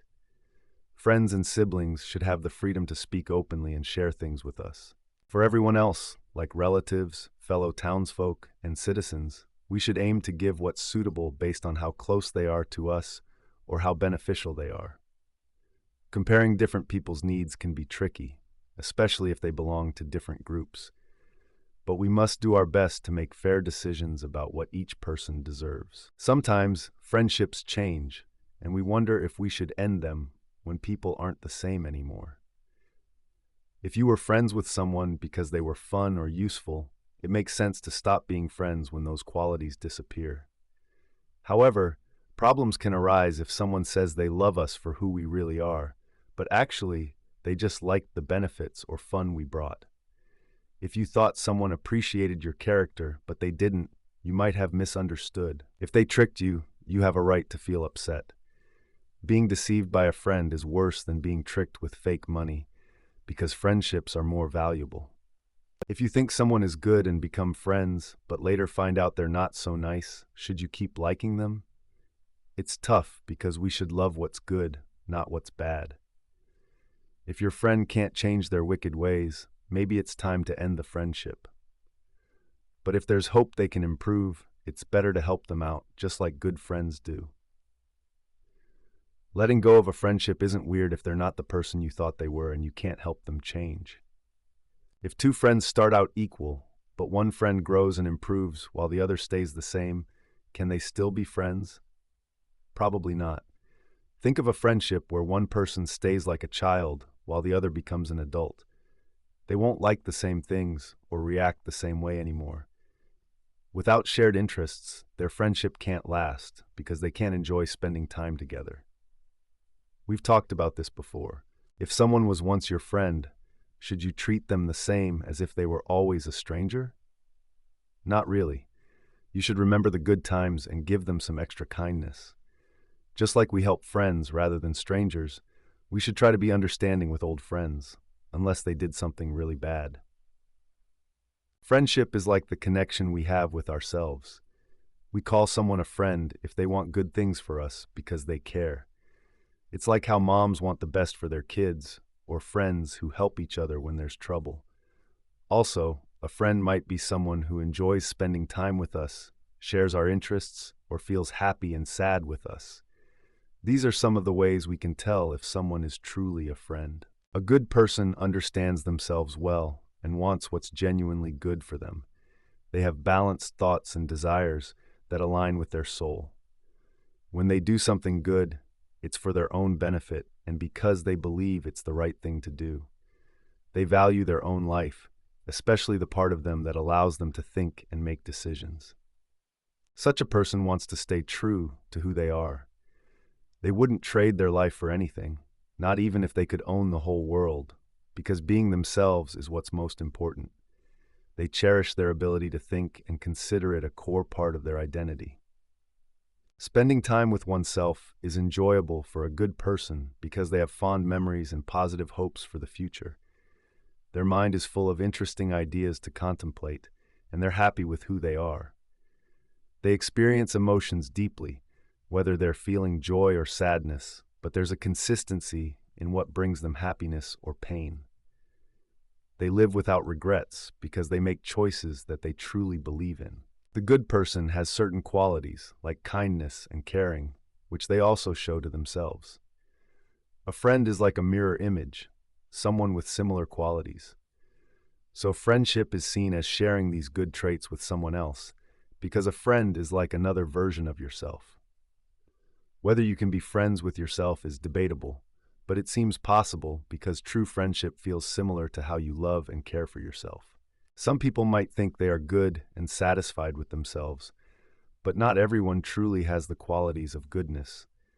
Really bad people don't have these attributes, and even people who aren't the best can struggle with them. For example, some people know what's good for them, but still choose things that are fun yet harmful, like when they're too lazy or scared to do what they should. Bad deeds can make people feel miserable, and some might even avoid being alone to escape their guilty thoughts. They usually seek company to forget their wrongdoings as they don't feel love for themselves. Such people are often torn inside, They feel happy and sad at the same time because their bad actions haunt them. Even if they enjoy something, they soon feel regret, wishing those things weren't tempting to them.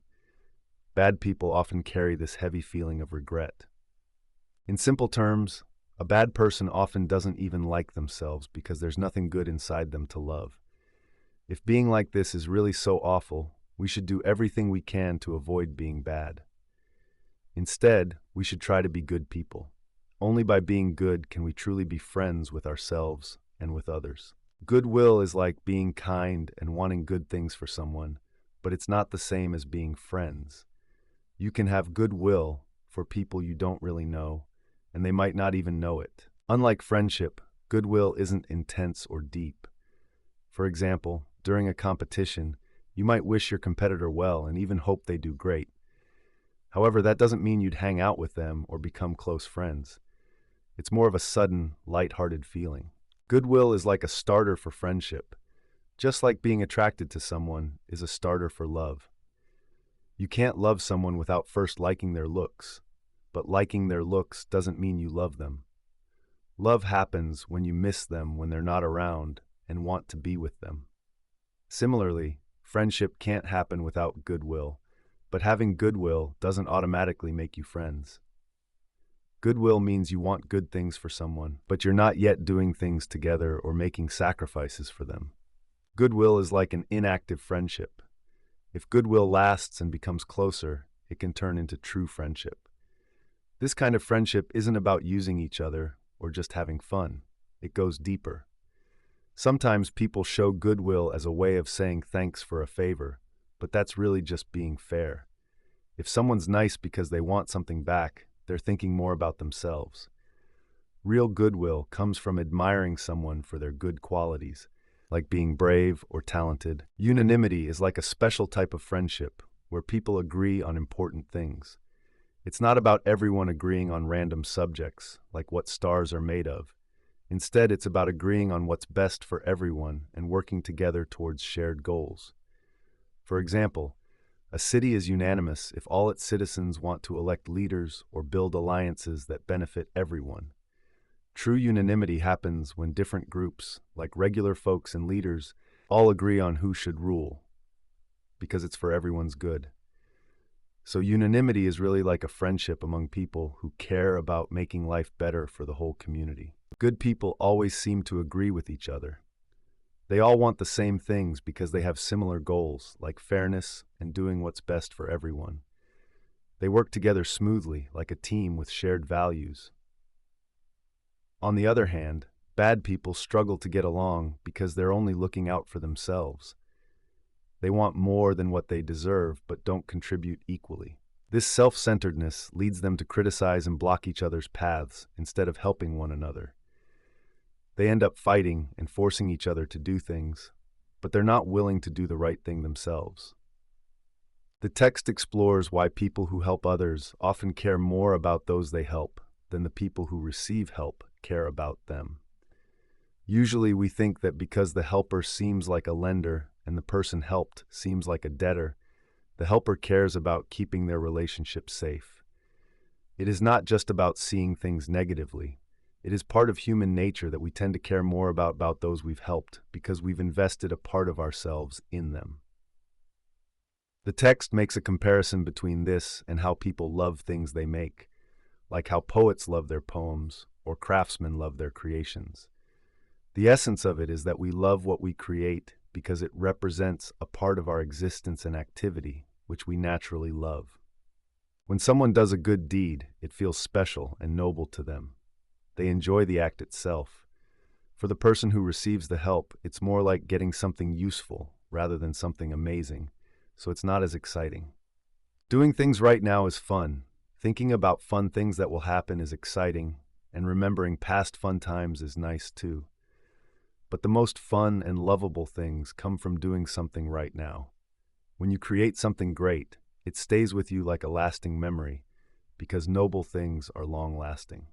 The memory of doing noble deeds is enjoyable, while remembering useful things isn't as fun. However, when it comes to looking forward to something, it's a little different. Expecting useful things can sometimes seem more exciting.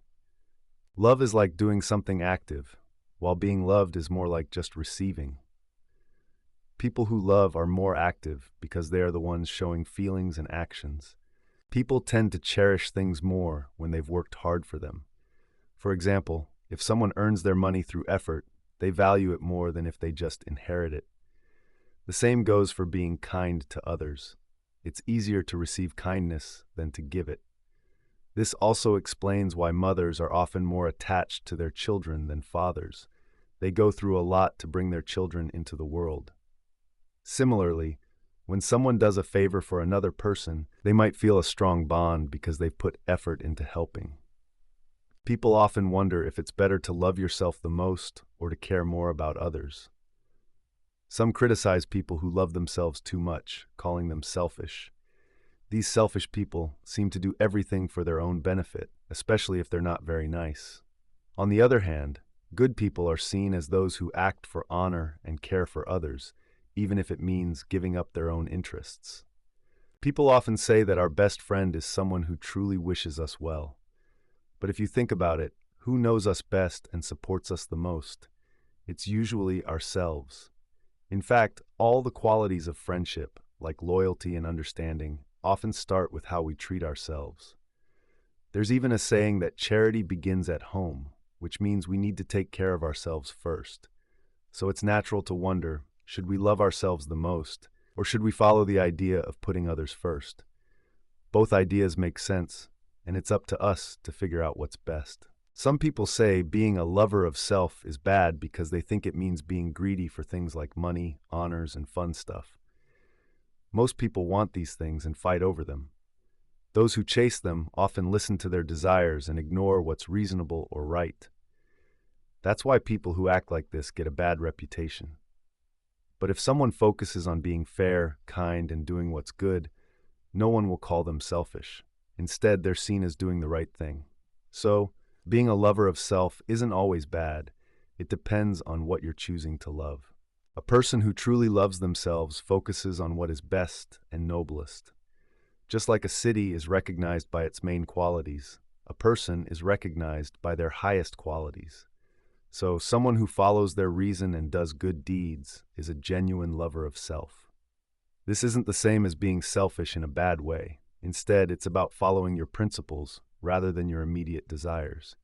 People who work hard to do good things are admired by everyone. Imagine if everyone aimed to do good deeds. The world would be a better place, benefiting everyone, because virtue is the greatest good. A good person should care about themselves, because by doing good things, they help both themselves and others.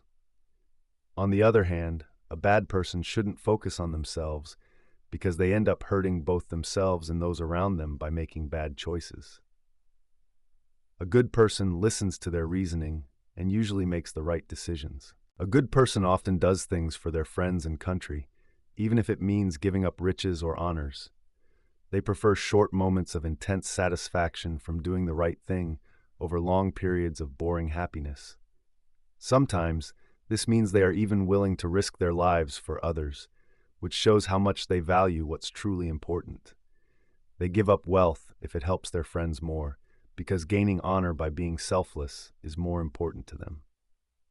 The same goes for giving up fame or power if it benefits someone else. This shows why they are considered good, as they choose what is honorable above all. Sometimes, a good person even lets their friend do something they also want to do, because it's more honorable to help others take action. In whatever they do, a good person gets the most honor by choosing what's right. So a good person should love themselves by focusing on being noble, not in the way that most people do, which is often selfish. The question of whether a happy person needs friends is a bit tricky. Some people argue that if you're really happy and can take care of yourself, you don't need friends because you have everything you need. Friends are like an extra thing, something you can't do alone. There's even a saying that implies you don't need friends if you're fortunate. But isn't it weird to think of a happy person without friends? Friends are one of the best things you can have. There's another idea that being a friend means doing good things for others, which is something that a good, virtuous person does. It feels better to help friends than strangers, so good people actually do need friends. This leads us to wonder if we need friends more when things are going great or when they're tough. In hard times, we definitely need someone to help us. But even in good times, having friends to share joy with is important. Also, imagining the happiest person as someone who's totally alone seems odd. No one wants to have everything but be by themselves because we're social creatures. We're naturally meant to live with others. Even someone who's very happy wants to be around other people. It's so much nicer to spend time with friends and good people than with strangers. So it turns out, even the happiest person needs friends. The first school of thought believes that friends are mostly people who are useful to us. However, a truly happy person doesn't need friends just for their usefulness or because they are fun to be around. Since their life is already good and enjoyable, they don't need extra happiness from others. That's why some might think that a really happy person doesn't need friends at all. The main idea of the text is about happiness and how it's connected to being active and having friends. Happiness isn't something we own from the start. It's like doing things that make us happy. If living actively and doing good things feels nice, and if having something be our own makes it better, then watching and doing things with our friends brings joy. Good friends who do good things make us happy because we like seeing and being part of those good actions.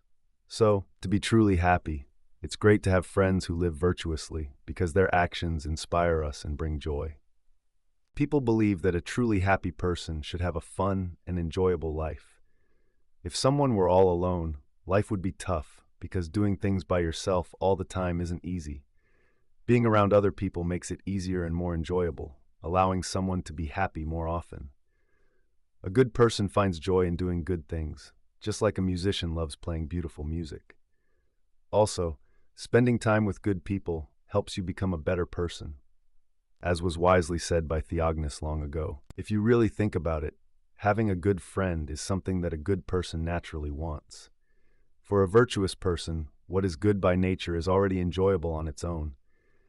Life for humans is all about using our senses or our minds, like seeing and thinking.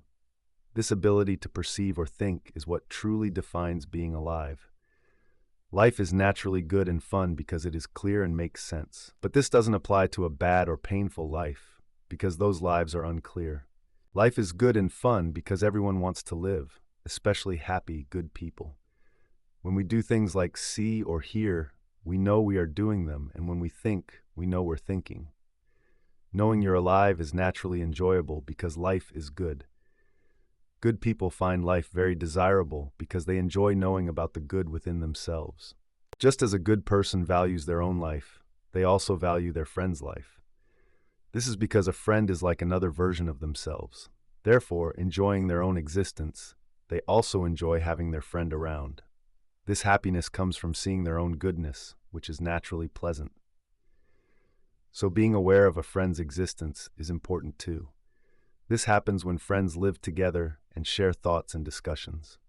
For humans, living together means more than just being in the same place, like animals do. It means truly sharing life and ideas. For someone who's really happy, just being alive is awesome because life is naturally good and fun. And when you think about it, it's the same for your friends. So if your own life is something you really want, then having friends should be too. To be truly happy, you need good, virtuous friends around you. Text. So should we try to have as many friends as we can? Or is it better to have a balanced number, like with guests, where it's best not to have too many or none at all? Maybe friendship should be like this too, not without friends, but also not overwhelmed by too many. When it comes to friends who are useful to us, having too many can feel like a big chore. Life is too short to keep up with everyone. So it's best to have just enough friends to make our life complete. Having too many can actually get in the way of living a good life. For friends we have just for fun, only a few are necessary. They're like a small pinch of spice that makes everything better. More than that might be too much. When it comes to good friends, should we try to have as many as possible? Maybe not, because just like a huge city isn't a city anymore, too many friends might not really feel like friends. The right number of friends might be those we can genuinely share our lives with. It's tough to really connect with a lot of people. Friends should also be friends with each other, but this is hard with many people. It's difficult to be deeply happy or sad with a large group at once, so maybe having just enough friends to truly be together is best. Real deep friendship, like love, is something special and usually involves only a few people. We don't often see big groups sharing that strong personal bond. The best example of strong friendship is usually between just two people. People who try to be friends with everyone might not be truly close to anyone. You can have lots of acquaintances, but true friendship based on character and virtue is rare, and it's a treasure to have even a few such friends. When life is tough, we need friends because they offer help and support. In good times, we want friends to share our happiness and to be kind to. This means that friendship is vital during bad times because we need practical support. But in good times, friendship feels special because we want to share our good fortune and live joyfully with good people. Having friends around is great in both situations because their company makes us happy and helps ease our sorrow. Even if we're unsure why exactly their presence helps, it still does make us feel better. Seeing your friends is always nice, especially when things aren't going great. Friends can really cheer you up just by being there or saying the right thing because they know you so well. However, seeing them upset because of your problems can be tough. We usually don't want to make our friends sad. That's why brave people try not to make their friends worry too much. They don't like seeing their friends in pain, even if they're struggling. They often prefer facing tough times alone. On the other hand, some people, like those who are more emotional, enjoy having friends who share their feelings and support them through difficulties. In any situation, it's a good idea to try to be like those stronger and more resilient friends. When things are going well for us, having friends around makes our happiness even better. It's nice to spend good times with them and know they're happy for us too. So when we're doing great, we should invite our friends to join in the fun. However, when things aren't going well, we should be careful about asking them for help. We don't want to burden them with our troubles too much. But if friends can really help us out with just a little effort on their part, then that's the best time to ask for their support. When someone's going through a tough time, it's awesome to step in and help them out without being asked. That's what real friends do. They support each other, especially when help is needed, but not requested. It's a great feeling for both people involved. On the other hand, when things are going well for a friend, we should happily join in their activities because they like having friends around then too. However, we shouldn't rush to take advantage of their good fortune. It's not admirable to be eager to receive favors. Still, we should be careful not to seem like a party pooper by turning them down all the time. That can sometimes be the impression we give. Having friends around is great in every situation. For people in love, seeing the one they adore is the best thing ever. It's the key to how their love starts and continues. Similarly for friends, being together is the best part. Friendship is like a team, where friends are as important as we are to ourselves. Just like we enjoy knowing we're alive, we love knowing our friends are alive too. When friends hang out, they feel this connection. Whatever people value most in life, they want to share it with their friends. Some enjoy drinking together, playing games, exercising, hunting, or studying philosophy. They spend their time enjoying what they love the most with their pals. Good friends influence each other positively, while bad friendships can lead to negative outcomes. That's why the friendship of good people is seen as beneficial, as they make each other better. In essence, true friendship is all about sharing life's best moments and becoming better people together.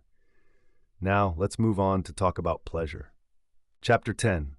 Let's talk about pleasure. Pleasure is a big part of what makes us human. That's why when we teach kids, we use fun stuff to help them learn. Being happy about the right things and disliking the wrong things is super important for being a good person. Throughout life, we look for what makes us happy and try to avoid what makes us sad. Some people argue about whether pleasure is good or bad. Some think saying pleasure is bad helps people not be too focused on it. But that's a bit confusing. The idea is that talking about feelings and actions can sometimes be confusing, and people might not always get it right. If you say one thing but do another, like saying pleasure is bad but secretly chasing it, it makes people doubt what's true. True explanations are important because they help us live better lives by understanding what's real. So let's check out different opinions on pleasure and what people think about it. Eudoxus believed that pleasure was the ultimate good. He noticed that everything, whether it was rational or not, seemed to aim for pleasure. He thought that since everyone and everything tried to reach the same goal, pleasure must be the best thing. People trusted his arguments not because they were convinced by them directly, but because Eudoxus himself was known to be a self-disciplined person, so they believed he was being honest. He also argued that understanding pain helped to prove his point. Since everyone disliked pain, he figured the opposite, pleasure, must be something everyone naturally wanted. Eudoxus pointed out that people choose pleasure for its own sake, not for anything else. Nobody asks why they like being happy, meaning it's valuable on its own. He even thought that adding pleasure to good actions, like being fair or wise, made those actions even better. Plato had this really interesting idea about what makes something truly good. He argued that if something, like pleasure, becomes even better when mixed with something else, like wisdom, then it can't be the ultimate good on its own. Basically, the best good shouldn't need anything added to be more desirable. So what could be so amazing that it stands alone as the best? That's the big question we're trying to answer. Some people say that just because everything aims for it doesn't make it good. But most people would agree that if everyone thinks something's good, it probably is. And if smart creatures want something, it must have some real benefit, right? Even animals might chase something that's naturally good for them, guided by instincts. So there's this mystery about finding what truly is the best thing out there. Some people argue that the opposite of pain, which is pleasure, isn't necessarily good. They say just because pain is bad doesn't make pleasure good. However, usually people avoid pain because it's bad and seek pleasure because it's good. This shows that pain and pleasure are opposites when it comes to how we feel about them. Is pleasure good, even if it's not a quality? The text argues that activities of virtue like justice or happiness aren't qualities either, yet they are good. People say good things are always the same, but pleasure can vary. If they think pleasure isn't good because it can change, then the same should apply to virtues, because we often say someone can be more or less just or brave. If their confusion is because pleasures feel different, they might be missing the point, since some pleasures are pure while others are mixed. Pleasures can vary in degree, just like health can be strong or weak, but still count as health. So maybe pleasure isn't so different from other good things after all. People often think of the good as perfect, and see things like movements or changes as imperfect. They try to explain pleasure as a kind of movement or something that just happens, but this doesn't really work. Movements can be fast or slow, like the way planets move in space. But pleasure isn't really about speed. You can become happy quickly, just like you can become mad quickly, but you can't actually be happy quickly. You can't rush the feeling of pleasure the way you can walk fast or grow quickly. Also, saying pleasure is something that just happens doesn't quite fit either. Usually, things that start have to come from something else that ends. If pleasure is a start, then it would mean that something like pain stops to make room for it. And things don't just randomly change into something else without a cause. Some people believe that pain comes from lacking something natural, and pleasure is getting it back. They think it's all about our bodies. If pleasure is about getting back to normal, then it must happen in the body. But not everyone thinks that way. Sure, it feels good when you're hungry and you eat, but not all pleasures are like that. Learning something new, or enjoying a nice smell or a beautiful view, doesn't need any pain before it. So, what are these kinds of pleasures really about? They don't fill up something missing, but they still feel great. Some people say that certain bad activities are fun, but that's not true for everyone. Just like sick people might think some weird things taste good or look a certain way because they're sick, the same goes for pleasures. They can be misleading. We can also think of it like this. Some pleasures are good, but it matters where they come from. Just like becoming rich is good, but not if it comes from doing bad things. Or being healthy is good, but not if you eat junk all the time. Lastly, there are different kinds of pleasure. The joy from doing good things is different from the joy of doing bad things. You can't enjoy the thrill of playing music without actually playing music, just like you can't appreciate the joy of being fair without being fair yourself. A real friend is different from someone who just flatters you. Friends are with us to support our good, while flatterers just want to make us happy for their own benefit. Imagine you wouldn't want to think like a kid your whole life, even if kid stuff is fun, or do something super embarrassing just because it feels good. There are lots of important things like learning, remembering, and being a good person that we care about, even without them being fun. This shows that not all fun things are good, and some pleasures are worth seeking on their own, while others aren't. The text is exploring the idea of pleasure and how it's different from movements or processes. When you look at something, it's complete in that moment. It doesn't need more time to be fully formed. Pleasure is like that too.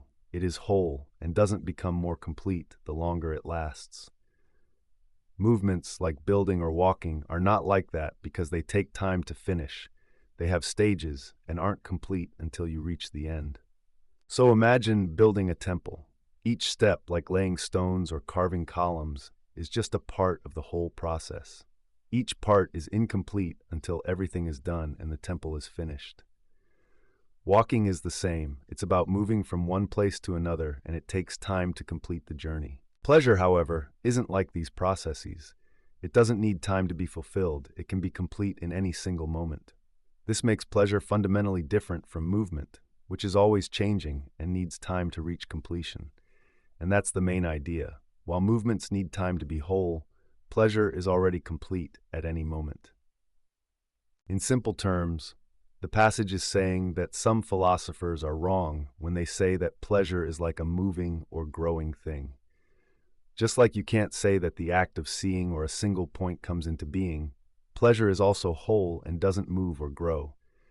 So pleasure is complete and not something that develops over time. When our senses, like sight and hearing, work really well, we can enjoy the most beautiful things around us in the best way. This is because when our senses are on point and we experience something wonderful, it feels amazing and makes us happy. Just like how a healthy body feels good, when our senses are in top shape and experiencing the best sights and sounds, it brings us joy. Enjoyment or pleasure makes experiencing things even better. It doesn't just feel good because our senses are working, but it adds something special, like a cherry on top. When everything aligns, our senses are at their best and what we are experiencing is superb, pleasure naturally follows.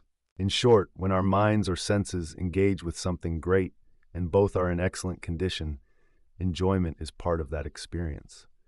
It's like a perfect match where everything works together to bring happiness. No one can be happy all the time because people get tired. Just like we can't do things without stopping, we can't feel pleasure non-stop. When something is new, it's exciting and fun because our mind is super active, like when we first see something cool. But after a while, we get used to it, and it doesn't feel as thrilling anymore, so the pleasure fades.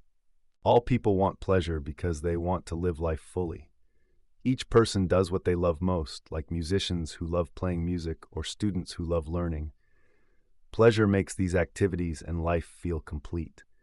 So it's natural to seek pleasure since it makes life better. It's hard to say if we live for pleasure or enjoy pleasure to live, but they seem closely connected. You need activity for pleasure, and pleasure makes activities feel complete. Let's break that down. Think about all the different things in the world, like animals, trees, paintings, and sculptures. Each one is special and finishes or gets better with different things. In the same way, actions that happen in our minds and what we feel with our senses are also different. So the happiness or pleasures we get from them are different too. It's like how the joy you get from solving a puzzle is different from the joy of listening to your favorite song. When you do something you enjoy, like playing music or solving puzzles, you get better at it. People who love geometry get better at it because their enjoyment helps them understand it more. This happens with other activities too. Having fun while doing something makes you improve faster because it gives you a special boost. But remember, different activities have different kinds of enjoyment. When people enjoy something more than what they're currently doing, they often get distracted. For example, if someone loves flute music and hears it while trying to engage in a conversation, they might stop paying attention to the conversation because the flute music is more enjoyable to them. This is common when we're trying to focus on two things at once. The more enjoyable activity often wins, making us stop the other activity. That's why if we really like doing something, we usually don't switch to another task unless we're not that interested in the first one. For instance, at a boring play, people might eat sweets because the play isn't engaging enough. Activities improve and last longer when we enjoy them, but they suffer when unrelated pleasures or pains are involved. If someone finds math or writing painful, they likely avoid it because of the discomfort. In short, unrelated pleasures can disrupt activities, much like pain does, although not as intensely. People do all sorts of things, and some things are good, some are bad, and some are just okay. And every activity has its own kind of fun or pleasure. If you're doing something good, the fun you have is good too. If it's something bad, the fun is not so great. Just like wanting good things is good and wanting bad things is well bad. The fun you have while doing something feels more connected to what you're doing than just wanting to do it. It's kind of tricky to tell if the doing and the fun are different or the same thing because they happen together. But fun isn't the same as thinking or sensing stuff. Just like there are all kinds of activities, there are different kinds of fun. Seeing is better than touching in a lot of ways, and hearing and smelling are better than tasting. The fun you get from these is also better. Plus, thinking can be even better fun than any of those. Even within these kinds of fun, some are better than others. Every animal has its own special kind of fun, just like it has its own special job. Think of it like this. Horses, dogs, and humans all enjoy different things. It's like Heraclitus said, donkeys might choose old food over gold because it's more enjoyable for them. Different animals have different kinds of pleasures that match their activities. But when it comes to people, things get more complicated. Some people find certain things fun, while others might find those same things annoying or even painful. For example, someone with a fever might not enjoy the same sweet things as someone who is healthy. The interesting part is that for a good, virtuous person, what they find enjoyable is usually actually good. So if someone thinks something exhausting is fun, it might just mean that they're not in a great state, rather than the thing being truly enjoyable. Things that are obviously not good shouldn't really be considered enjoyable, unless to someone who has an odd taste. To figure out what pleasures are truly the best for humans, we should look at what activities suit us best. The happiest and most fulfilled people will find pleasure in activities that complete them. The rest are enjoyable too, but in a smaller way, kind of like extra toppings on your favorite ice cream. So far, we've talked about virtues, friendships, and different kinds of pleasure. Now it's time to talk about happiness because it's the ultimate goal of life. To keep it simple, let's recap our earlier points. Happiness isn't just a mood you have, like being sleepy or having really bad luck. Instead, happiness is an activity, something you do. Some activities are just for fun, while others have a bigger purpose.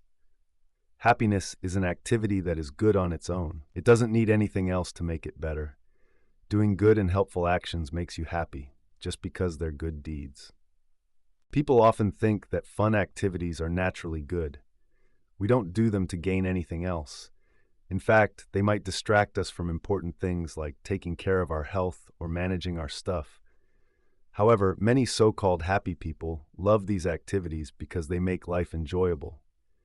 That's why people who are good at being fun are popular with rulers. They make time with them more entertaining. But just because powerful people like having fun doesn't mean it's the true form of happiness. Real happiness comes from doing good things that align with virtue and reason, not just from having fun. The real deal is that amusement isn't what makes us truly happy. Imagine working hard all your life just to have some fun. It sounds strange, right? Most things we do have a purpose or a goal, but happiness is different. It's the ultimate goal. Working for fun seems silly, like something kids might think makes sense. Instead, it's good to take breaks and have fun so we can work better. Amusement should be seen as a way to relax, not as the main goal in life. We need relaxation because we can't work non-stop, but it's not the point of our existence. It's a way to recharge for things that really matter. Living a happy life is about being virtuous and putting in effort. It's not just about having fun. Serious things are often seen as more important than funny things or those related to just having a good time. When we consider two things or two people, we often think the better one is more serious and naturally closer to happiness. It's important to remember that anyone, even someone in a tough situation, can enjoy simple pleasures. However, true happiness isn't just about these pleasures. It's about living a life full of goodness and virtue. If being happy means doing things according to goodness, then it makes sense that the best kind of happiness comes from the best part of ourselves. This best part might be our ability to think and understand, especially when we focus on things that are important and meaningful. Whether this thinking is from a divine part of us or just the most special part, using it in a good way brings true happiness. And as we've mentioned, this activity is all about thinking deeply and reflecting, which is called contemplation. The best thing for us is to use our reason, because reason is both our greatest feature and deals with the most amazing things we can know. When we deeply think about something, we can do it for a long time without getting tired. This kind of thinking, known as philosophic wisdom, brings the purest and longest-lasting joy, more than other activities. People who understand things enjoy life more than those still discovering. Thinking deeply is very independent. While everyone needs basic life necessities, a philosopher can think alone, needing less from others. This kind of thinking is pursued for its own sake because it doesn't result in anything besides the joy of thinking itself. Happiness often occurs when we aren't busy, as we do certain tasks to eventually have free time. Activities like politics or warfare are tiring because they're done with goals in mind, often for control or honor. Practical actions in government or war are seen as noble but are not ends in themselves. On the other hand, contemplating or thoughtful reasoning stands out because it doesn't aim for any other result. It's valuable and satisfying in itself, bringing pleasure and allowing for self-contentment. It is linked with leisure and endless energy, characteristics of a truly happy person. Therefore, such deep thought may offer the fullest form of happiness over a complete lifetime. Living a life guided by our best qualities is like tapping into something divine within us. If our ability to reason is like a spark of something heavenly, then living according to that reason is like living a divine life. It's more valuable and powerful than anything else we might do. Even though we're human, we should aim to be the best version of ourselves, aiming for greatness, even if it seems small or difficult. This best part of us, our reasoning, is truly who we are. So it makes sense to choose a life that reflects our true self, one that emphasizes reasoning, as it's the most natural, enjoyable, and happiest way for humans to live. Living a happy life involves following two kinds of virtues. First, there's a life of action and interaction with others. This includes being just, brave, and virtuous, all of which are very human activities. These virtues often deal with our emotions and character, shaping how we deal with others in society. Practical wisdom, or good judgment, also plays a big role because it helps us make moral decisions. On the other hand, intellect and reason are a separate kind of excellence. While less reliant on external things like money or power, these also need some basics to thrive. People who pursue wisdom and truth often don't need much for their thinking activities. However, when they choose to live among people, they must engage in virtuous acts like everyone else, meaning they still require life's essentials. It's important to balance our will and our actions in pursuing virtue, aiming for perfection through both.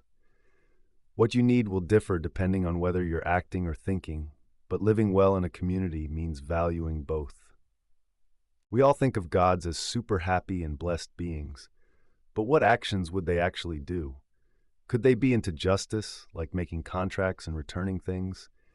Or maybe they are brave, always facing danger? But that seems odd if they're gods, right? And what about giving gifts or being generous? It sounds strange to think of gods with money or needing to gift. They don't even have bad desires to control, so being self-controlled wouldn't fit them either. It seems like the usual actions we think of don't really match what gods would do. Still, since we believe they live, they must be doing something, right? They aren't just sleeping all the time. If they don't do tasks or make things, what do? Well, maybe they just think deeply about things, because thinking and understanding can be the most divine activity. So, the best kind of happiness for us humans might be when we engage in deep thinking, similar to what the gods would do. Happiness is something very special, and not everyone can experience it in the same way. The writer suggests that animals can't be truly happy because they don't engage in activities like contemplation, which is thinking deeply about things. For humans and gods who can contemplate, happiness comes more naturally. The more we think deeply and engage in contemplation, the happier we become, because contemplation is valuable on its own. So, true happiness is closely linked to our ability to contemplate and reflect. To be happy, people need more than just thinking. Our bodies need to be healthy, and we need things like food. But happiness doesn't mean having loads of stuff. You can be happy and do good things without owning everything. Solon, a wise man, thought a happy person has enough, does great deeds, and lives simply. Anaxagoras, another wise thinker, believed happiness isn't about being rich or in power. He thought happy people might seem odd to others who only see the outside things. Wise people agree that happiness isn't about material goods. We need to look at real life to see if these ideas work. If they do, we accept them. If not, they're just theories. Using our minds and thinking deeply makes us like the gods who care about good things. Philosophers who think deeply about life are closest to this and are believed to be the happiest. So being a thinker, or philosopher, makes someone dear to the gods and likely the happiest of all. The text talks about how just talking about virtues, friendship, and pleasure isn't enough. It's like having a map for a journey, but never actually taking the trip. To be good, you have to practice virtue, not just know about it. Some people naturally aim to be good and noble, and arguments can inspire them. But many people don't change just by hearing good ideas because they follow their desires and fear punishment more than they seek true goodness. For these individuals, changing their character just through discussion is really tough. It's important to at least try to surround ourselves with positive influences to gain a bit of virtue. Some people think we become good naturally. Others believe we learn it from habits or teaching. Being good by nature isn't something we control. It's like a special gift some people have. Teaching doesn't work for everyone, but it often starts with forming good habits. It's like preparing the soil for planting seeds. If someone follows their feelings too much, they won't listen to or understand advice that tells them to change. Usually, strong feelings don't change just by talking. They need a stronger push. So being good might need a mix of natural character and a love for what's right and dislike for what's wrong. It's tough to learn to be virtuous from a young age if you're not raised with the right rules. Being disciplined and modest isn't something most people, especially youngsters, find enjoyable. That's why it's important to have clear guidelines for their upbringing and activities. Once something becomes a habit, it no longer feels difficult. But just having good habits as a kid isn't enough. Even as adults, we need to keep practicing them. Laws are helpful for this because most people respond better to rules and consequences than just being told what's right. Some people believe that lawmakers should encourage people to be good and noble. They think that if people develop good habits, they will naturally follow these positive influences. Those who don't behave well should face punishments, and those who are really bad should be sent away. Good people, focused on noble things, will listen to reason. In contrast, those who just want to have fun might need to be corrected with discomfort or pain. The idea is that the punishments should be opposite to the pleasures that these people seek. To be a good person, one must be well-trained and have good habits. This means spending time doing positive things and avoiding bad actions. Living by reason and order can help achieve this. However, a father's advice or one person's command might not be strong enough to guide people. Laws, on the other hand, have the power to guide and control because they are based on wisdom and reason. Even though people might not like being told what to do, laws that aim for the common good aren't seen as a burden. In Sparta, the government really cared about how people were raised and what jobs they did. Most other places didn't bother with that stuff, and people just did whatever they wanted, like in the story of the Cyclops. It's probably better if the community looks after these things. But if they don't, each person should try to help their kids and friends be good people, and they should want to do this even if they can't always make it happen. If you want to be good at making rules, you should learn how to make good ones. Good rules help keep everything in order, whether they're written down or just understood. Just like in a city where good laws help everyone, in a family, it's what a dad says and does that really matters. Dads have a special role because kids naturally want to listen to them. Also, learning at home can sometimes be better than in a big group, kind of like how a doctor might give special medicines just for you.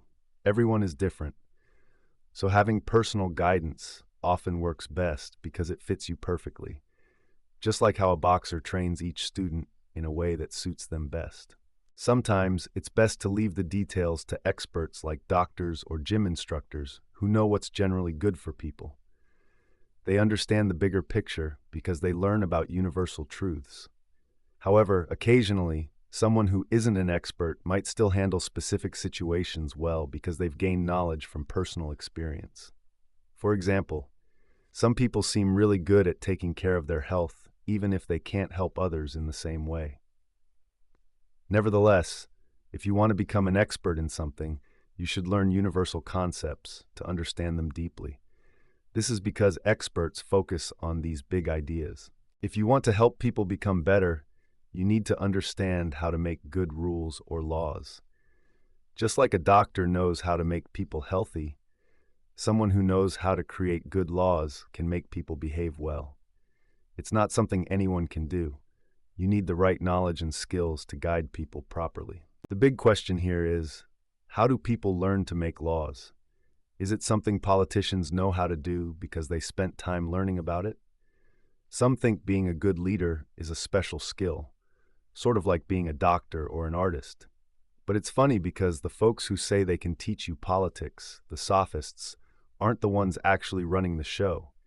It's the politicians doing that. Politicians seem to get good at their jobs through practice and experience, not just through studying or thinking hard about it.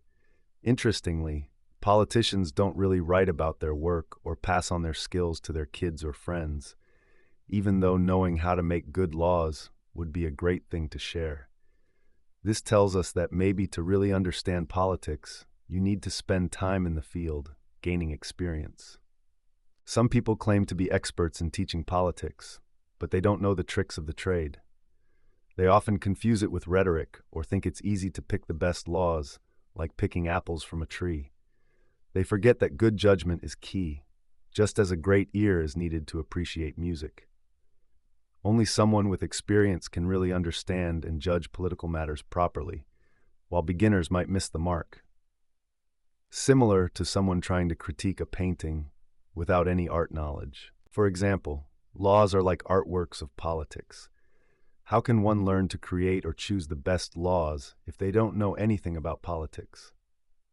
Even doctors don't become experts just by reading books. They need experience.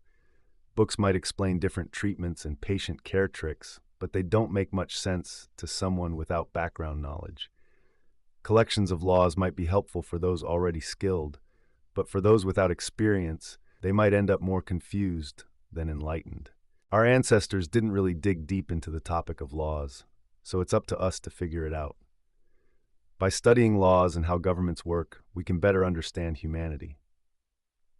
We should check out what smart people from the past have said and learn from different types of governments to see which types help societies flourish and which don't. By learning about these, we'll know what makes a government great and how it should be run with the best rules and traditions. Let's dive into this discussion. The story has come to a close and everything has reached its final moment. The characters have finished their journey and the adventure has come to an end. It's time to say goodbye, but the memories of this tale will stay with us forever. Enjoyed the content? Subscribe for more classic literature in a modern translation.